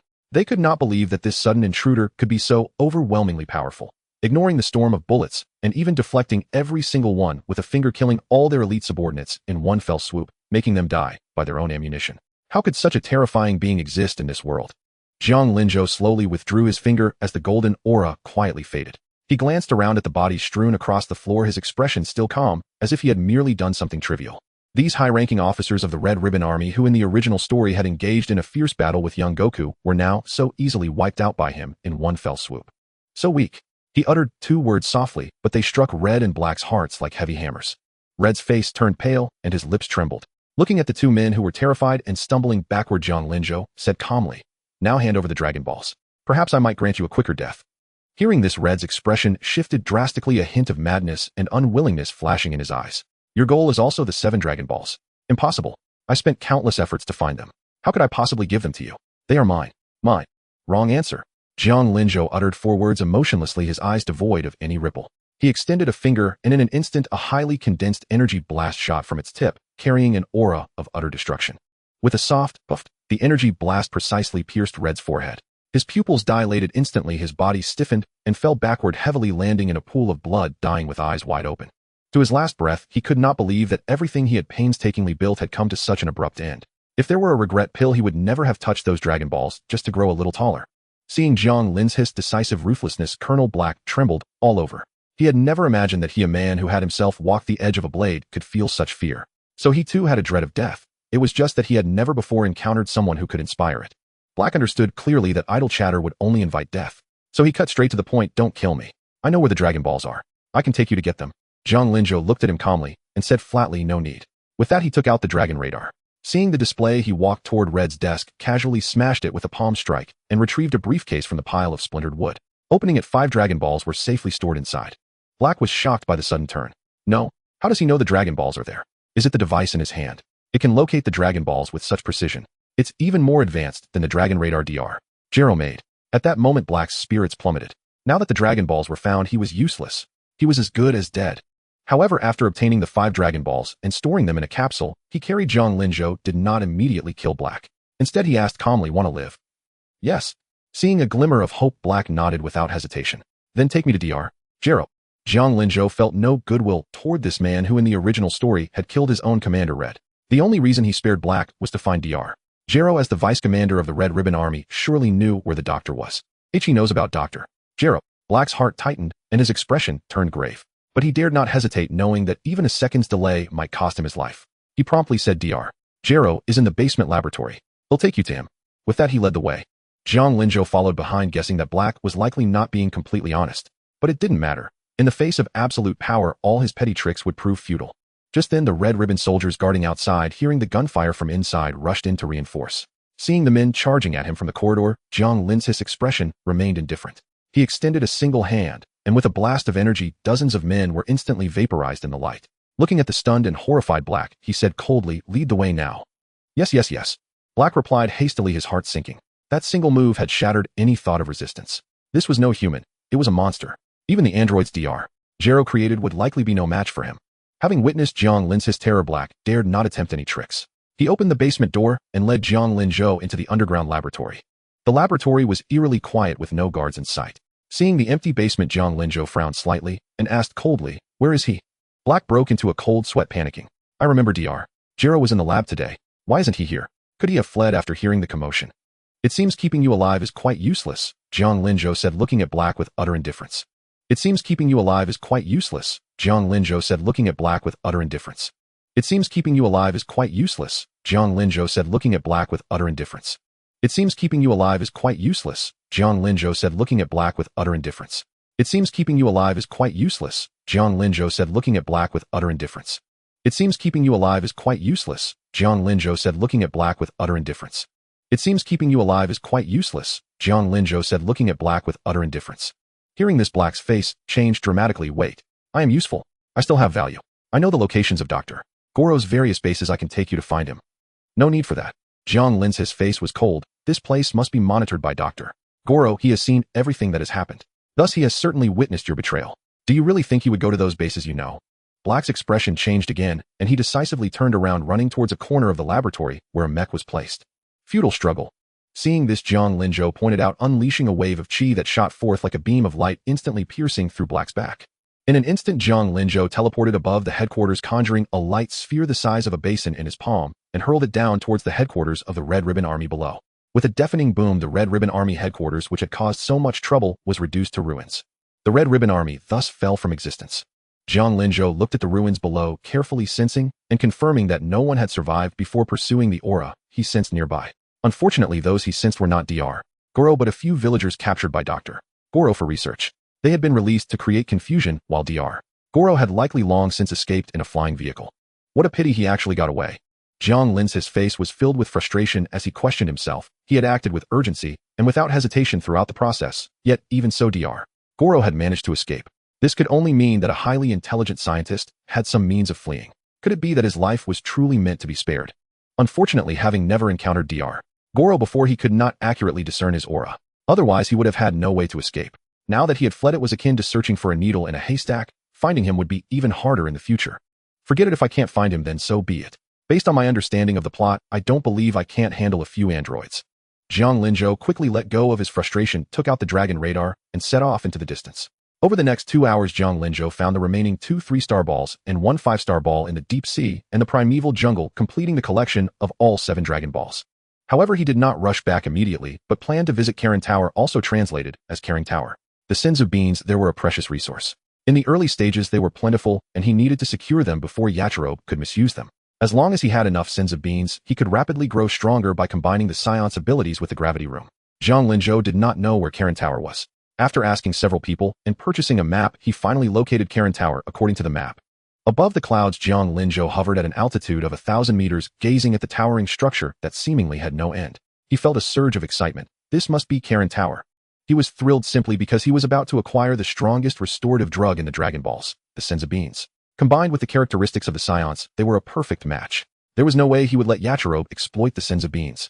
Jiang Linzhou utilized the sky dance technique, swiftly ascending towards the top of Karen Tower. Soon he landed at the top, but did not see the figure he had imagined. He politely called out, "Is anyone there?" Moments after his voice fell, he heard footsteps approaching, and then he saw a door open not far away. A plump cat holding a cane and walking upright leisurely sauntered out. Narrowing his eyes, the cat scrutinized Jiang Linzhou from head to toe. What a rare visitor. It has been a long time since anyone has come here. Jiang Linzhou looked at the plump cat and immediately recognized his identity. You are the guardian of this Karen Tower. After the cat immortal saw Jiang Linzhou's face, he was clearly taken aback, forcing a stiff smile. Hello. I am indeed the guardian of this Karen Tower. How may I assist you? On the surface, the cat immortal tried to maintain composure, but inside, he was extremely nervous. After all, not long ago, he had witnessed Jiang Linzhou annihilate the headquarters of the Red Ribbon Army, and that wave of chi was comparable to that of the divine being above him. What is this freak doing here? Is he going to kill me on a whim? Jiang Linzhou stated, I am here to request some Senzu beans. Jiang Linzhou got straight to the point, outlining his intentions. The cat immortal visibly relaxed, a smile appearing on his face. So it's just for the Senzu beans. That's easy. But to receive rewards from me, you usually have to pass my trial first. Jiang Linzhou interjected, trial. A playful smile curled at the corners of Jiang Linzhou's mouth as he slightly released his aura, instantly enveloping the cat immortal in a sense of pressure. Are you sure I need to undergo trials with my current strength? Of course not. The cat immortal was frightened by the aura Jiang Linzhou released, quickly correcting himself. I just wanted to explain the rules here. With your strength, you naturally do not need to undergo trials. Please wait a moment, I will fetch the Senzu beans for you right away. Saying this, the cat immortal turned and entered his house. Not long after, he emerged holding a bulging bag, handing it to Jiang Linzhou. Here, this is the Senzu beans you requested. Growing them is not easy, so make sure to eat them sparingly. Jiang Linzhou looked at the bag full of Senzu beans, feeling elated. This cat immortal was quite generous, giving him so many at once, enough for a long time. Thanks. In the future, if you have nothing to do, grow more of these Senzu beans. More is better. Conversely, if you need my help with anything, just let me know, and I will not refuse what I can do. Upon hearing this, the cat immortal's eyes lit up. Obtaining such a powerful being's promise was worth any number of Senzu beans. The cat immortal immediately beamed, saying, Then it's settled. If anything comes up, I will definitely contact you. He then looked up at the sky and asked, There is also a god from Earth living above me. Would you like to meet him? No need for that, let's leave it for another time. Jiang Linzhou quickly declined. He did not need the room of spirit and time just yet, so there was no need to meet him now. Saying this, Jiang Linzhou stored the Senzu beans, waved goodbye to the cat immortal. I'm heading back now. Just call me if you need anything. Then he instantly teleported back to Bulma's home. Jiang Linzhou's sudden appearance in Bulma's room clearly startled her, but upon seeing it was him, she patted her chest in relief and asked with a hint of surprise and curiosity, Aren't you supposed to be collecting the Dragon Balls? It's only been half a day. Why are you back so soon? Did you run into trouble? Jiang Linzhou casually sat down, poured himself a cup of tea, took a sip, and said, No, I've already collected them all. With that, he pulled a capsule from his pocket, pressed it lightly, and with a pop, white smoke filled the room as a box containing the 7 Dragon Balls materialized on the table. Jiang Linzhou casually opened the box, revealing the 7 Dragon Balls before Bulma's eyes. Bulma stared at the 7 Dragon Balls in the box, her eyes wide with shock, as she turned to Jiang Linzhou. Wow, you actually gathered all 7 Dragon Balls in less than half a day. That's incredibly fast. Is your instant transmission really that useful? Mainly because the Red Ribbon Army had already collected 5 of them, which saved me a lot of time. The Red Ribbon Army. Mrs. Brief, who happened to be passing by the hallway, immediately stopped upon hearing this. Seeing Jiang Linzhou back home, she stepped into Bulma's room. Linzhou, did you get into a conflict with the Red Ribbon Army? Not at all, Jiang Linzhou replied with a smile. Mrs. Brief sighed in relief. Good, that's a relief. My old man mentioned that the Red Ribbon Army is a bunch of lawless thugs. You mustn't provoke them. However, before she could finish, Jiang Linzhou's next words left her stunned. I simply eliminated them. What a... Even the usually composed Mrs. Brief showed an expression of astonishment. Her exclamation drew Dr. Brief from the living room, who happened to overhear their conversation. He immediately asked Jiang Linzhou with a serious tone, Did you really eliminate the Red Ribbon Army? It's true, Dad. Look, Before Zhang Linzhou could respond, Bulma suddenly thrust her phone in front of Dr. Brief. The screen was broadcasting a live feed of the Red Ribbon Army headquarters, now reduced to ruins. Zhang Linzhou remarked with some emotion, "These people work fast. I barely left, and it's already on live news." Still, the Red Ribbon Army must have been under constant surveillance, so it made sense that news of the incident broke immediately. Dr. Brief stared at the phone screen in silence. He seemed to need to reassess his son-in-law's combat prowess. One man in half a day had wiped out the Red Ribbon Army and blown up their headquarters. It was truly astonishing. He knew better than anyone how terrifying the Red Ribbon Army was, as behind it stood a scientist of equal stature to himself. Dr. Gero. Their fields differed. Gero specialized in biochemical weapons, even creating androids, making him extremely dangerous. The fact that Zhang Linzhou had single-handedly destroyed such an organization spoke volumes about his strength.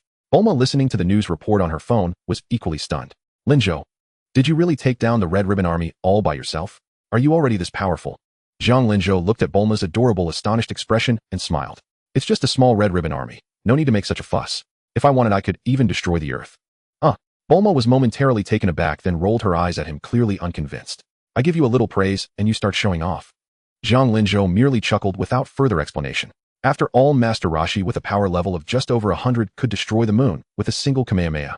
With his own power level exceeding 3,000, destroying the Earth wasn't too far-fetched, was it? Dr. Brief, however, looked at Zhang Linzhou with a grave expression. "When you destroyed the Red Ribbon Army, did you encounter a man named Dr. Gero?" Zhang Linzhou turned to Dr. Brief. "Father-in-law, you know Dr. Gero." Dr. Brief's face was stern. "He and I are both among the world's top scientists, so of course I know him. But our fields and stances differ. He's an extremist who researches extremely dangerous things. He was the chief scientist behind the Red Ribbon Army, and its true mastermind. If you destroyed the army but didn't eliminate him, you'll face serious trouble. He will undoubtedly seek revenge." Zhang Linzhou sighed. "That guy is too cunning. By the time I went after him, he had already escaped." Dr. Brief's expression remained grim. "He's terrified of death, so he must have set up various escape mechanisms wherever he stayed. It's not surprising he got away. The military has never managed to capture him either. But given his nature, he'll likely develop even more terrifying weapons to retaliate." Hearing this, Zhang Linzhou immediately thought of androids 17 and 18. In the original story, that's exactly what Gero did, secretly observing Son Goku gathering data and eventually creating a group of dangerous androids. Would Dr. Gero now observe him collect his data and create androids even more fearsome than in the original timeline? After all, the stronger he was, the stronger the androids created would be. Zhang Linzhou felt a headache coming on. This Dr. Gero was indeed a problem. But then he reconsidered. As long as he prevented Gero from gathering his true combat data and didn't display power far exceeding Son Goku's, dealing with androids 17, 018A and Cell later on shouldn't be too difficult. With that thought, Zhang Linzhou immediately abandoned the idea of giving the gravity room to young Goku. If Goku grew stronger, the androids might become even more powerful and uncontrollable. It was better to let Goku develop according to the original storyline strength. He would secretly use the gravity room and Senzu beans to grow stronger, ensuring he could crush androids 17, 18O and Cell when the time came. Full of confidence, Zhang Linzhou said to Dr. Brief, "Don't worry. Father-in-law, a mere Dr. Gero is nothing to me. But do keep an eye on his movements. If you get any news, tell me immediately, and he'll go eliminate him." "That's all we can do, Dr. Brief nodded solemnly. "All right." Zhang Linzhou suddenly thought, if Dr. Gero hadn't started his android research yet, did that mean androids 17 and 18 hadn't been modified? Could he simply find those siblings and use them to ambush Dr. Gero? He knew clearly that Gero would eventually capture and transform them into androids. Zhang Linzhou immediately turned to Dr. Brief's father-in-law. "If I only give you a name, can you help me find that person?" "That would be extremely difficult. There are many people with the same name in the world. If it's just a name, it's hard to locate that person. Do you have any more detailed information?" Zhang Linzhou thought carefully for a moment and said her name is Lazuli. She's female, not sure about her exact age, probably around Bulma's age. She has a twin brother named Lapis or something like that. I honestly can't quite recall. Zhang Linzhou remembered the name Android 18 clearly. After all, she was one of the rare beauties in the Dragon Ball world. But Android 17's name, he truly couldn't recall. Remembering two characters was only because he had glimpsed it in Baidu's profile of Android 18, and his good memory allowed him to retain that much. With that information, it's enough. Dad doesn't need to handle it. I can help you find them. Bulma immediately volunteered, though there was a hint of jealousy in her tone. "But why are you looking for a girl?" Zhang Linzhou had to cover his tracks. "I saw that name in the lab data of Red Ribbon Army headquarters. That Dr. Gero seemed to want to capture this twin pair for his android experiments." Upon hearing this, Dr. Brief's face flushed with anger. "What? That guy is already researching bioandroids, and now he's starting to work on artificial humans. Quick, investigate. We must investigate. We cannot allow him to continue his reckless actions." Bulma immediately opened her computer. Zhang Linzhou watched as she typed a series of incomprehensible codes, and the screen instantly displayed a list of names called Lazuli. He couldn't help but feel it was incredibly impressive. He inwardly marveled that Bulma was truly the super genius girl of the Dragon Ball world, already this brilliant at such a young age. In just over 10 minutes, Bulma had filtered the results down to 2 people. Linjo, take a look, is it these 2? One is called Lazuli, the other Lapis. They are twin siblings. Jiang Linzhou looked at the identity portraits of the 2 and gave Bulma a thumbs up. That's them. Awesome. He then turned to Dr. Brief's father-in-law. Can you find someone to locate these siblings and keep them under surveillance? If anything happens, notify me immediately. No problem. Dr. Briefs nodded and immediately walked aside to make a phone call. Meanwhile, Bulma began printing the information on the siblings. Soon 5 robust men entered, bowed to Dr. Briefs, and after a few words he led them to Jiang Linzhou. Linzhou, what do you think of these men? Don't worry, they're all trustworthy. As one of the top scientists on Earth and the world's richest man, it was natural for him to have private bodyguards. Although aside from a few servants, no one else was visible in the house, Jiang Linzhou knew well that the area around Bulma's home was heavily guarded. Even the neighbors were specially arranged to protect the family. The moment a stranger appeared nearby, they would immediately be placed under surveillance. Jiang Linzhou nodded all right. He took the printed materials from Bulma and handed them to the man at the front. Go to the address on these documents, and keep an eye on these 2. Don't do anything else, just watch them. But if anyone tries to kidnap them, don't intervene. Notify me immediately. Understood. The man straightened up, took the documents solemnly, and left with the others after Jiang Linzhou waved his hand. Once they were gone, Bulma's gaze fixed on the Dragon Balls. Linzhou, what wish do you want to make now? Jiang Linzhou pondered for a moment and realized he had no particular wish to make. Even if the Earth's Dragon Balls could grant immortality, he wouldn't wish for it now because for a scion immortality was a burden. Without entering a near-death state, how could he exploit the bug to increase his power? Until he became strong enough that he no longer needed to rely on that bug, he wouldn't make that wish. Besides, he wasn't afraid of death since this world still had Son Goku. Even if he unfortunately fell in battle, he could be revived with the Dragon Balls. As for eternal youth, he was still young and didn't need to wish for that. The Earth's Dragon Balls probably couldn't grant it anyway. He would consider it later when he found the Super Dragon Balls. Jiang Linzhou immediately said to Bulma, how about you? Want to try your wish first? Eternal youth. Bulma's eyes lit up, but then she shook her head. Better not. I'm not even an adult, yet my body hasn't fully developed. He'll make the wish after I become more beautiful. Jiang Linzhou then turned to Mrs. Brief's mother-in-law. Would you like to wish to become younger? Mrs. Briefs narrowed her eyes slightly and looked at Jiang Linzhou. What, Linzhou, do you think I'm already old? No, of course not. Jiang Linzhou felt sweat forming on his forehead. When it came to the topic of age, his mother-in-law's presence was truly formidable. Mother-in-law is at the most beautiful and attractive age right now. There's absolutely no need for any wishes. Mrs. Brief's eyes curved into crescents upon hearing this. Jiang Linzhou quickly turned to Dr. Brief's father-in-law. Do you need to become younger? Become younger. Dr. Briefs refused without a second thought. That would make my brain less sharp. Better not. Besides, dying naturally is the happiest thing for a person. There's no need to break that. Longevity isn't necessarily a good thing. Jiang Linzhou was somewhat impressed by Dr. Brief's wisdom. He was far from matching that level of insight. In the end, with the 7 Dragon Balls in hand, they couldn't even come up with a single wish. Jiang Linzhou found it a bit amusing. Since no one needs them, let's keep them for now. We'll use them when the need arises. Jiang Linzhou didn't want to waste a wish on something trivial, especially knowing about the existence of the evil dragons. He preferred to save the Dragon Balls for when they were truly needed. Bulma immediately took out the 4-star ball. Linzhou, go return this to Goku. He'll hide the rest of the Dragon Balls. With that, Bulma stored the other 6 Dragon Balls in her private safe. Alright, I'll head over to Master Rose's place. Jiang Linzhou picked up the 4-star ball, pressed a finger to his forehead, sensed the key of young Goku, and with a flicker of instant transmission vanished from sight. Jiang Linzhou instantaneously appeared at Kame House, bringing with him a wisp of cool breeze that rustled a magazine of bikini-clad beauties lying at his feet. However, the scene before him made his lips twitch in sheer disbelief. It was truly an eyesore. On the old television screen, a voluptuous woman in a bikini was enthusiastically shouting slogans, twisting her waist in exaggerated motions as she performed aerobics. With every movement, her ample chest bounced in startling arcs, leaving Master Roshi utterly mesmerized. He was clad in a pair of garish bright red shorts covered in pink hearts, his scrawny sagging torso bare, as he gyrated wildly to the rhythm, his eyes glued to every motion of the beauty on screen, shouting fervently along with the beat. 1, 2. 1, 2. Suck in your belly. Stick out your chest. Oh. The sight was unbearably cringeworthy. This old man sure lives a leisurely life. Jiang Linzhou couldn't help but mutter inwardly, then greeted him politely. Hey there, good afternoon, Master Roshi. You seem to be in high spirits, but that aerobics routine is a bit hard on the eyes. Yet Master Roshi was in a state of complete oblivion, utterly immersed in that ocean of undulating waves. Jiang Lin's voice failed to catch his attention, drawing no response. Master Roshi continued to yelp, attempting a difficult split that nearly wrenched his back, yet he persisted with unflagging glee. Jiang Lin's brow furrowed in exasperation. So absorbed, huh? You old pervert, don't blame me for this. With that, he curled 2 fingers and delivered a sharp thwack to Master Rose's gleaming bald head. Ow! The very moment before, Master Roshi had been shouting, 1, 2, 1, 2. Now he let out a pig-like squeal, leaping 3 feet into the air, clutching his head with both hands, tears streaming uncontrollably from the pain, his ruddy face turning a livid purple. Seeing it was Jiang Linzhou, Master Roshi immediately roared in fury, "Ah, you brat.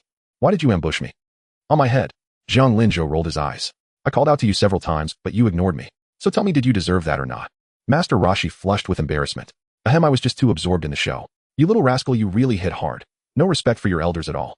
Just then hurried footsteps sounded from outside, and a blue-haired woman rushed in frantically. What happened? She wore a loose t-shirt revealing her long fair legs, and held a broom in her hand, clearly in the middle of housework.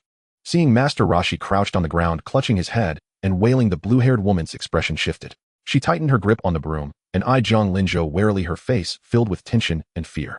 Who are you? What do you want?" Jiang Linzhou looked at the woman before him and recognized her instantly. "Lunch, you're quite a looker." He couldn't help but give her a thorough once-over. Even in her simple casual attire, her tall figure and delicate features exuded an irresistible allure.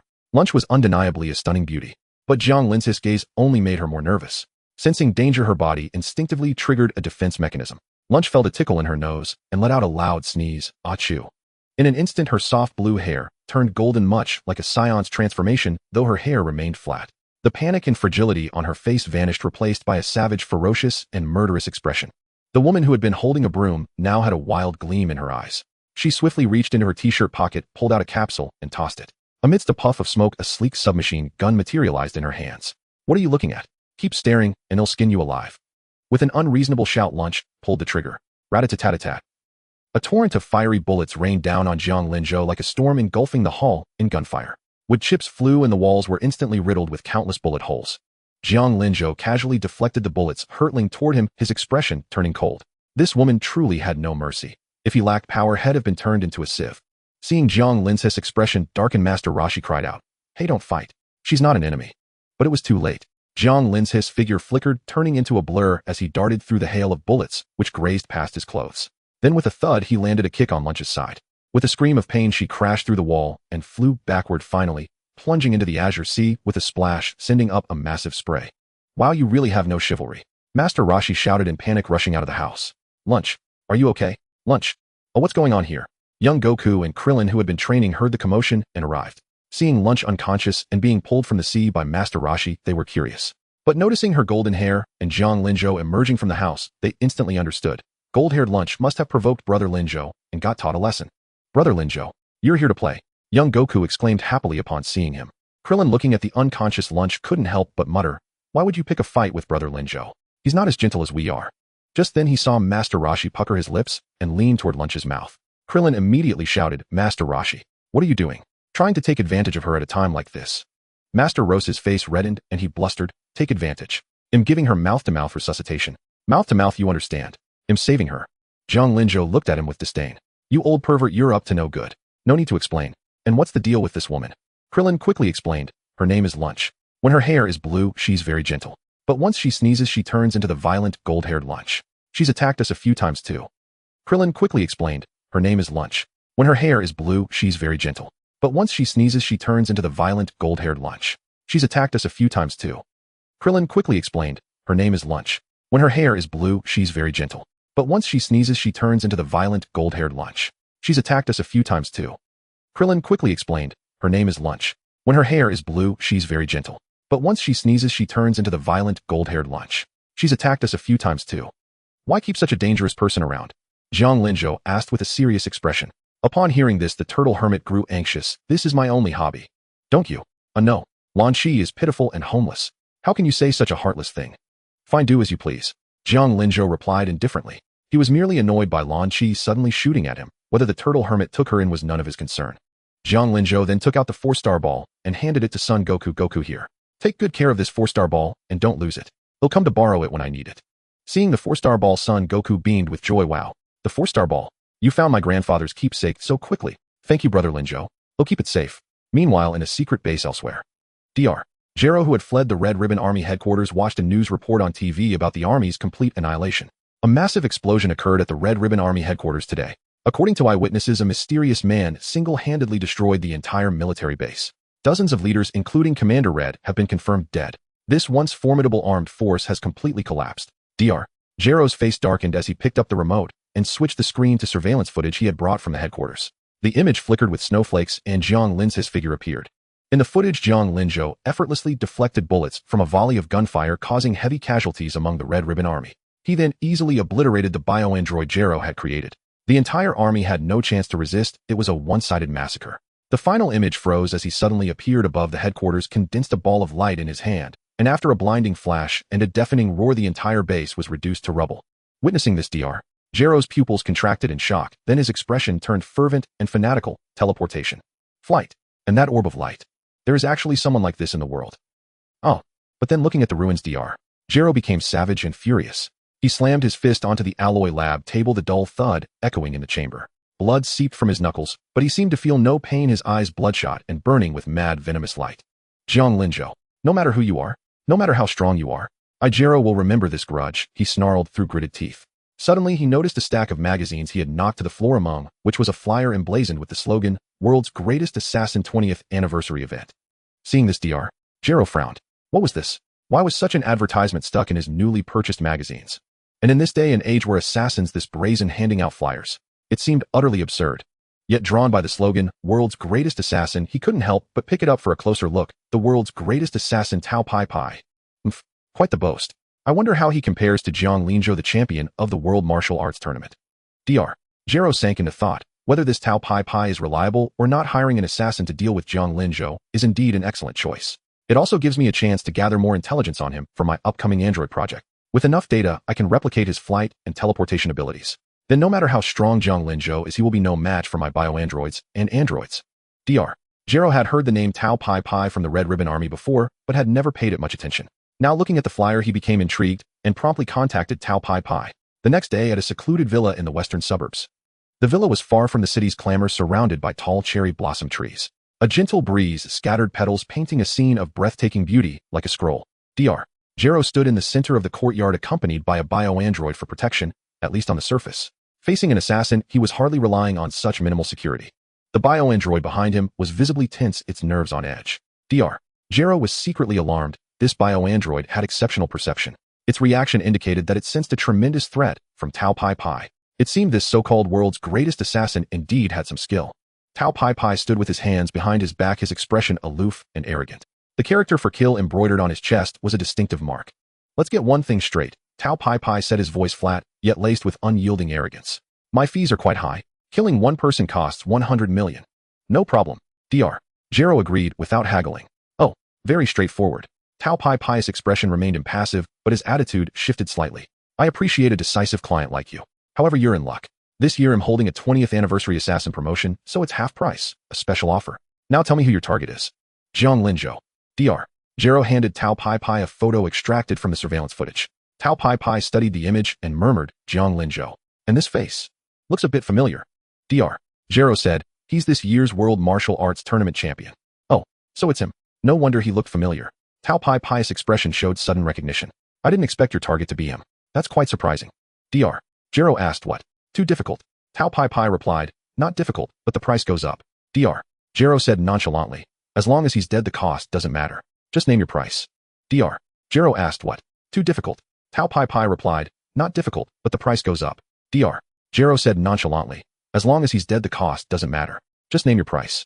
Tao Pai Pai pondered for a moment, then said with a serious expression, I've seen Jiang Lin's match. His strength is astonishing, and he's a formidable opponent. Killing him will be extremely difficult, so the price is 500 million, no negotiation. 500 million. Dr. Jero frowned upon hearing this. Although he had considerable savings, the fall of the Red Ribbon Army had frozen all his assets, causing him heavy losses. If he were to pay such a huge sum, his research would be delayed. Tao Pai Pai seemed to sense Dr. Jero's hesitation and said impassively, half price would be 250 million. That's already a special offer, no bargaining. 250 million.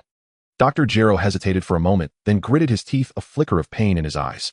But for revenge, and to gather more intelligence on Jiang Linzhou, he hardened his heart and nodded firmly, fine. Deal. As he spoke, he picked up a stack of prepared documents from his bioandroid beside him and handed them to Tao Pai Pai. These are some of Jiang Lin's files and his address. He is currently staying at Capsule Corporation in West City, the home of the world's richest man. Brief. Although the security there seems lax, it's riddled with surveillance and guarded by an armed force. Be careful. That's my concern, not yours. Tao Pai Pai didn't even bother to take the documents, waving the photo in his hand, and said flatly, I only need this photo. Also, out of personal curiosity, what is his relationship with the world's richest man? He seems to be his prospective son-in-law. Prospective son-in-law. Then it appears he's about to lose that title. With that, Tao Pai Pai turned to leave a confident smile curling at the corner of his mouth. Just wait for the good news. As he spoke, he kicked a support pillar, snapping it in two, then sent the broken piece flying into the sky with another kick. Leaping up, he landed gracefully on the pillar as it soared away, performing a stylish flight on a pillar. Tao Pai Pai's iconic show-off moment was reenacted. That guy. He does seem to have some skills. Dr. Gero was visibly stunned as he watched Tao Pai Pai disappear into the horizon. Even his bioandroids couldn't pull off such a feat. A strange glint flashed in his eyes, and a sense of anticipation grew within him. Maybe he really could kill Zhang Linzhou after all. Meanwhile, it was the second day since Zhang Linzhou had returned from Kame House. After breakfast, he accompanied Bulma for a walk in the courtyard, which resembled a primeval forest. While the brief family's yard was just that extravagant. Suddenly, Zhang Linzhou sensed an intense, murderous, and icy aura hurtling toward him. Curious, he looked up toward the horizon. Few people on Earth possessed such a strong aura. What's wrong? Bulma asked curiously. A powerful fighter is flying this way, and he's not friendly. A powerful fighter. Bulma frowned, following Zhang Linzhou's gaze. Sure enough, she spotted a black dot on the horizon. The dot was moving at incredible speed, and soon its full form became clear. Bulma exclaimed in surprise, "Is that a person flying on a pillar?" So it's him. Recognizing the iconic scene, Zhang Linzhou immediately identified the newcomer. Who? Bulma asked curiously. The world's greatest assassin, Tao Pai Pai. Zhang Linzhou narrowed his eyes. It seems him his target. The world's greatest assassin. Can you beat him? Bulma asked nervously. Trash. Hearing this, a smile spread across Bulma's face. Then let's watch the show. As she spoke, a loud crash echoed as the flying pillar slammed into the yard, burying itself halfway into the ground and shaking the earth. Tao Pai Pai, who had leaped off the pillar mid-flight, landed gracefully with his hands behind his back, looking elegant and composed. What's going on? Mrs. Brief, who had been playing with a kitten, hurried over at the noise. Seeing the stranger in the yard, she asked curiously, Who's that? Linzhou, is he your friend? Bulma quickly ran over and pulled her mother aside. He's an assassin. He's here for Linzhou. Mrs. Brief was startled. What? Then we need to call security. Bulma waved her hand dismissively. No need. Linzhou can handle him in no time. That's true. He is the champion of the World Martial Arts Tournament. Mrs. Brief immediately calmed down. After landing, Tao Pai Pai ignored the Brief women and compared the photo with Zhang Linzhou. Nodding, he said, Lucky me. You're the one I'm looking for. You're Zhang Linzhou, right? Tao Pai Pai. Zhang Linzhou asked tentatively. Tao Pai Pai nodded solemnly. Indeed. It seems my reputation precedes me. Even the champion of the World Martial Arts Tournament knows who I am. Who hired you? Zhang Linzhou asked calmly, staring at Tao Pai Pai. Tao Pai Pai replied impassively, Don't ask such foolish questions. As the world's greatest assassin, do you think I would betray my employer? Even if you don't tell me, I know. The only one with a grudge against me besides you is Dr. Gero. Zhang Linzhou's eyes scanned the surroundings as if searching for something. Seeing this, Tao Pai Pai narrowed his eyes, his expression turning icy. Facing me, Tao Pai Pai, and you still dare to look around. You clearly don't take me seriously. Zhang Linzhou ignored him. He truly didn't regard Tao Pai Pai as a threat. What concerned him most was Dr. Gero's scout device. Since Tao Pai Pai was hired by Gero, the doctor must have sent a surveillance drone to gather data. After a brief search, Zhang Linzhou spotted a tiny surveillance drone hidden behind a tree less than 100 meters away. It was so small that only his extraordinary eyesight allowed him to notice it. Without hesitation, Zhang Linzhou pointed a finger, and a key blast instantly turned the tiny drone into a beam of light, obliterating it without a trace. In his secret laboratory, Dr. Gero stared at the suddenly blank screen, his face twisting in fury. Damn it. He found it. How is that possible? How did he do it? Having dealt with the surveillance drone, Zhang Linzhou fixed his gaze back on Tao Pai Pai. He'll give you one chance. Abandon the mission and leave now, and you might live. Having dealt with the surveillance drone, Zhang Linzhou fixed his gaze back on Tao Pai Pai. He'll give you one chance. Abandon the mission and leave now, and you might live. Having dealt with the surveillance drone, Zhang Linzhou fixed his gaze back on Tao Pai Pai. He'll give you one chance. Abandon the mission and leave now, and you might live. Watching Zhang Linzhou effortlessly neutralize the detector with a single finger, Tao Pai Pai was instantly moved, his face filled with shock. A chi blast. You can actually use a chi blast. Who is your master? I have no obligation to tell you. Now get lost, or else stay here forever. How amusing. Tao Pai Pai, who had been utterly astonished, suddenly calmed down, his expression turning grim. You are the first one to dare speak to me, Tao Pai Pai, like this. Don't think that just because you can use a chi blast you can defeat me, Tao Pai Pai. Today let me see just what skills the champion of this World Martial Arts Tournament truly possesses. With that, Tao Pai Pai tapped his foot on the ground, his figure instantly darting toward Zhang Linzhou, his palm thrusting straight for his heart. Swift, ruthless, and precise. Leaving no room for hesitation, his movements were utterly fluid. Truly, Tao Pai Pai lived up to his reputation as the world's top assassin, possessing the caliber of a premier killer. His strength was on par with the current Son Goku. But unfortunately, he faced Zhang Linzhou, whose power level exceeded 3,000. In the entire Earth of this era, not even Kami or Piccolo could rival Zhang Linzhou. He was undeniably the strongest on the planet, and by a crushing margin. Even if Raditz were to arrive with his current battle power, he could still overwhelm him. Watching Tao Pai Pai charge toward him, Zhang Linzhou saw his movements as agonizingly slow. With a casual slap, a resounding bang echoed, and Tao Pai Pai was driven deep into the ground by Zhang Linzhou's palm. It was over in an instant. How is it possible? Tao Pai Pai lay embedded in the earth, his face a mask of disbelief as he spat blood, his eyes wide with fury. He never imagined Zhang Linzhou could be this powerful. With a single slap, his spine and ribs were shattered, and even his internal organs were crushed into pieces. It was utterly terrifying. A flicker of regret arose in his heart, but then his head lolled to the side, and he fell silent forever. Thus perished Tao Pai Pai, the world's greatest assassin. Bulma, who had been watching from the sidelines, looked puzzled and said, that's it. He came in with such a grand show, and this is all he had. Mrs. Brief smiled warmly at Zhang Linzhou, as expected of Linzhou, truly formidable. Zhang Linzhou then kicked Tao Pai Pai's corpse into the sky until it vanished. After dealing with Tao Pai Pai, Bulma soon returned to school. With nothing else to do, Zhang Linzhou entered the gravity room again, and exploiting the Science Senzu Bean bug began intense training. First injuring himself nearly to death, then consuming a Senzu Bean to recover, causing his power to skyrocket. Of course, to avoid accidents during training, he always had Bulma or Mrs. Brief monitor him, and even borrowed the 4-star ball from Son Goku, preparing to summon Shenron as a contingency to revive himself. However, the Boda's potential was ultimately limited. After Zhang Linzhou's relentless bug exploitation raised his battle power to over 10,000, he suddenly discovered that the bug no longer worked. Recovery from near death no longer increased his power level. He knew he had fully drained the existing potential of this body. To improve further, he would have to break through his own limits once again and unlock new potential. He attempted to transform into a Super Saiyan, concentrating all his chi into a single point on his back, but each attempt ended in failure. Perhaps his battle power was still too low, or his cells hadn't yet met the threshold. With no other choice, Zhang Linzhou resumed his intense training in the gravity room, striving to surpass himself. Through this regimen, his battle power, which had stagnated after the bug exploit, began to increase significantly. This made Zhang Linzhou realize that the Saiyan ability to grow stronger after near-death recovery couldn't be endlessly exploited.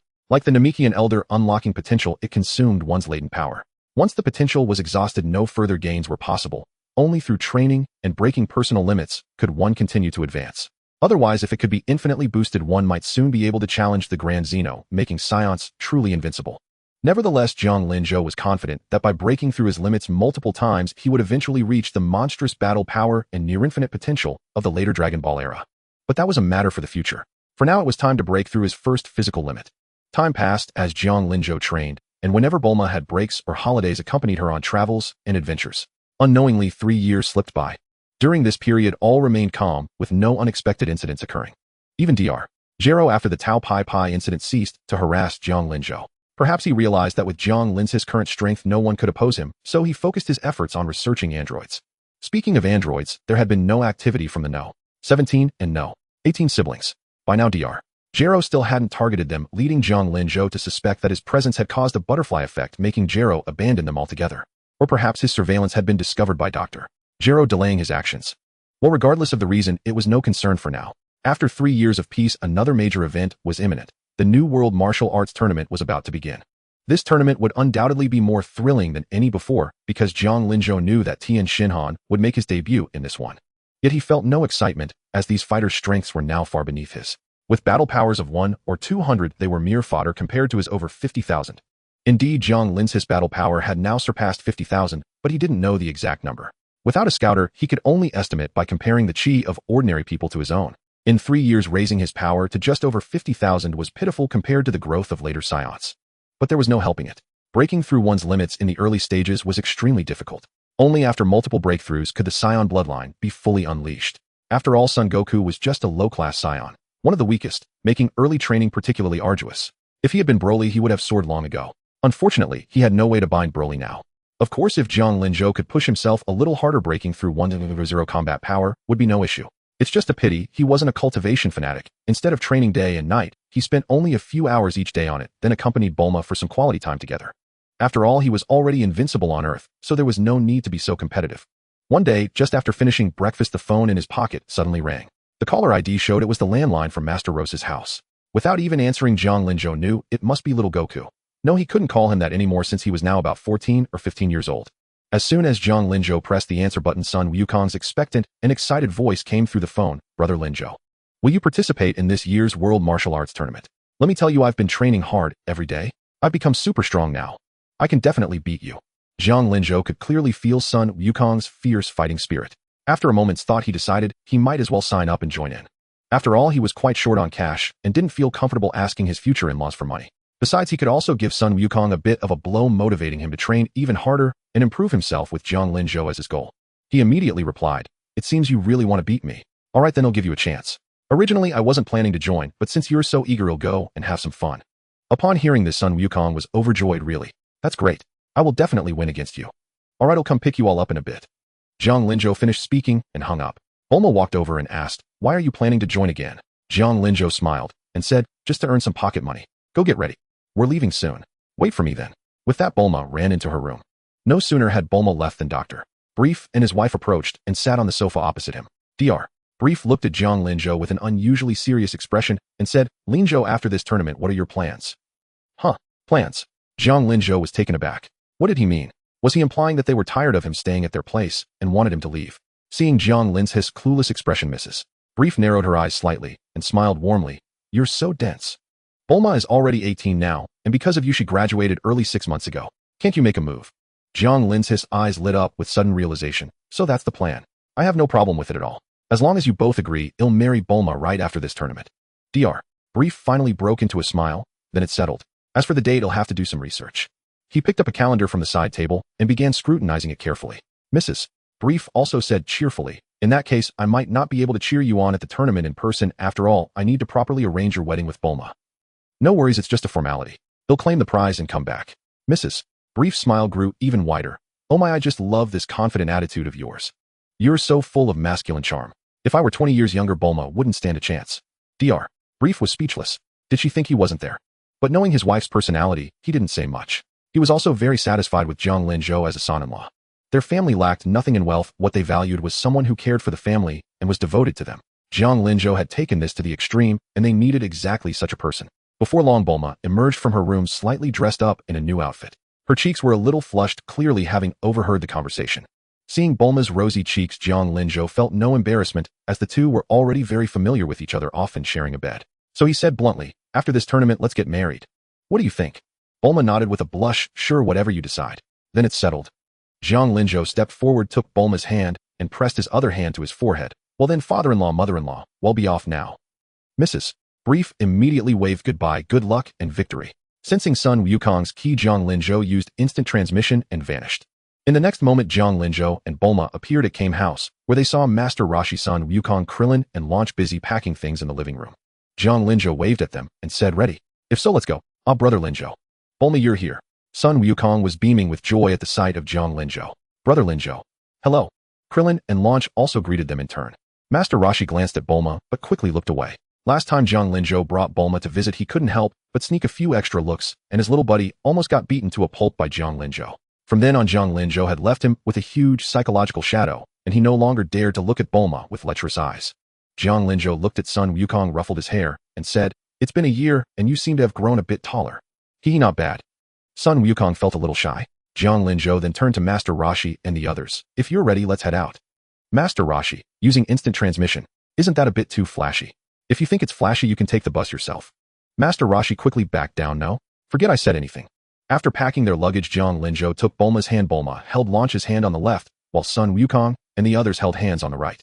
With a flash of instant transmission, they all appeared in the exclusive office of the World Martial Arts Tournament announcer. The announcer, who had been organizing his speech in the office, was so startled by the sudden appearance of Jiang Linzhou and his group that he fell off his chair with a thud. His sunglasses asked, "You are?" Jiang Linzhou smiled and waved at him. "Yo, announcer, long time no see." "Ah, so it's Mr. Jiang Linzhou. Your entrance was truly startling." The host scrambled to his feet upon recognizing Jiang Linzhou, patting his chest in lingering fright. He remembered him well. After all, the previous champion whose dominant, undefeated path to victory had left an indelible impression. Jiang Linzhou smiled modestly. "Just a little trick." He added, "We're here for this martial arts tournament, aren't we?" The host looked at Jiang Linzhou with a mix of curiosity and respect. "Yes, the three of us again." Jiang Linzhou gestured towards Sun Wukong and Kuririn. Following his gaze, the host's eyes lit up as he immediately recognized them. "Aunt, you're Sun Wukong and Kuririn, right? The two youngest contestants from last time. I remember vividly. Your matches were absolutely thrilling last tournament. I hope you achieve even better results this time." Sun Wukong scratched his head naively, then said earnestly, "Of course. This time I'm determined to defeat Brother Linzhou and claim the championship." Kuririn rubbed his head sheepishly. I won't aim for the title. Just a third-place finish would be enough. Then I wish you both good luck. The host nodded with a smile and continued. Registration has just begun and the line isn't long. Have you signed up yet? If not, you'd better hurry or you'll be stuck waiting in a long queue. Jiang Linzhou quickly replied, well, go register now. Let's catch up later. The host promptly said, of course. I won't keep you. I'm sure you'll be the champion again. His gaze held blind admiration, as if Jiang Linzhou's mere presence guaranteed victory. It was no wonder. Jiang Linzhou's performance last time had left him utterly awestruck. He was simply on a different level from the other contestants. Thank you for your kind words. Jiang Linzhou smiled and added, but I think a few formidable fighters will emerge this time. With that, he bid the host farewell and led the group out of the office toward the registration desk. There were indeed few registrants. When Jiang Linzhou and his companions arrived, they didn't even need to queue and quickly signed their names. After registering, Jiang Linzhou noticed Sun Wukong and Qirin were still filling in their details. He approached Kame Sunin and whispered, old man, aren't you signing up this time? No. Kame Sunin waved his hands repeatedly. I retired long ago. I won't compete anymore. Secretly, he thought, this kid knows I was Jackie Chan. Now I can barely handle Goku, and with you being such a monster, why would I even bother registering? Shortly after Qirin and Sun Wukong finished registering, the group encountered three familiar figures, Tsuru Sinin, Tinshinhan, and Xiaozu. Their appearances were too distinctive, especially Tinshinhan's third eye, which was highly recognizable. Tsuru Sinin, having spotted Kame Sunin, strode over. Eyeing the distracted old master, he curled his lips into a sarcastic smile. Well, if it isn't Kame Sunin. Huh. Oh, Tsuru Sinin. You're still alive. Kame Sunin, who had been ogling women, was startled, but soon regained his composure. Tsuru Sinin snorted coldly, his face turning livid. You're still the same, ugly and foul-mouthed. It seems you've made no progress over the years. Kame Sunin, unperturbed, ignored him and continued leering at passing beauties. Enraged by this disregard, Tsuru Sinin's brow twitched. I heard your disciple was quite active in the last Tenkaichi Budokai. He took second place, didn't he? How disgraceful. I've brought my two disciples to show the world what true martial arts are. Sorry to say, but this championship belongs to my students. You'd better pack up and leave before you embarrass yourselves further. Kame Sunin burst into laughter. Huh? Are you telling a joke? I've never heard anything so ridiculous. Your two disciples winning the title. Don't make me laugh. Even if you competed yourself, you couldn't win. Tsuru Sinin snapped. What? You bald fool. Don't underestimate me. Kame Sunin shot back. I'm looking down on you, so what, you half-bald idiot. The two elders glared and cursed at each other. Tinshinhan ignored their quarrel, fixing his gaze on Jiang Linzhou. You're last year's champion, Jiang Linzhou. I've seen your matches. You're strong, but this time the title is mine. Yeah, sure, take it if you can. Jiang Linzhou's nonchalant attitude made Tinshinhan's face twitch with irritation. That dismissive yes sure was infuriating and nearly made him lose his composure. Meanwhile, having lost the verbal duel, Tsuru Sinin roared in fury. Let's go. I'm done wasting words on an idiot. We'll see you in the ring. Bulma watched the trio leave and asked curiously, who was that? He sure talks big. Kame Sunin, still fuming, snorted. That's Tsuru Sinin, my old rival. Bulma turned to Jiang Linzhou. Linzhou, what about his disciples? Jiang Linzhou replied, the three-eyed one is decent. Besides me, only Goku can beat him. Because of Jiang Linzhou's influence, Sun Wukong hadn't trained alone, as in the original story. Instead, he stayed at Kame House under Kame Sunin's tutelage, performing weight training exercises as Jiang Linzhou instructed. Thus, his strength far exceeded his counterpart in the original tale. That's strong. Qirin was astonished, then crestfallen. Looks like even making the top three will be tough for me. Hang in there, Qirin. You're strong too. Sun Wukong encouraged him. You'll do my best. Qirin's dejection lasted only a moment before he rallied. Since there was still some time before the preliminaries, Jiang Linzhou took Bulma for a stroll. As for Son Goku, Krillin, and Launch, he bought them some snacks and told them to go play elsewhere. As for the turtle hermit, he was up to his old tricks, hitting on beautiful women everywhere. In just a few minutes, he had already received several slaps across the face. Even Jiang Linzhou had to admire his thick skin sometimes. Soon the sun climbed high and the venue's announcement echoed. Attention, all participants of the martial arts tournament. The preliminaries are about to begin. Please gather immediately at the martial arts arena. Inside the cafe, Jiang Linzhou glanced toward the venue and rose to his feet, saying to Bulma beside him, it's finally starting. Let's go, Bulma. After gathering at the venue, Jiang Linzhou entrusted Bulma to Launch. Launch while I'm away, I'm leaving Bulma under your protection. Huh, me? Protect her? Blue-haired Launch looked utterly bewildered. Without wasting words, Jiang Linzhou took a feather he had prepared from his pocket and gently tickled her nose. With an achoo, blue-haired Launch instantly transformed into golden-haired Launch, her gentle expression turning wild. Jiang Linzhou looked at the golden-haired Launch before him and asked, no problem, Launch. Golden-haired Launch pulled a submachine gun from a capsule and held it firmly. Don't worry. Linzhou, leave it to me. I won't let a single hair on her head be harmed. Ever since Jiang Linzhou had soundly thrashed her a few times without mercy, golden-haired Launch had become completely docile in his presence, even turning into something of a well-behaved girl. Bidding farewell to Bulma and the others, Jiang Linzhou walked toward the martial arts arena with Son Goku and Krillin. Upon arrival, Son Goku and Krillin changed into their Turtle School GI, while Jiang Linzhou remained in his usual casual attire. Entering the preliminaries hall and seeing the crowd filling the room, Krillin exclaimed in surprise, "There are way more contestants than last time." His words immediately stirred a commotion around them. "Wow, look, it's the champion and runner-up from last time. I heard last year's champion was incredibly strong. All the opponents, including the runner-up, couldn't even last a single blow against him." "That's right. I was there last time. He was truly formidable. He crushed everyone on his way to the championship. I never expected him to show up again. Looks like we have no hope for the title. Wow. The fight hasn't even started yet. Why are you all already talking defeat?" Suddenly, a particularly jarring laugh rang through the hall. A young man with a full head of curly hair and bulging muscles stepped out from the crowd, hands on his hips, looking utterly arrogant. "Winning the championship last time was just his luck. I didn't compete then. Now that I'm here, sorry, but the championship is definitely mine." "Who's this guy? He sure talks big." Everyone's attention was drawn to him. Jiang Linzhou also looked over somewhat surprised. The iconic curly hair and the cape seemed familiar. That guy. Could it be Mr. Satan? Is he competing this time too? I don't recall this from the original story. In truth, Mr. Satan's participation was due to Jiang Linzhou. Seeing how effortlessly Jiang Linzhou had claimed the championship, Mr. Satan thought I could do that too and decided to enter the tournament. Excluding the main cast, Mr. Satan was actually quite strong by Earthling standards. This guy really knows how to put on a show. Krillin sneered as he watched Mr. Satan. Champion. I wouldn't even dare to think that. Just then Tian Shinhan approached Jiang Linzhou with Kaiatsu. "I look forward to crossing paths with you. I hope you make it through the preliminaries." With that, he turned and left before Jiang Linzhou could respond. Krillin immediately clenched his fists. "I could tolerate others, but even the Crane School dares to come and provoke us. Brother Linzhou, if you run into them later, give them a good thrashing." Jiang Linzhou remained perfectly calm. "I am the defending champion after all. It's only natural to be targeted." "That's true."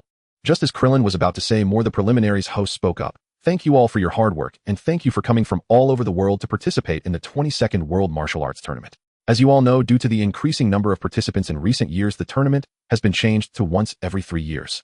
However, there are still 212 contestants in this year's preliminaries, but only 8 will advance to the next round. The competition is fierce, so I hope everyone will give their best. Now let the drawing of lots begin. Please draw your numbers in an orderly fashion. Causing a disturbance will result in disqualification." "I can't believe there are over 200 people this time," Krillin remarked with a sense of wonder. This year's number was indeed much higher than in the original story, which had only 182 contestants. Now there were 212 all because of Jiang Linzhou's influence. Some people, seeing how easily he had won the 50th Zanzeni prize, thought I could do that too and signed up, Mr. Satan being one of them. Others were martial artists drawn by Jiang Linzhou's skills, eager to test themselves against such a formidable opponent. Thus the number of contestants swelled. Due to the large number of participants, 2 drawing stations were set up. The crowd gathered around the stations, drawing their numbers in an orderly fashion. This time Jiang Linzhou didn't draw number 1. Instead, he got number 198, placing him in the 4th group, which would compete near the end. Seeing Jiang Linzhou's number, Krillin immediately clasped his hands together in prayer. "Please don't let me draw number 197. Please don't let me draw number 197. As he prayed, a rough voice boomed from the other drawing station. "Haha, I'm number 197. Which unlucky fool got number 198? You're in for a tough break meeting me. Haha." Jiang Linzhou looked at the number in his hand, 198, and then at Mr. Satan, who was laughing arrogantly.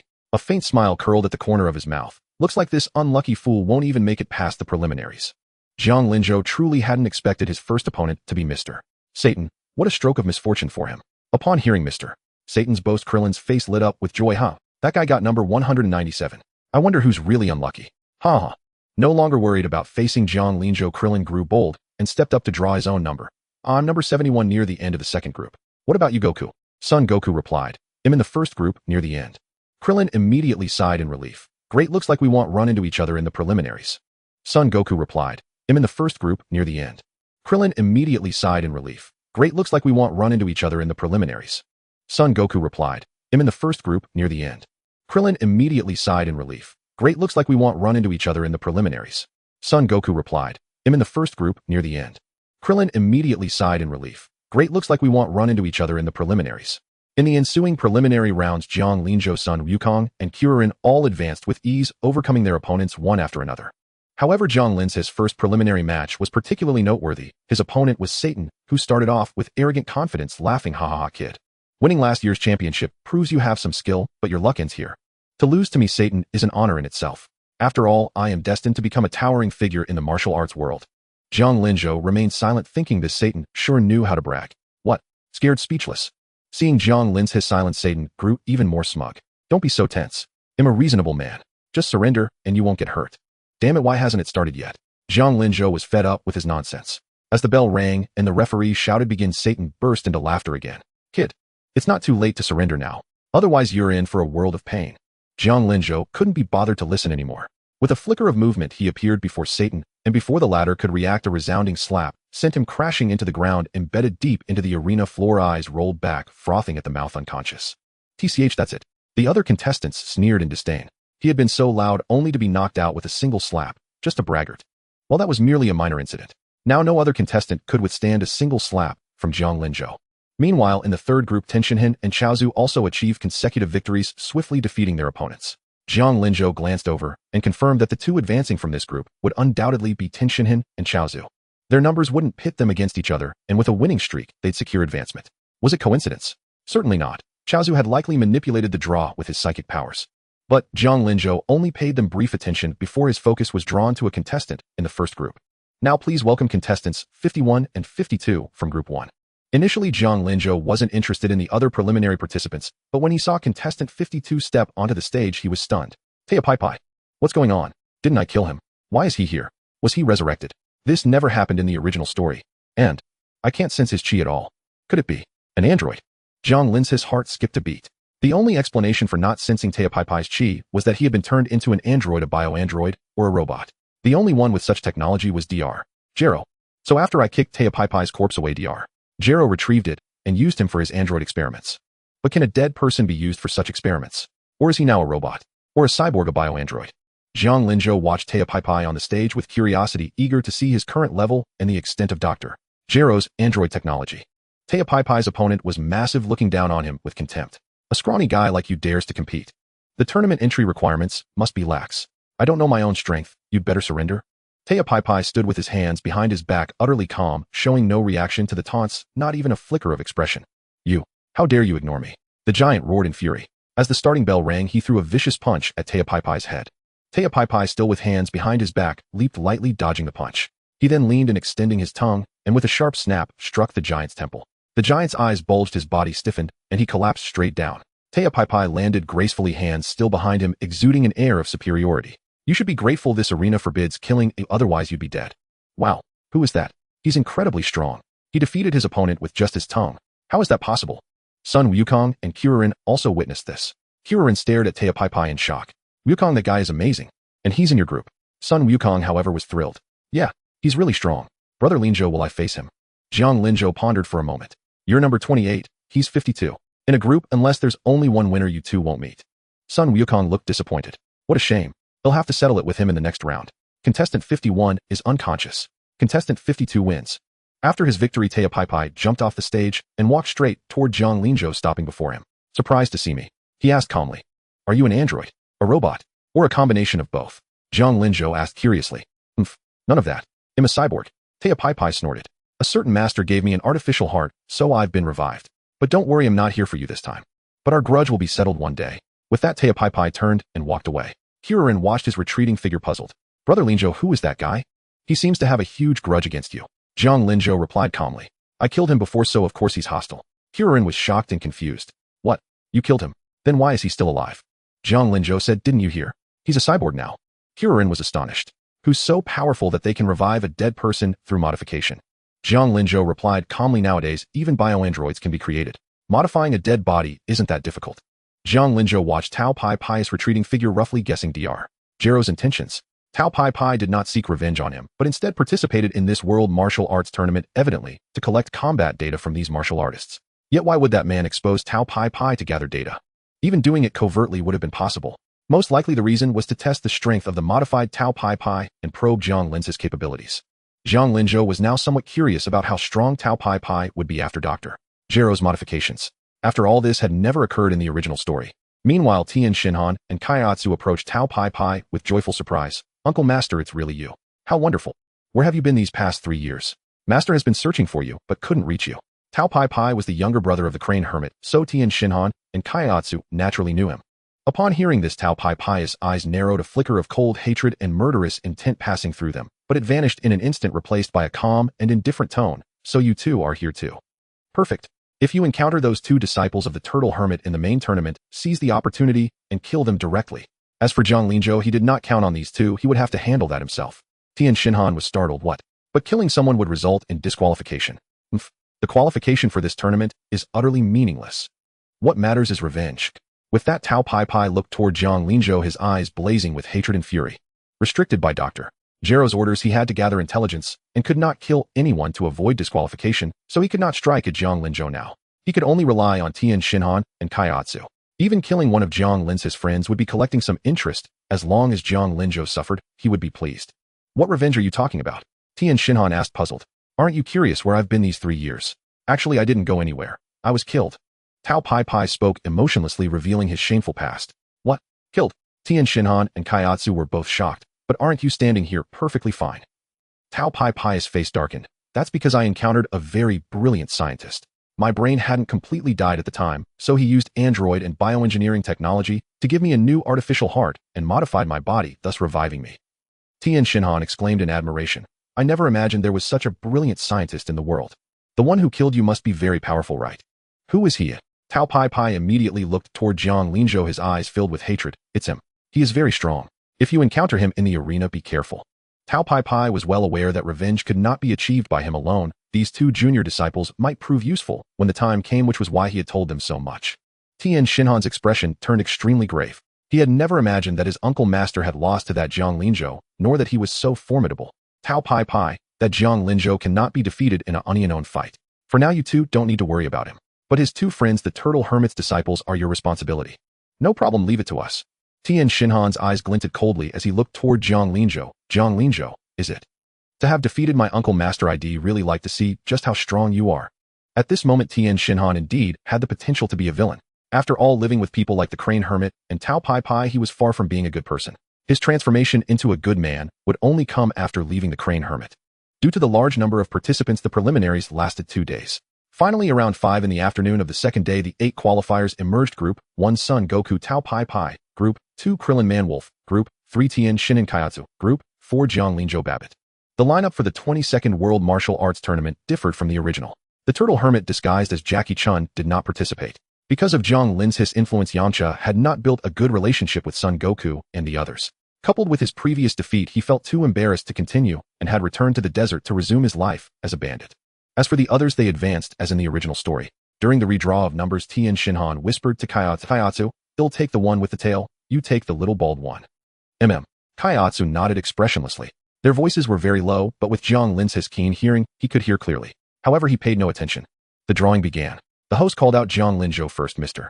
Zhang Linzhou. Upon hearing this, Zhang Linzhou stepped forward, drew his number from the box, and showed it to the host. Host, number 8, in group 4. Mr. Tian Xinhan. Oh, it's number 2, in group 1. Mr. Son Goku. Tian Xinhan looked at his own number, and as soon as he saw Son Goku step up, he subtly nodded to Kaiatsu. Kaiatsu understood, and with a flick of his finger, the paper ball with the number 1 flew into his hand. The host looked at Son Goku's number and said, "It's number 1 in group 1. Son Goku immediately looked at Tian Xinhan, his expression excited. Is my opponent him? I didn't expect to meet so soon. Then Krillin drew number 3, while Kaiatsu used his psychic powers to make himself draw number 4. Tao Pai Pai drew number 6, Manwolf number 5, and Babbitt number 7. Thus the match list was as follows. First match, number 1 Son Goku versus number 2 Tian Xinhan. Second match, number 3 Krillin versus number 4 Kaiatsu. Third match, number 5 Manwolf versus number 6 Tao Pai Pai. Fourth match, number 7 Babbitt versus number 8 Zhang Linzhou. All contestants entered the competitor area and the host stepped onto the stage of the 22nd World Martial Arts Tournament. Apologies for the wait, everyone. I declare the 22nd World Martial Arts Tournament officially begins. After intense competition, the 8 contestants for the main tournament have been selected. Now please welcome the first match, contestant Son Goku versus contestant Tian Xinhan. The audience erupted in cheers and noise. In the front row of the spectator seats, Bulma stood up excitedly and shouted, "Here it is! Here it is! Finally starting! And the first match is Goku." Blonde Launch looked at Tian Xinhan and said, "That three-eyed guy looks pretty tough." Bulma laughed heartily. "Don't worry. Aside from Linzhou, no one can beat Goku." As Sun Wukong and Tian Xinhan entered the arena, the host raised his microphone to introduce them to the audience. Sun Wukong is the renowned disciple of the great Master Roshi, and he was the runner-up in the previous tournament. Meanwhile, both of Master Roshi's disciples have secured their places in the top 8. Similarly, this competitor Tian Xinhan comes from no less esteemed a background. He is the disciple of Master Shun, who is as famous as Master Roshi. Likewise, both of Master Shin's disciples have also advanced. In the spectators stands Master Rashi and Master Shun both snorted coldly upon hearing the host's words, their faces twisted with displeasure. Humph. To think they'd say him on par with that old geezer. Facing Tien Shinhan's son Wukong pressed his palms together and bowed politely. Please enlighten me. Tien Shinhan, however, let out a cold snort, his eyes icy. I advise you to surrender now. Otherwise, if I accidentally kill you, don't come crying to me. Son Wukong immediately assumed a fighting stance. I won't lose until I've beaten Brother Lin Zhou. Tien Shinhan snorted again, his eyes turning sharp as blades. Without another word, his entire aura surged to its peak in an instant. Both figures erupted simultaneously, colliding in midair. The arena floor groaned under their feet as their soles met with muffled thuds, each impact sending visible shockwaves rippling outward. Fists and feet clashed in a relentless barrage, their attacks like a raging storm, unceasing and ferocious. Every punch and kick tore through the air with a howl, carrying the terrifying force to shatter mountains. For the first minute, Tien Shinhan matched Sun Wukong blow for blow. But once Sun Wukong found his rhythm, he gradually gained the upper hand. To Tien Shinhan's astonishment, he found himself unable to keep pace with Sun Wukong's speed, his strength also suppressed. Though he fought desperately, the pressure mounted relentlessly. His form retreated under Sun Wukong's onslaught, his left shoulder and right ribs taking hits, sending him flying backward with a trace of crimson blood at the corner of his mouth. Sun Wukong, is this formidable? Tien Shinhan's heart trembled. He had believed himself capable of defeating this opponent, yet now he found himself at a disadvantage. With Jiang Lin's guidance and influence, Sun Wukong's combat prowess had indeed surpassed that of the original story, completely overwhelming Tien Shinhan. In just 2 or 3 minutes of fighting, Sun Wukong had left Tien Shinhan battered and bruised. Yet he gritted his teeth and persisted, his eyes burning with an unyielding will. Repeated setbacks finally ignited Tien Shinhan's fury. He let out a roar, his eyes blazing red. His chi surged wildly under the catalyst of rage. Abandoning defense, he launched a counterattack, pressing his index fingers together and aiming at Sun Wukong, Dodon Ray. Beams of concentrated energy shot from his fingertips, streaking towards Sun Wukong like laser beams. Sun Wukong dodged nimbly, but a relentless volley of blasts followed. In his evasive maneuvers, he failed to evade completely, and one struck him in the chest. The immense impact sent Sun Wukong hurtling backward. He tumbled through the air several times before crashing heavily at the edge of the arena, his body dangling over the side as he clung to the rim, with one hand barely avoiding a fall. A gasp erupted from the audience as everyone held their breath, watching the scene with bated tension. Yet Sun Wukong seemed unfazed. He grinned, pressed his palm against the arena floor, and vaulted back up with ease, dusting off his clothes. His eyes sparkled with excitement. He raised his head, his gaze burning as he fixed it on Tien Shinhan, a hint of admiration in his voice. You are really strong. You've actually surprised me. He paused, then his eyes turned sharp, his tone growing serious. But your attacks are filled with killing intent. You want to kill me, don't you? Brother Lin Zhou said that if someone harbors murderous intent toward me, I must eliminate them without mercy. So I'm going to get serious. As his words faded, Sun Wukong's aura shifted dramatically. The gentle fighting spirit transformed into something fierce and sharp, as if a docile child had turned savage. He spread his feet, slightly leaning forward into an offensive stance, every muscle taut. Had Tien Shinhan been able to sense chi, he would have clearly perceived Sun Wukong's combat power skyrocketing at an astonishing rate. Under Jiang Lin's perception, Sun Wukong's combat power had now surged past 200. Sensing Sun Wukong's suddenly elevated aura, Tien Shinhan's heart tightened. This guy had been holding back his strength. He took a deep breath, pushing his own combat power to its limit. Believing that one must never show weakness, he bellowed, Anyone can talk big. If you've got the skill, bring it on. Sun Wukong didn't reply. Instead, he pushed off the ground, vanishing from his spot in an instant. Tien Shinhan's pupils contracted sharply, his heart leaping into his throat. He's gone. No. It's his speed. It's too fast. An unprecedented sense of crisis enveloped him, making his hair stand on end. Just as Tien Shinhan braced himself before he could react, a searing pain exploded in his abdomen. With a dull thud, Sun Wukong's figure materialized before him, a powerful straight punch driving deep into his stomach. Tien Shinhan felt as if his internal organs had been rearranged. The agony robbed him of all strength, doubling him over like a shrimp as he vomited while his face twisted in pain. Yet this was only the beginning. Sun Wukong's assault did not relent. It came like a storm, giving him no chance to catch his breath. A relentless series of thuds echoed, the sound of fists colliding with flesh. Each blow was precise and vicious, striking Tien Shinhan's shoulder blades, ribs, and back. Tien Shinhan was like a tattered doll, utterly defenseless under Sun Wukong's relentless barrage, passively absorbing the punishment like a punching bag. In the stands, the audience held their breath, watching in stunned silence. The speed left them dizzy. They had never witnessed such a fierce battle, nor such a powerful competitor. From the competitor's platform, Krillin's eyes widened as he gripped the railing tightly. Wukong has become this strong. If I had to face him, I wouldn't stand a chance. On the arena, Son Goku and Tien Shinhan were still locked in fierce combat. Though Tien was constantly on the receiving end, his resilience was remarkable. He weathered Goku's relentless barrage of heavy blows without falling. Yet ultimately, a single powerful spinning kick from Goku sent Tien flying like a kite, with a broken string hurtling toward the edge of the arena. It seemed certain he would crash heavily outside the ring, losing the match entirely. But just as everyone believed the victor had been decided, Tien's body suddenly halted midair, hovering without falling. Then he drifted upwards, steadying himself in a stable hover. This sight sparked an uproar. Goku retracted his kicking leg, astonishment evident in his eyes. He looked up at Tien, hovering above his face, filled with shock. You can fly. The spectators erupted in gasps, the entire venue instantly boiling with excitement. Bulma, however, remained utterly composed. Isn't that just the sky dance technique? What's all the fuss about? She had witnessed this move from Jiang Linzhou long ago. Watching the astonished faces around her, a swell of pride and superiority rose within her heart.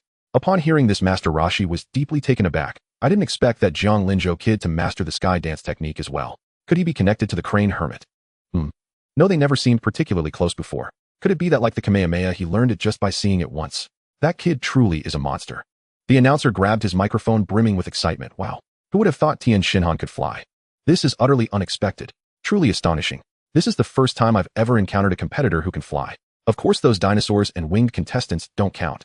In the competitor stands, Krillin stared wide-eyed. Wow, that guy can fly too. With that move, he'll never fall off the ring. Jiang Linzhou remained perfectly calm, watching Tien in the air as he explained. That's called the sky dance technique. It's another application of ki, controlling the energy within your body to achieve flight. As he spoke, Jiang Linzhou's body slowly rose, his feet lifting off the ground until he hovered midair. Krillin was so stunned his jaw nearly dropped. Wow. Brother Linzhou, you can fly too. Such an amazing technique, and you never taught it to me and Goku. Jiang Linzhou landed, his expression serene. Once you've mastered the use of ki, learning the sky dance technique isn't difficult. After the tournament ends, and I have time, I'll teach you. Krillin's eyes lit up, brimming with excitement. Really? That's wonderful. Brother Linzhou is the best. Above the arena, Tien steadied himself, wiping blood from the corner of his mouth. He had clearly overheard Jiang Linzhou's conversation with Krillin. Turning his gaze toward Jiang Linzhou, confusion crept into his mind. How could that fellow also know the sky dance technique? The Crane School's exclusive secret art. Why did he possess it too? Tien took a deep breath, steadying his breathing, and temporarily cast aside the distracting thoughts. Now was not the time for other matters. His focus returned to Son Goku. This opponent was truly formidable. He might not be able to defeat him. If he wanted to win, he would have to resort to some necessary measures. Tien flew back onto the arena, fixed his gaze on Goku, and launched an offensive. With a flicker of movement, he threw a punch at Goku, moving so fast that an afterimage lingered in his wake. Goku reacted instantly, pushing off the ground to meet the attack. Yet just as they were about to clash, Tien abruptly halted and switched tactics, solar flare. In that instant, Tien's entire ki erupted, radiating from his core with blinding brilliance that illuminated the entire arena. The light was so intense it was impossible to look at, forcing eyes shut. In the audience, people raised their arms to shield their eyes, cries of surprise filling the air. Goku bore the brunt of it. The searing light stung his eyes, and he instinctively halted his attack, closing his eyes. In that split second, Tien seized the opening, a cunning glint in his eyes. He flickered and appeared behind Goku. Volleyball fist. Tien roared, his expression shifting dramatically. His three eyes turned into crescent shapes, and his voice morphed into a feminine tone, the atmosphere taking a bizarre turn. Yet his hands showed no mercy. He slammed down hard on Goku's back. Caught off guard, Goku was sent flying like a rubber ball under Tien's strike.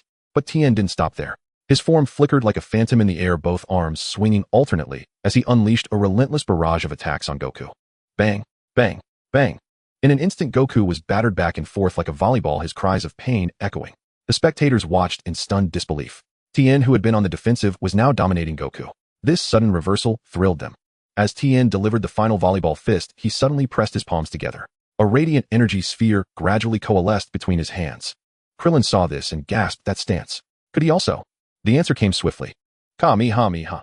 Tien bellowed, thrusting the energy sphere toward Goku.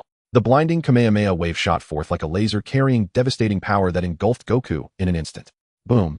A thunderous explosion rocked the arena. The energy wave detonated, kicking up a cloud of dust. Goku's form, struck by the blast, flew like a kite with a broken string toward the arena's edge, crashing heavily at the boundary and raising more dust. As the dust slowly cleared, Goku's figure emerged. He lay on the ground, his martial arts uniform tattered and torn, covered in grime, looking utterly battered. Tien drifted to a stop 10 meters away, looking down at Goku with triumphant eyes. After taking all those hits, even if you're not dead, you've got to be half dead. He took a deep breath, regulating his breathing, yet inside, he hesitated over whether to kill Goku. He stared at Goku's motionless body, a flicker of struggle in his eyes. Killing him would avenge his master and complete the task entrusted to him. But in the end, his inherent kindness held him back. He clenched his fists and turned to the announcer. Hurry up and announce the result. He can't get up. Unbeknownst to Tien, this decision saved both his and Kaiatz's lives. Otherwise, Jiang Linzhou would have killed him without hesitation regardless of whether he later turned good or evil.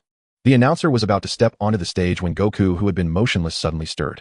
He stood up as if nothing had happened, brushed the dust off his clothes, and looked at Tien. You've got some real skill. Those attacks really hurt. Tien Shinhan's pupils abruptly constricted.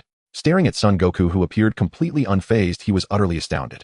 His 3 eyes bulged wide with disbelief as he stammered, You're unharmed. After enduring a relentless barrage of my volleyball fist, and even a Kamehameha of my own, this fellow doesn't bear a single scratch. Son Goku grinned, replying, This little bit of force is nothing compared to Brother Linzhou's fists. Tien Shinhan was rendered silent. Gazing at Goku's relaxed demeanor, a wave of helplessness surged within him. Could it be that his all-out assault merely caused Goku a slight pang of pain? What kind of monster is this? How can his body be so resilient? Even a steel plate would have been pierced by my series of attacks. Son Goku observed the silent Tien Shinhan, then assumed an attacking stance with a serious expression. Those strikes just now allowed me to gauge your strength. You are no match for me. Tien Shinhan took a deep breath, composed himself, and retorted coldly, Don't get cocky. The battle has only just begun. With that, his body began to ascend. However, just as he rose a mere 2 or 3 meters, Son Goku's figure flickered and vanished from his spot. Then with a resounding thud, a powerful punch connected squarely with Tien Shinhan's abdomen. The blow was so fierce that it caused his lower back to bulge outward, leaving the distinct imprint of a fist. Ack! You! Tien Shinhan's face contorted in agony, his 3 eyes wide open, even mucus bubbling from his nose. Wearing an expression of excruciating pain and disbelief, he collapsed weakly from the air, crashing onto the ground. He writhed and trembled, unable to rise for a long time. Killian, seeing the stunned announcer, shouted, Hey, what are you spacing out for? Start counting. All right. The announcer snapped back to reality. He had no choice. The battle just now was indeed the most spectacular he had ever witnessed, leaving him utterly amazed. 1, 2, 7, 9. Just as the announcer was about to reach 10, Tien Shinhan, his body trembling, staggered to his feet. Damn it. I refuse to lose to a brat like you. Son Goku looked surprised. Wow. To still be standing after taking such a heavy blow, you're really amazing. Yet these words sounded like mockery to Tien Shinhan's ears, instantly enraging him. Bastard. Don't look down on me. With that, he threw another punch at Son Goku. However, Goku dodged it with ease, speaking earnestly. Your heart is in turmoil. You've used the Dodon Ray and Kamehameha too many times. Your stamina is failing. You should concede. Nonsense. Stop lecturing me. Who do you think you are? Tien Shinhan, his composure shattered, roared in fury. His attacks became even more wild and frenzied, his fists turning into mere blurs. Son Goku calmly evaded them all. Since that's the case, I'll just have to beat you until you can't get up again. As he spoke, he concentrated all his power into his right fist. Dodging Tien Shinhan's punch, he drove his own fist towards his opponent's abdomen. Tien Shinhan's expression changed drastically. He wanted to evade, but it was too late. He was certain he was about to lose when unexpectedly Son Goku's eyes suddenly widened. With a stifled grunt, his body halted abruptly, his attack stalled, leaving him completely open and vulnerable. An opening. Seizing the opportunity, Tien Shinhan suddenly launched a fierce kick that struck Son Goku square in the face. Goku was sent flying backwards, skidding across the ground and nearly falling off the platform. Fortunately, he reacted in time, digging his hand into the stone tiles of the ring to stop his momentum, thus avoiding elimination. Killian frowned. What's going on? Goku's movements were strange just now. Jiang Linzhou narrowed his eyes instinctively, looking towards where Chaozu was. He saw that the crane hermit had somehow appeared beside him. A cold light flashed in Jiang Linzhou's eyes. So it is you causing trouble. In a flicker of movement, Jiang Linzhou materialized before Chaozu. He grabbed him and lifted him up, stating coldly, If you interfere with the match again, I will kill you both. Who do you think you are to dare? The crane hermit was instantly enraged, opening his mouth to curse. Jiang Linzhou's expression turned icy. Before the crane hermit could finish his tirade, he delivered a kick squarely to his chest. With a spray of blood from his mouth, the crane hermit was sent flying backward. With a thunderous crash, he smashed through a wall buried beneath a pile of rubble. Chaozu was terrified and struggled violently. Master, let me go. Let me go. The commotion immediately drew the attention of the announcer and staff, who came running over. What's happening here? Jiang Linzhou said flatly, Nothing. Someone intruded into the competitor area, so I dealt with them. The announcer looked at the barely conscious figure buried in the rubble and couldn't help but wipe a cold sweat from his brow. Your way of dealing with things is a bit excessive. He quickly called for medical personnel to carry the man away for emergency treatment. This scene naturally caught the attention of Tien Shinhan on the arena. Seeing Chaozu held by Jiang Linzhou and struggling violently, Tien Shinhan was instantly filled with rage, his face twisting. Bastard. Let Chaozu go immediately, or I swear I'll kill you. Jiang Linzhou curled his lip in disdain upon hearing this. And you think cheating is justified? If you can't stand to lose, then don't bother coming to this tournament. It's just embarrassing. Cheating. Tien Shinhan was stunned. Remembering Goku's sudden lapse in defense, he looked at Chaozu and suddenly understood. His face darkened as he demanded, Chaozu, was it you just now? The struggling Chaozu immediately lowered his head. I'm sorry, Tien. Tian Shinhan roared angrily. Don't do unnecessary things. Chaozu, even if I lose, I want to lose honorably. I know. I'm sorry. Chaozu lowered his head, even further like a child who had done wrong. Only then did Jiang Linzhou release him. In the stands, the turtle hermit watched this scene, looking at Tian Shinhan with great regret. What an upright child. What a pity. Why did he have to follow that old crane hermit? He's truly leading his disciples astray. The announcer was a bit confused. He thought he heard someone mention cheating, but he hadn't noticed anything. So he looked at Jiang Linzhou with some confusion and asked, Mr. Jiang Linzhou, about the cheating you mentioned. It's nothing. Just continue watching the match. It wasn't that Jiang Linzhou wanted to cover up for Chaozu, but without evidence, given this tournament's typical disposition, the matter would eventually be dropped. There was no point wasting time. The priority was for Goku to eliminate Tian Shinhan. It wasn't that Jiang Linzhou wanted to cover up for Chaozu, but without evidence, given this tournament's typical disposition, the matter would eventually be dropped. There was no point wasting time. The priority was for Goku to eliminate Tian Shinhan. On the arena, Sun Wukong glared at Tenshinhan across from him, his face full of anger. No wonder I suddenly couldn't move just now. Your partner was cheating. Tenshinhan replied with a serious expression. I apologize for Chaos's actions, but from now on I'm going to get serious. You are indeed strong. Ordinary methods simply cannot defeat you. So we'll give you a warning. If you are hit by this technique, you will surely die. However, I do not wish to kill you, so you must dodge it. You must dodge it. From the contestant stands, Teopapai frowned upon hearing this, his face dark and gloomy. What the hell is he talking about? How dare he ignore my orders? In the audience, Kame Sennin's expression also turned extremely serious. Could it be that technique? What is it, old man? Stop speaking in riddles. Blonde Launch asked Kame Sennin, looking displeased. Chaozu seemed to realize something too and shouted, the Kikaho. No Tenshinhan. Kame Sennin immediately roared in shock. Just as I thought. I never expected him to use the Kikaho. What is the Kikaho? Bulma asked curiously. Judging by your reaction, is it that powerful? Kame Sennin explained gravely. It is an extremely destructive martial art, far more powerful than the Kamehameha. However, because its power is so immense, the user's internal energy is rapidly consumed, and they may even die. Even if they survive, their lifespan will be shortened. That powerful. Bulma and Blonde Launch were both startled. The Kikaho. Jiang Linzhou's expression turned serious upon hearing this. The Kikaho was indeed formidable. With Tenshinhan's strength, he could suppress Cell, using it, proving just how impressive this technique was. It was worth learning for future use. Once he had an immortal body and infinite energy, he could play around with it. Jiang Linzhou immediately focused all his attention, noting every detail of Tenshinhan's energy circulation. Do you understand? You must dodge it. Tenshinhan stared directly at Sun Wukong, his face earnest, then activated his Bukujutsu, rapidly ascending into the air. Seeing this, Kame Sennin immediately shouted, Stop. Are you out of your mind? This is just a match. There's no need to go this far. Yet Tenshinhan turned a deaf ear. He only wanted to win, not lose. The announcer exclaimed excitedly. Tenshinhan has soared high into the sky using the Crane School's Bukujutsu. What is he planning to do? It looks like he's about to unleash a very powerful technique. From the contestant stands a faint red light in Teopaipai's pocket, kept beeping incessantly. Dr. Jero's data-gathering device had clearly begun its work. Jiang Linzhou was now intently observing every move Tenshinhan made, so he paid it no heed. Sun Wukong. Tenshinhan shouted again from high above, emphasizing loudly, Listen well. If you get hit, no matter how skilled you are, you're finished. So you must dodge it. Sun Wukong remained silent, his face filled with solemn readiness.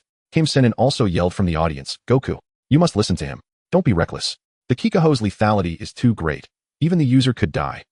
Chaozu also shouted with worry, Tenshinhan, you must not die. These people. Jiang Linzhou was somewhat speechless. These guys really knew how to build up the atmosphere, making everything so tense.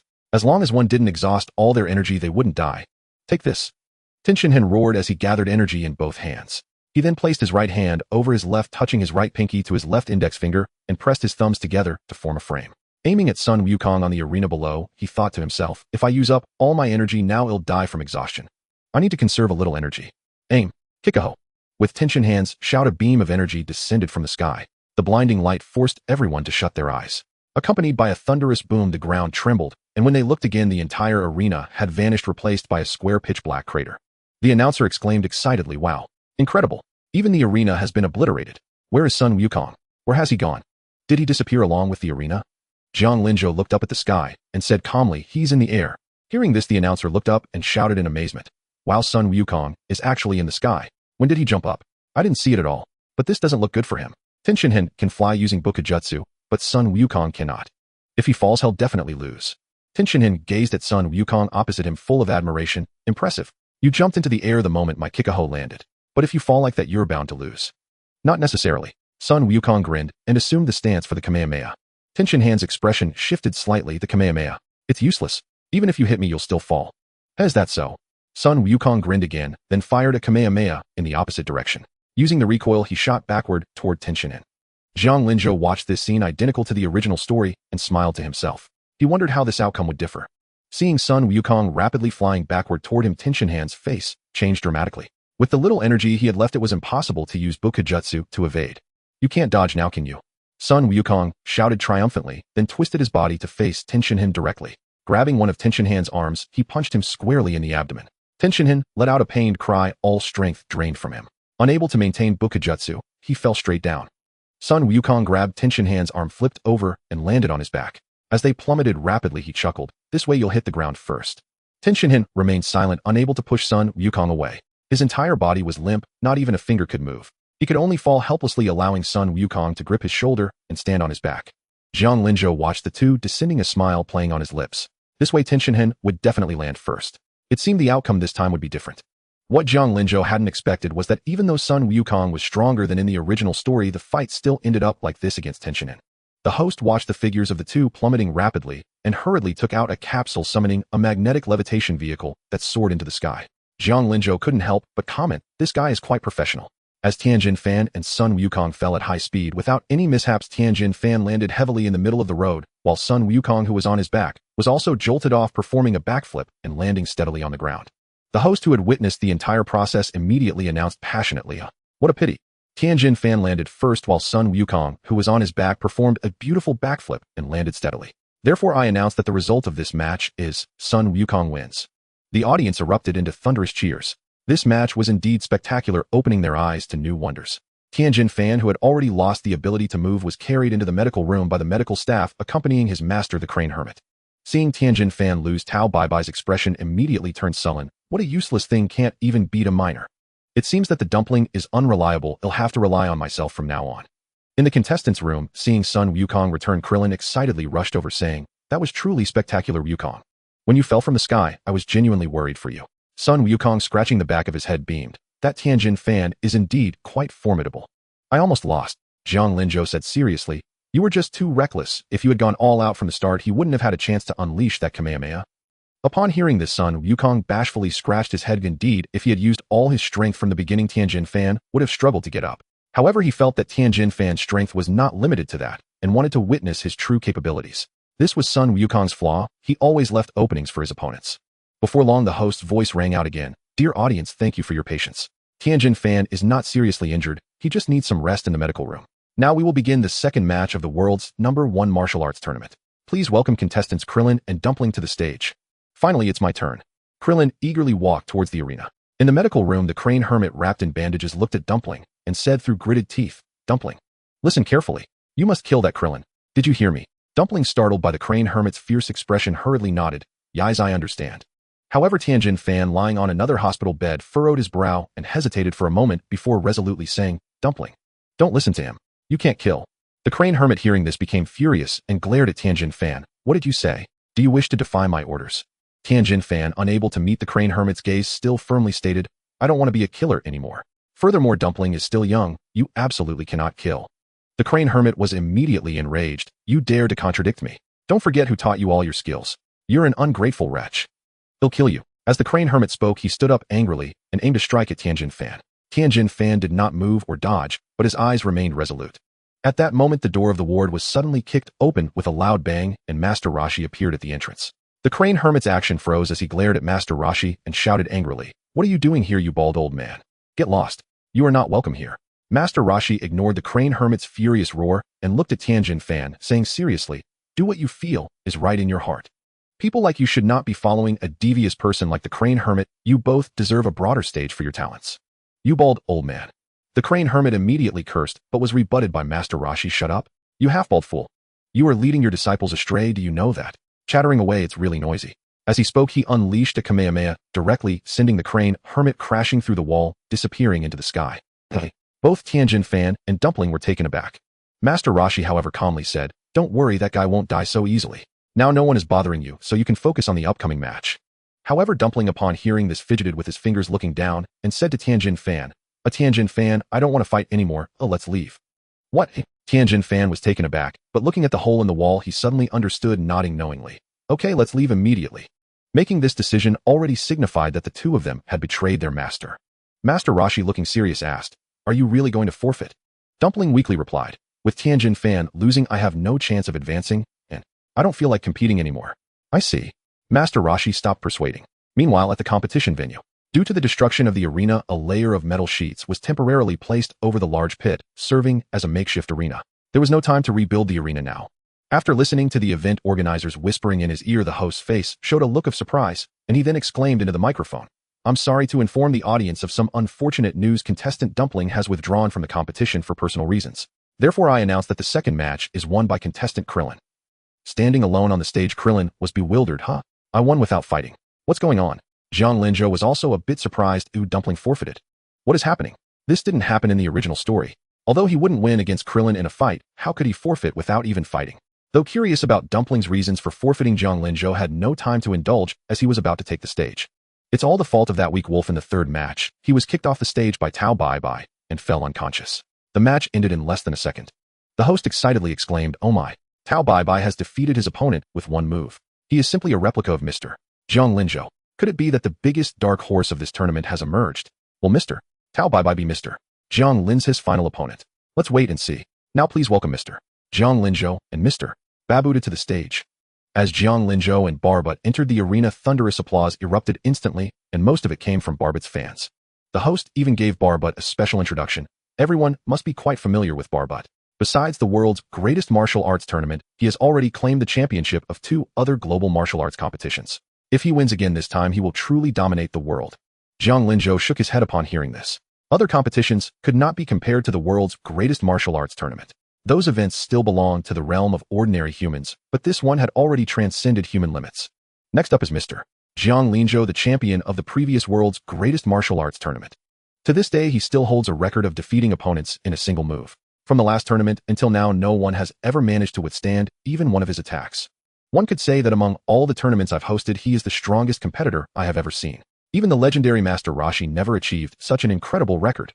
On the arena, Barbut looked at Zhang Linzhou and chuckled with confidence. "You are indeed strong, but unfortunately you've met me. Your winning streak ends here." As he raised his fist to strike Zhang Lin's face in a show of force, a single glare from Zhang Linzhou froze him in place. Trembling with fear, he stumbled backward and fell to the ground with a thud, drenched in cold sweat and overwhelmed by terror. That gaze was too terrifying. It felt like staring into his own death, shattering his resolve. Trembling, he looked at Zhang Linzhou and stammered, You. Zhang Linzhou replied calmly, "Kid, this place isn't for you. You'd better leave now." "You? What nonsense are you talking? I won't be scared by you." Barbut forced himself to muster courage, gritting his teeth as he spoke. Zhang Linzhou said nothing more.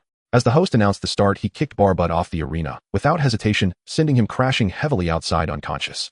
The host exclaimed in shock, "Good heavens.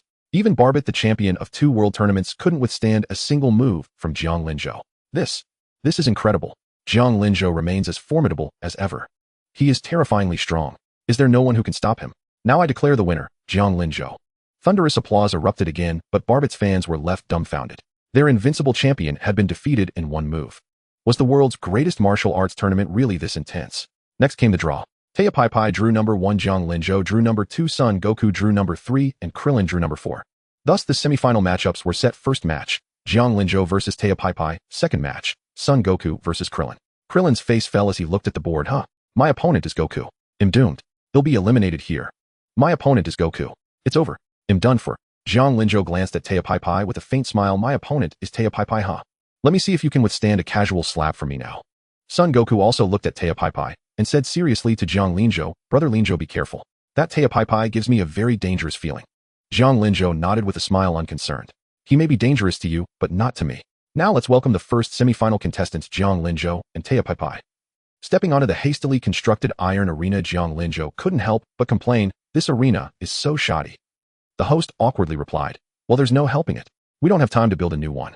Zhang Linzhou said seriously, "I think you'd better prepare for the arena to be destroyed in future tournaments."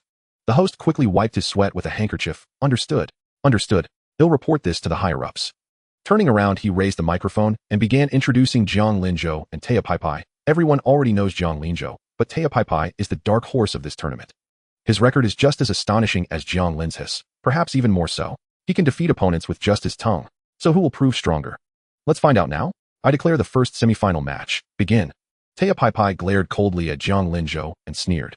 Hehehe, Zhang Linzhou, this time you'll be the one to fall. I've changed. We're no longer on the same level. In an instant, Taya Pai Pai vanished and reappeared, thrusting a knife-hand strike toward Zhang Linzhou, who effortlessly blocked it with a single finger. Going straight for the heart, huh? You're still as ruthless as ever, Zhang Linzhou said calmly. How is this possible? Taya Pai Pai's pupils contracted in shock. His ultimate strike had been so easily deflected. Seeing Taya Pai Pai's stunned expression, Zhang Linzhou smiled. You were right about one thing. We are indeed not on the same level. With a light flick of his finger, a booming sound shook the air. Taya Pai Pai's body was sent flying, crashing through the iron arena floor off the stage and plowing a 100-meter furrow through the ground, destroying the competition hall and raising a cloud of dust. Fortunately, he landed in the contestants' area where everyone had scattered in time. If it had been the audience section, the casualties would have been catastrophic. When the staff dug Taya Pai Pai out of the rubble, his body was broken beyond repair. Every bone shattered, blood oozing from every orifice, barely clinging to life. Good heavens, the audience was stunned. Everyone had expected a fierce battle, but once again it was over in a single move. Yet the destructive force of that one move was even more exaggerated than the key blast that had destroyed the arena. As for the host staring at the collapsed competition hall, he was drenched in cold sweat. First the arena, now this. The budget was definitely overrun this time. After a brief silence, the host immediately demonstrated his exceptional professionalism, raising the microphone and exclaiming with fervent enthusiasm, absolutely astonishing. Truly astonishing.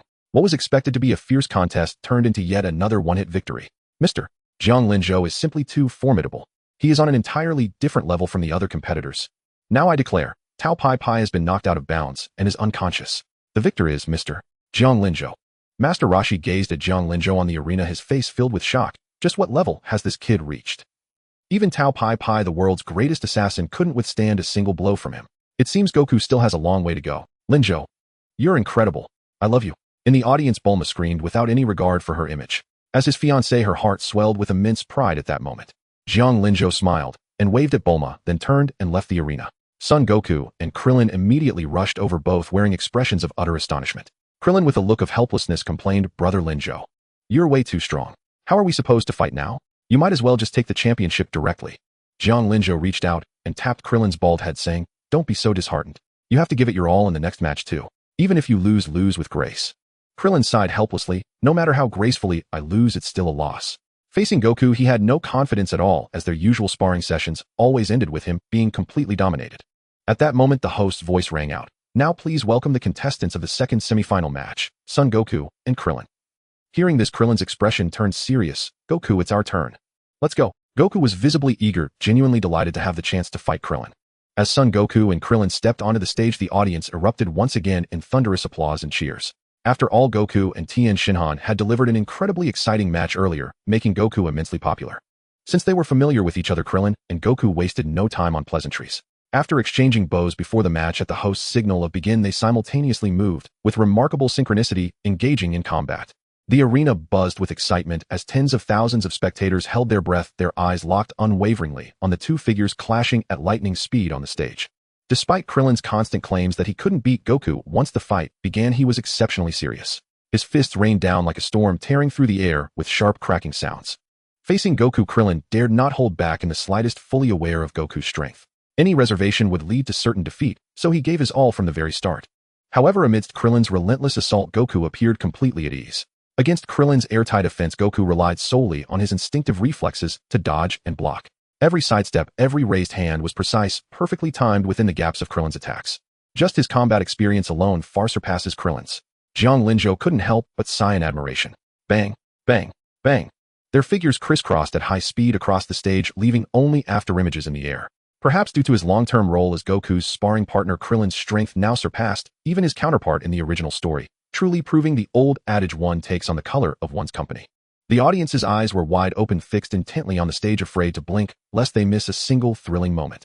I never thought Krillin would become this strong. I guess I'm really getting old. Master Rashi stared at the two rapidly exchanging blows on the stage, his face full of emotion, but Goku doesn't seem to be serious yet. He still hasn't shaken off that habit of holding back. As Master Rashi had observed, Goku was indeed taking it easy, not yet using his full strength. His face still wore an expression of excitement. You're really strong. Krillin, I didn't know you'd become this powerful. Of course. Facing a freak like you, I haven't dared to slack off even a bit. Krillin's face beamed with pride at the compliment. After exchanging dozens more blows, Krillin finally caught a fleeting opening in Goku's defense. His eyes sharpened, and leveraging his lower bodice agility, he delivered a beautiful spinning kick aimed squarely at Goku's chest. Bang! The kick landed solidly. Goku grunted, his body flying backward like a broken kite for over 10 meters, skidding across the stage and leaving 2 long trails before coming to a stop. Jiang Linzhou was speechless. With such a massive gap in strength, you still managed to get knocked down. Only you, Son Goku. Son Goku. Jiang Linzhou didn't even know how to complain anymore. Goku's reckless, overconfident nature was starting to get on his nerves. If he had Goku's level of power, he would have taken down Krillin in just a few moves. Instead, Goku not only failed to do so, but got knocked down himself. How infuriating was that? Krillin held his kicking pose, his chest heaving, heavily, sweat dripping down his cheeks. He gasped for breath, his eyes reflecting both surprise and a glimmer of incredulous joy. Did I actually land a hit? Even he seemed unable to believe he had managed to knock Goku down. Goku climbed to his feet, dusted himself off, and still wore a cheerful expression. Amazing. Krillin, it seems I underestimated you. I'm going to get serious now. As the words left his mouth, Goku's figure vanished from where he stood. What a... Krillin's pupils contracted sharply. The next second, an overwhelming pressure crashed down like an avalanche. Goku had somehow materialized right in front of Krillin, moving at a speed that defied visual perception. There were no flashy techniques, only pure raw power. Bang, bang, bang. Goku's fists rained down like meteors. Krillin instinctively crossed his arms to block, but the immense impact drove him to the ground, the several centimeter thick iron plating beneath him denting inward. Then Goku followed up with a swift uppercut, sending Krillin flying into the air. However, just as Goku was about to throw another punch, he feared he might break Krillin's bones, or worse. He immediately pulled back his strength. The fist, which could have shattered mountains, transformed into a gentle push upon contact with Krillin's body, sending him gliding across the stage before crashing heavily to the ground. Despite being beaten black and blue, Krillin grinned, staggered to his feet, wiped the blood from his mouth, and looked seriously at Goku. Hey Goku. Your punches are way too soft. Don't hold back on me. That's just an insult. I understand. Goku's expression instantly turned stern, his entire aura shifting. With a low shout, he moved like lightning, closing in and driving a heavy punch straight into Krillin's abdomen. Krillin let out a muffled grunt, his body lifted into the air from the impact. His eyes nearly bulged out. Damn it. I said don't hold back, not beat me to death. Krillin's mind collapsed in despair, but Goku's punch had knocked the wind out of him, leaving him unable to speak. As he opened his mouth, another roundhouse kick from Goku struck him square in the face with a thud. An irresistible force sent him flying over the edge of the ring, crashing heavily to the ground outside. The entire arena fell silent for a moment before erupting into thunderous applause. Below the stage, Krillin slowly and shakily got to his feet, then shouted furiously at Goku on the ring. You bastard. Are you trying to kill me, Goku? Goku looked puzzled. Didn't you tell me not to hold back? Why are you upset now? Krillin was speechless. Seeing this, the host rushed onto the ring, grabbed the microphone, and announced passionately, Krillin has stepped out of bounds. The winner, Goku. The roar of the crowd surged to a peak once more.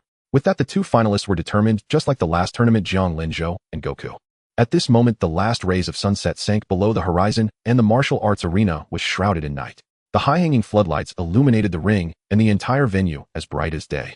A full moon peeked in and out of the clouds in the night sky. Jiang Linzhou stood on the viewing platform looking up at the moon, now climbing into the sky, his brow slightly furrowed. I didn't expect a full moon tonight. This is a bit troublesome. As a transmigrator, he knew better than anyone what the full moon meant for Saiyans. Although Jiang Linzhou had no tail and couldn't transform into a giant ape, he had tried before. Goku beside him certainly could. If Goku transformed into a giant ape with his current combat power, the entire arena would be reduced to rubble. Jiang Linzhou couldn't help but glance at Goku, who was warming up beside him. To help Goku awaken Super Saiyan 4, he had deliberately prevented the plot where Goku's tail was cut off. He had also instructed Master Roshi to keep Goku in his room on full moon nights and never let him see the moon. So Master Roshi and Krillin knew that Goku would transform into a giant ape upon seeing the full moon, though they had never witnessed it. Krillin, noticing Jiang Linzhou's actions, was visibly startled. He hurried over and said nervously, Brother Linzhou, didn't you say Goku turns into a giant ape during a full moon? Is this dangerous? Don't worry, you'll finish this quickly. Jiang Linzhou replied seriously, making up his mind. Sorry, Goku. I wanted to spar with you a bit more to test your growth, but now I have to end this as soon as possible. Seeing Jiang Linzhou's confident expression, Krillin's anxiety eased. Just then the host's voice rang out, Ladies and gentlemen. Night has fallen, but the excitement remains.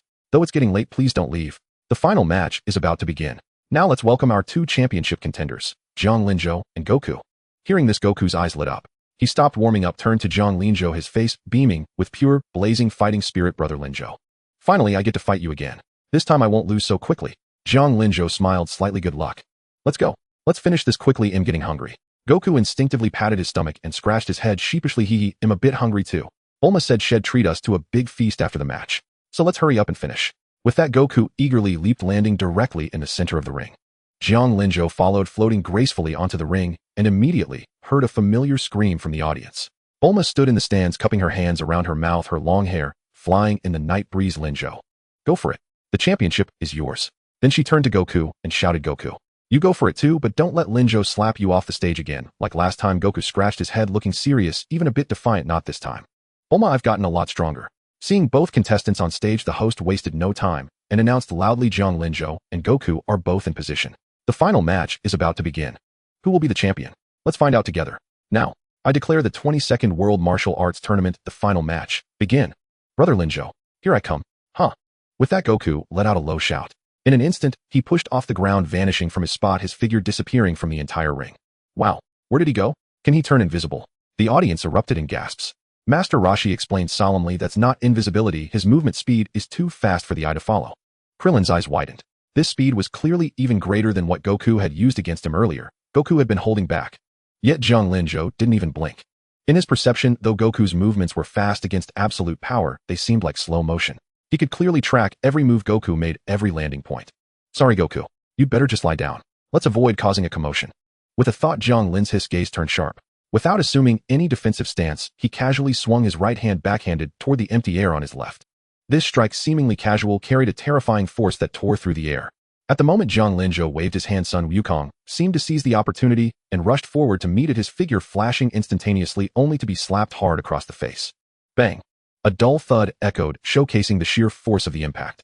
Sun Wukong let out a muffled grunt as his body was sent flying like a cannonball struck by a heavy hammer, soaring over the arena and crashing down heavily onto the ground outside, creating a large crater and kicking up a cloud of dust.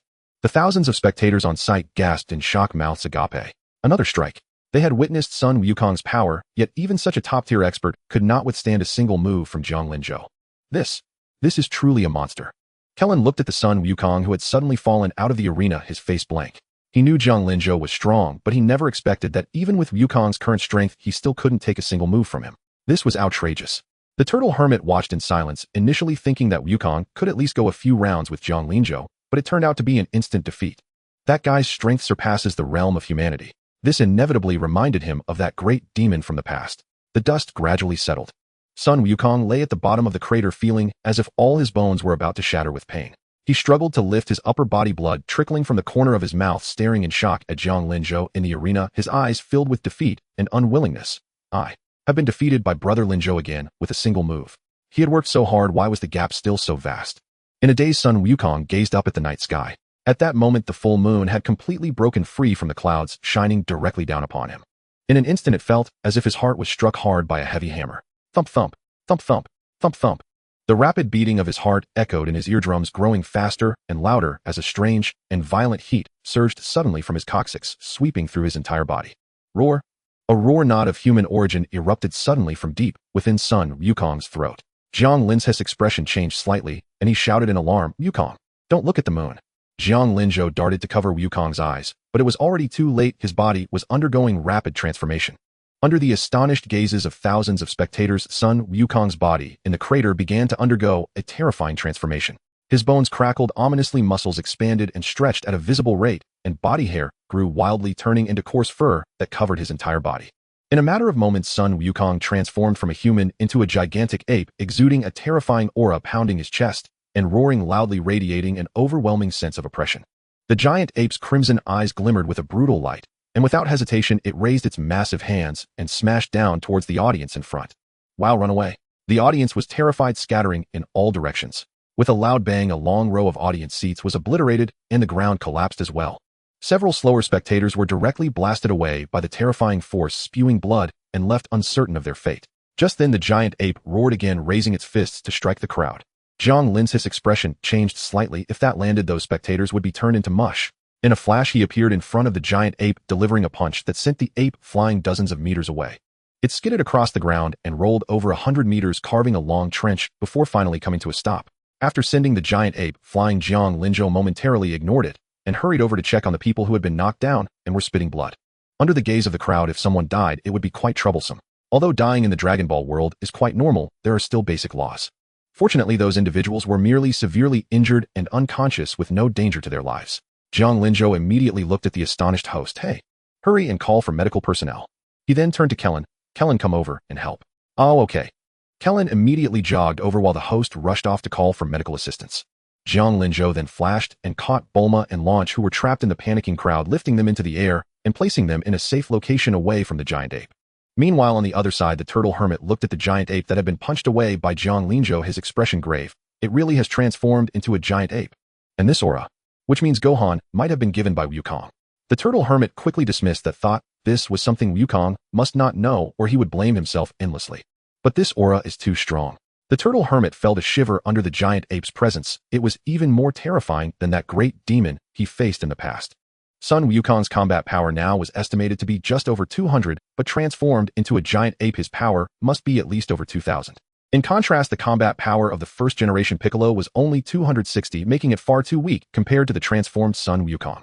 As the giant ape that had been knocked away shook its head and got back up, the turtle hermit's face turned exceptionally serious. He immediately gathered his energy, transforming from a frail old man into a muscular powerhouse. Then he propelled himself forward, appearing less than 10 meters from the giant ape, directly performing the stance for the turtle-style Kamehameha. I'm sorry, Wukong, I can only do this. The giant ape immediately sensed the approaching turtle hermit and roared angrily, turning around to throw a punch at him. The turtle hermit focused his eyes, propelled himself to evade while wildly gathering energy in his palms. Turtle-style Kamehameha wave. As soon as his feet landed, the Kamehameha was unleashed towards the giant ape. The powerful energy wave shot forth like a blinding laser cannon, crashing towards the giant ape.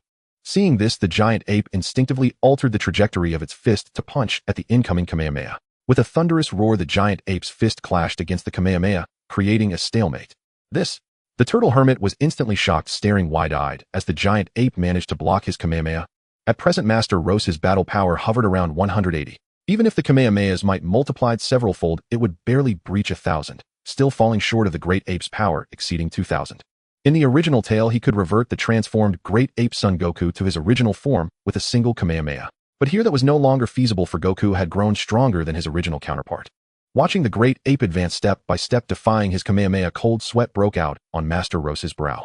He instinctively glanced at Jiang Linzhou, only to find him leisurely rescuing a beauty, and couldn't help but shout, "Hey, you brat. If you don't come save me now, this old man is going to meet the king of hell." Hearing this, Jiang Linzhou warned Bulma and Launch, "You two stay here and don't wander off."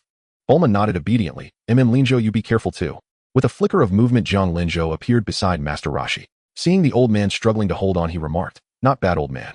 You've lasted this long against the great ape Goku. Anyone else would have been smashed into a meat patty by now." Master Roshi was utterly speechless. "You little rascal, quit the sarcasm. Take over now. This old man can't hold on much longer." Upon hearing this, Jiang Linzhou floated into the air and flew toward the great ape. The giant beast, spotting him approaching, let out a furious roar and swung its left fist at him. Jiang Linzhou couldn't help but praise, one hand countering the Kamehameha, the other launching an attack at me. "Got to admit, you're pretty impressive." As he spoke, he extended his right hand, and with a muffled thud caught the colossal fist hurtling toward him. His body remained utterly still, his tiny palm a stark contrast to the giant's fist. Yet such a massive punch could not budge his small hand even a fraction. Master Roshi and the distant Krillin were all stunned. Facing Son Goku transformed into a great ape, he could still handle it with such nonchalance. Just how powerful had this man become? Far away in the sacred temple, the god's pupils contracted. This Jiang Linzhou. Has he already grown to such an extent? If it's him, he can surely take care of that guy. Jiang Linzhou's small hand gripped the great ape's massive fist. No matter how hard the creature struggled, it could not move his grip an inch. Jiang Linzhou gazed at the roaring great ape, his expression calm. "I'm truly sorry, Goku, but I might have to hurt you a little." With that, he grabbed the great ape's fist, and with a slight exertion lifted the entire beast off the ground with one hand, leaving everyone aghast. Then, as if wielding a massive hammer, he swung the giant left and right, smashing it into the ground repeatedly. Boom, boom, boom. The continuous thunderous impacts left Master Roshi and the spectators dumbfounded. A monster like that was nothing more than a toy in his hands. No wonder no contestant could withstand even a single blow from him. This Jiang Linzhou was more terrifying than any monster. For a moment, the distant spectators erupted into thunderous cheers. As for Bulma, she had already become a starry-eyed fool. Even the blonde Launch gazed with sparkling eyes, her face full of admiration. Jiang Linzhou swung the great ape more than 10 times, only stopping when the beast had completely lost the ability to resist. Then the great ape's body rapidly shrank, reverting to the form of Son Goku. However, he was now utterly bare, wearing nothing at all. Jiang Linzhou glanced at him and teased, "You're 15 now, but your little thing still hasn't fully developed, huh? Ahem, where are your eyes looking?" Master Roshi quickly took off his jacket to cover Goku. At that moment, Bulma, blonde Launch, and Krillin all came running over. Son Goku slowly regained consciousness. Seeing everyone gathered around him, he looked confused. "What's wrong? Why are you all staring at me?" Krillin asked curiously. "Goku, don't you remember anything?" Son Goku sat up with difficulty, thinking carefully. "I remember being knocked off the ring by Brother Linzhou again. What happened after that? I can't recall." Krillin exclaimed dramatically. You really don't remember anything.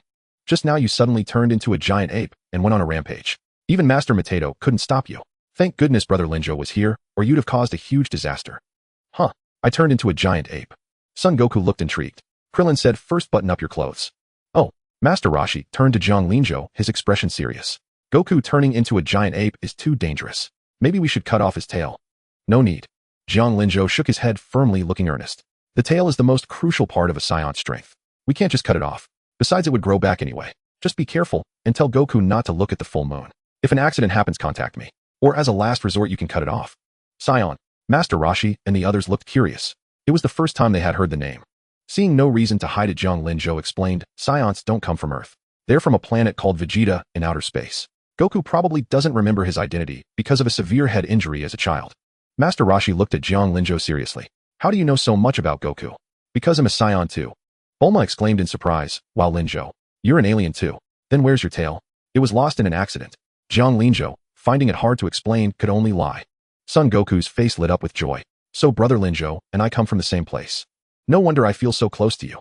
Jiang Linjo thought to himself. You feel close to me probably because of the system binding, not because we're from the same place.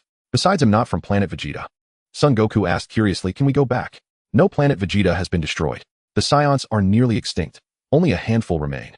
So that's why you and Goku came to Earth? Your home is gone. Bulma's imagination ran wild, saving Jiang Linjo from further explanation. She threw her arms around Jiang Linjo, saying emotionally, from now on my home is your home. Jiang Linjo smiled faintly. I already consider this place my home. Mr. Jiang Linjo, may I have a moment? At that moment, the host walked over with a microphone, addressing Jiang Linjo with utmost respect. Since Sun Wukong has fallen from the arena, you remain the champion of this World Martial Arts Tournament. Please accompany me to the stage to announce the results and claim your prize. Jiang Linjo glanced at the chaotic scene and said, just announce the results directly. The venue is already in such a state, so there's no need for further complications. You're right. The host scratched his head awkwardly, then raised the microphone and announced loudly, ladies and gentlemen, apologies for the disturbance. Fortunately, thanks to Mr. Jiang Lin's swift actions, the trouble was quickly resolved.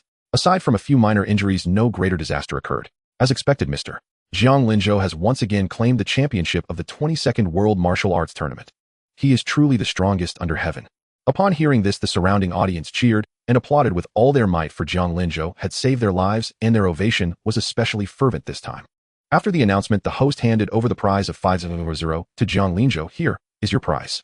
Please keep it safe. We hope to see you again at the 23rd World Martial Arts Tournament. We'll see. Jiang Linjo said nonchalantly, this tournament lacks worthy opponents, and the prize is far too meager.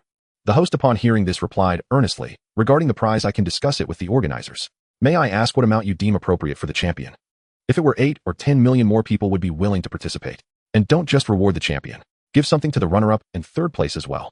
This way the contestants would have something to strive for. 8 or 10 million. The host quickly pulled out a handkerchief to wipe the cold sweat from his brow and said, thank you for your suggestion. I will certainly convey it to the organizers. Now, if you'll excuse me, there are many matters to attend to at the venue. We'll meet again at the next tournament. With that, the host politely took his leave. Krillin watched the host depart and said to Jiang Linjo with admiration, you're something else, Linjo. Brother Linjo, you turned that 500 prize into 8 or 10 million.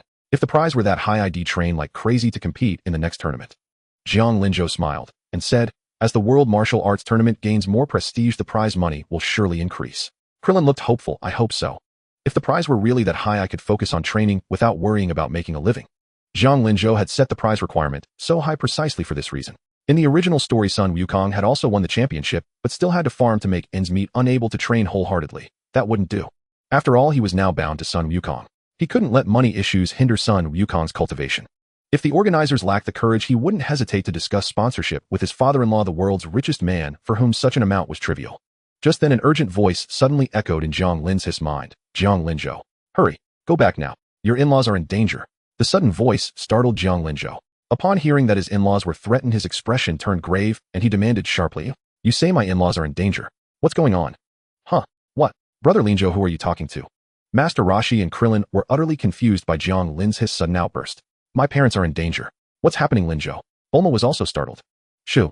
Jiang Linjo immediately gestured for them to be quiet. I am the guardian of Earth. Time is short, and I cannot explain in detail. It's the Demon Clan. A demon warrior has set his sights on the Dragon Balls. He is now coercing your in-laws into handing them over. You must return at once. Jiang Linjo was shocked. He knew who the guardian of the lookout was and immediately grasped the situation. Damn it. How could I forget such an important event? After the 22nd World Martial Arts Tournament, Krillin was killed by one of King Piccolo's minions because of the Dragon Balls. Now the Dragon Balls aren't with Sun Wukong. I hid them at Bulma's house. So that demon warrior went straight to her home.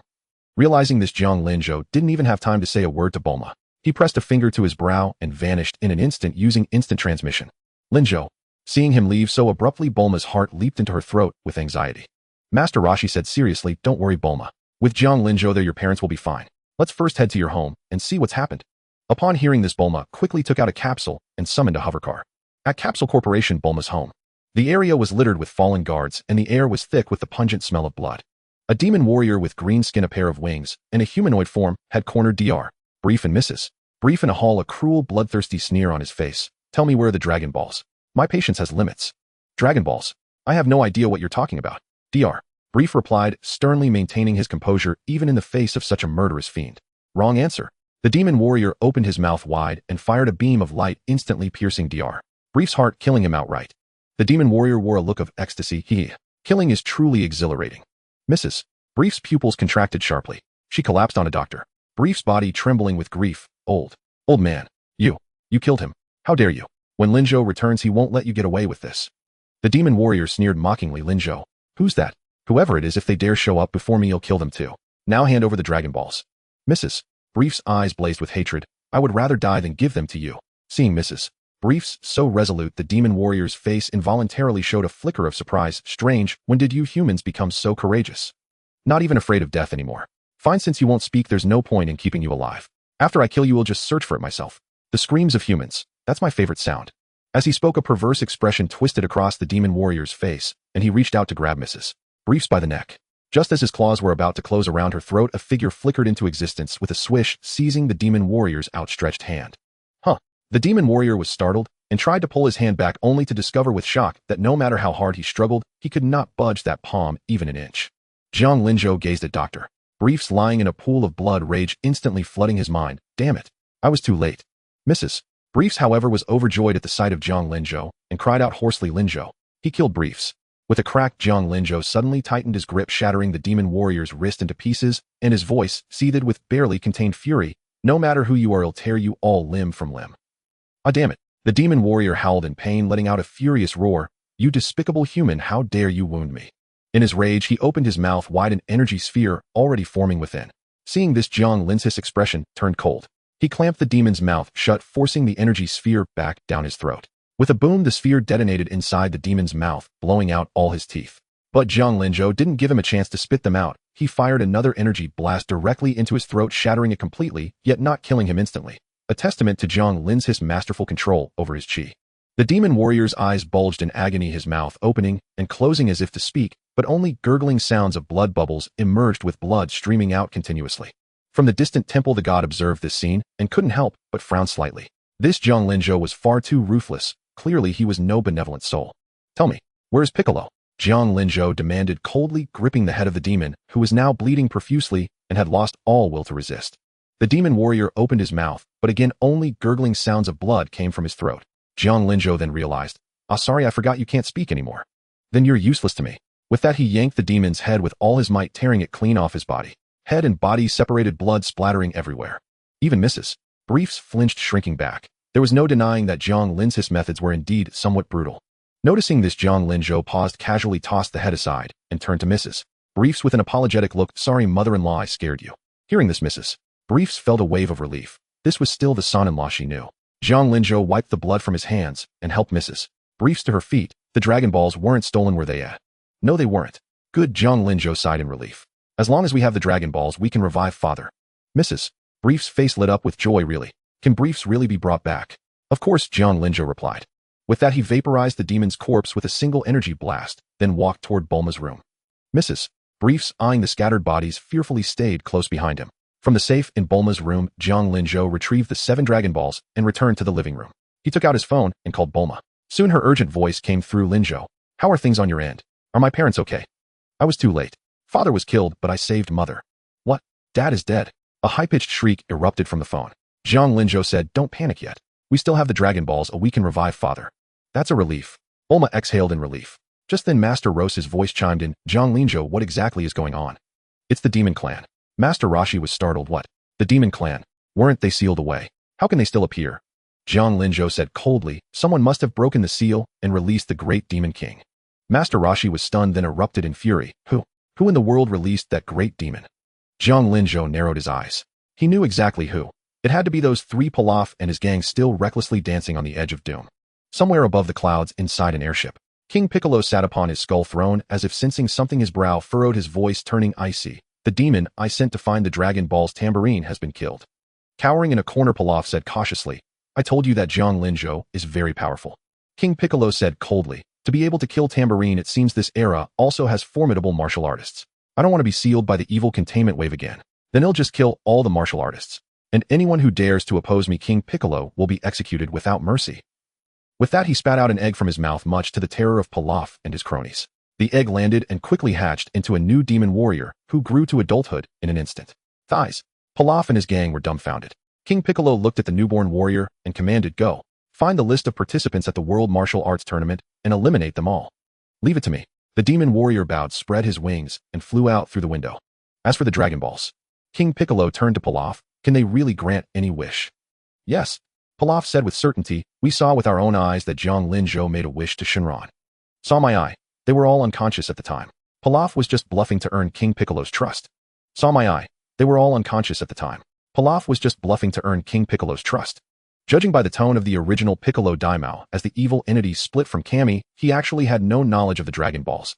This was indeed rather surprising, but it was possible that he had not inherited Kami's memories or that Kami had not yet created the Dragon Balls when he separated the evil from his body. Of course, in the Dragon Ball GT timeline, Kami, before splitting off his evil side, had already created the Black Star Dragon Balls, but that was the GT timeline, not this main timeline, which had no Black Star Dragon Balls. Thus it appeared that in this main timeline Kami had not yet created the Dragon Balls when he split off his evil side, so it was reasonable that the original Piccolo Daimao was unaware of their existence. Yeah. Ash also nodded repeatedly. Our Dragon Radar shows that all 7 Dragon Balls are now in that Zhang Linzhou's hands. If we can snatch them, we can summon Shenron and make a wish right away. Hearing this, the original Piccolo Daimao looked toward the direction where Tambourine had vanished and said coldly, in that case it seems I have no choice but to go myself.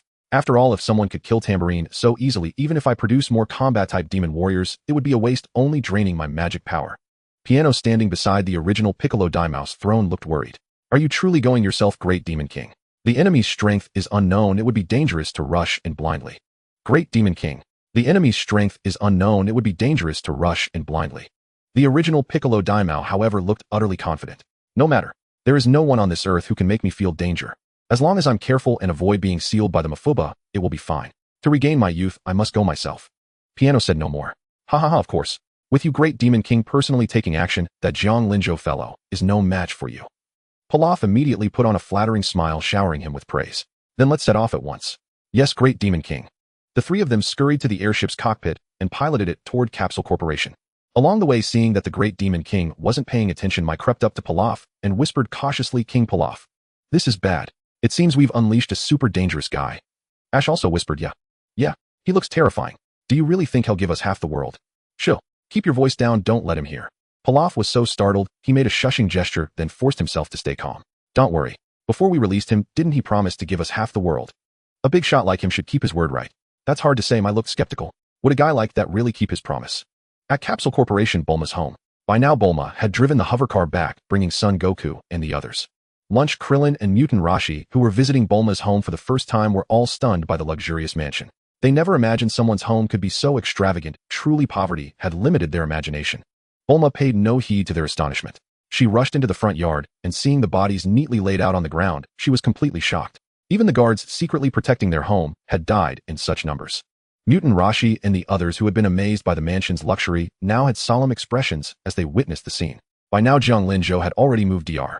Brief's body to an open grassy area, and the 7 Dragon Balls were ready nearby, awaiting Bulma's return to summon Shenron. Seeing Zhang Linzhou, Bulma hurried over. Looking at her father lying quietly on the grass, especially the bloody hole in his chest, she was furious. Dad. Father. Linzhou, where's the guy who killed my father? It wasn't that Bulma wasn't sad, knowing her father could be revived. She wasn't as grief-stricken. But seeing the bloody hole in his chest filled her with rage. How much pain must he have suffered? Bulma. Mrs. Brief stepped forward and patted Bulma's back, comforting her instead. The demon who killed your father was already taken care of by Linzhou. Even his ashes were scattered. Good. Bulma nodded with a sense of vengeance, then looked at the 7 Dragon Balls. Then let's summon Shenron and revive my father. Krillin stared at the Dragon Balls on the ground curious. So these are the Dragon Balls you mentioned? Can they really summon Shenron? Son Goku nodded seriously. Of course they can. We summoned him last time. Krillin said eagerly. Then let's start. I've never seen what Shenron looks like. Bulma walked over to the Dragon Balls and shouted, "Come forth, Shenron. Grant my wish." With the words, the 7 Dragon Balls instantly burst into a blinding light, and from that radiance a massive Shenron soared out, coiling and roaring as it shot into the sky. In an instant the heavens darkened, as if devoured by a celestial dog, plunging the entire world into shadow. Thizes, Shenron. Krillin was utterly awestruck by the sight of the dragon. Meanwhile, less than a kilometer from Bulma's home, Pilaf's airship had appeared. Seeing the sudden darkness, the original Piccolo Daimao frowned. What's happening? Why has the sky suddenly turned dark? And that aura? He looked toward the dragon that had appeared in the sky as if realizing something, and his expression shifted. He said sternly to Pilaf and the others in the cockpit, "Is that Shenron?" Pilaf quickly stood up. "Yai's great demon king. They've already summoned Shenron. It looks like they're about to make a wish." Hearing this, the original Piccolo Daimao was enraged. That wish is mine. No one will stop me from regaining my youth."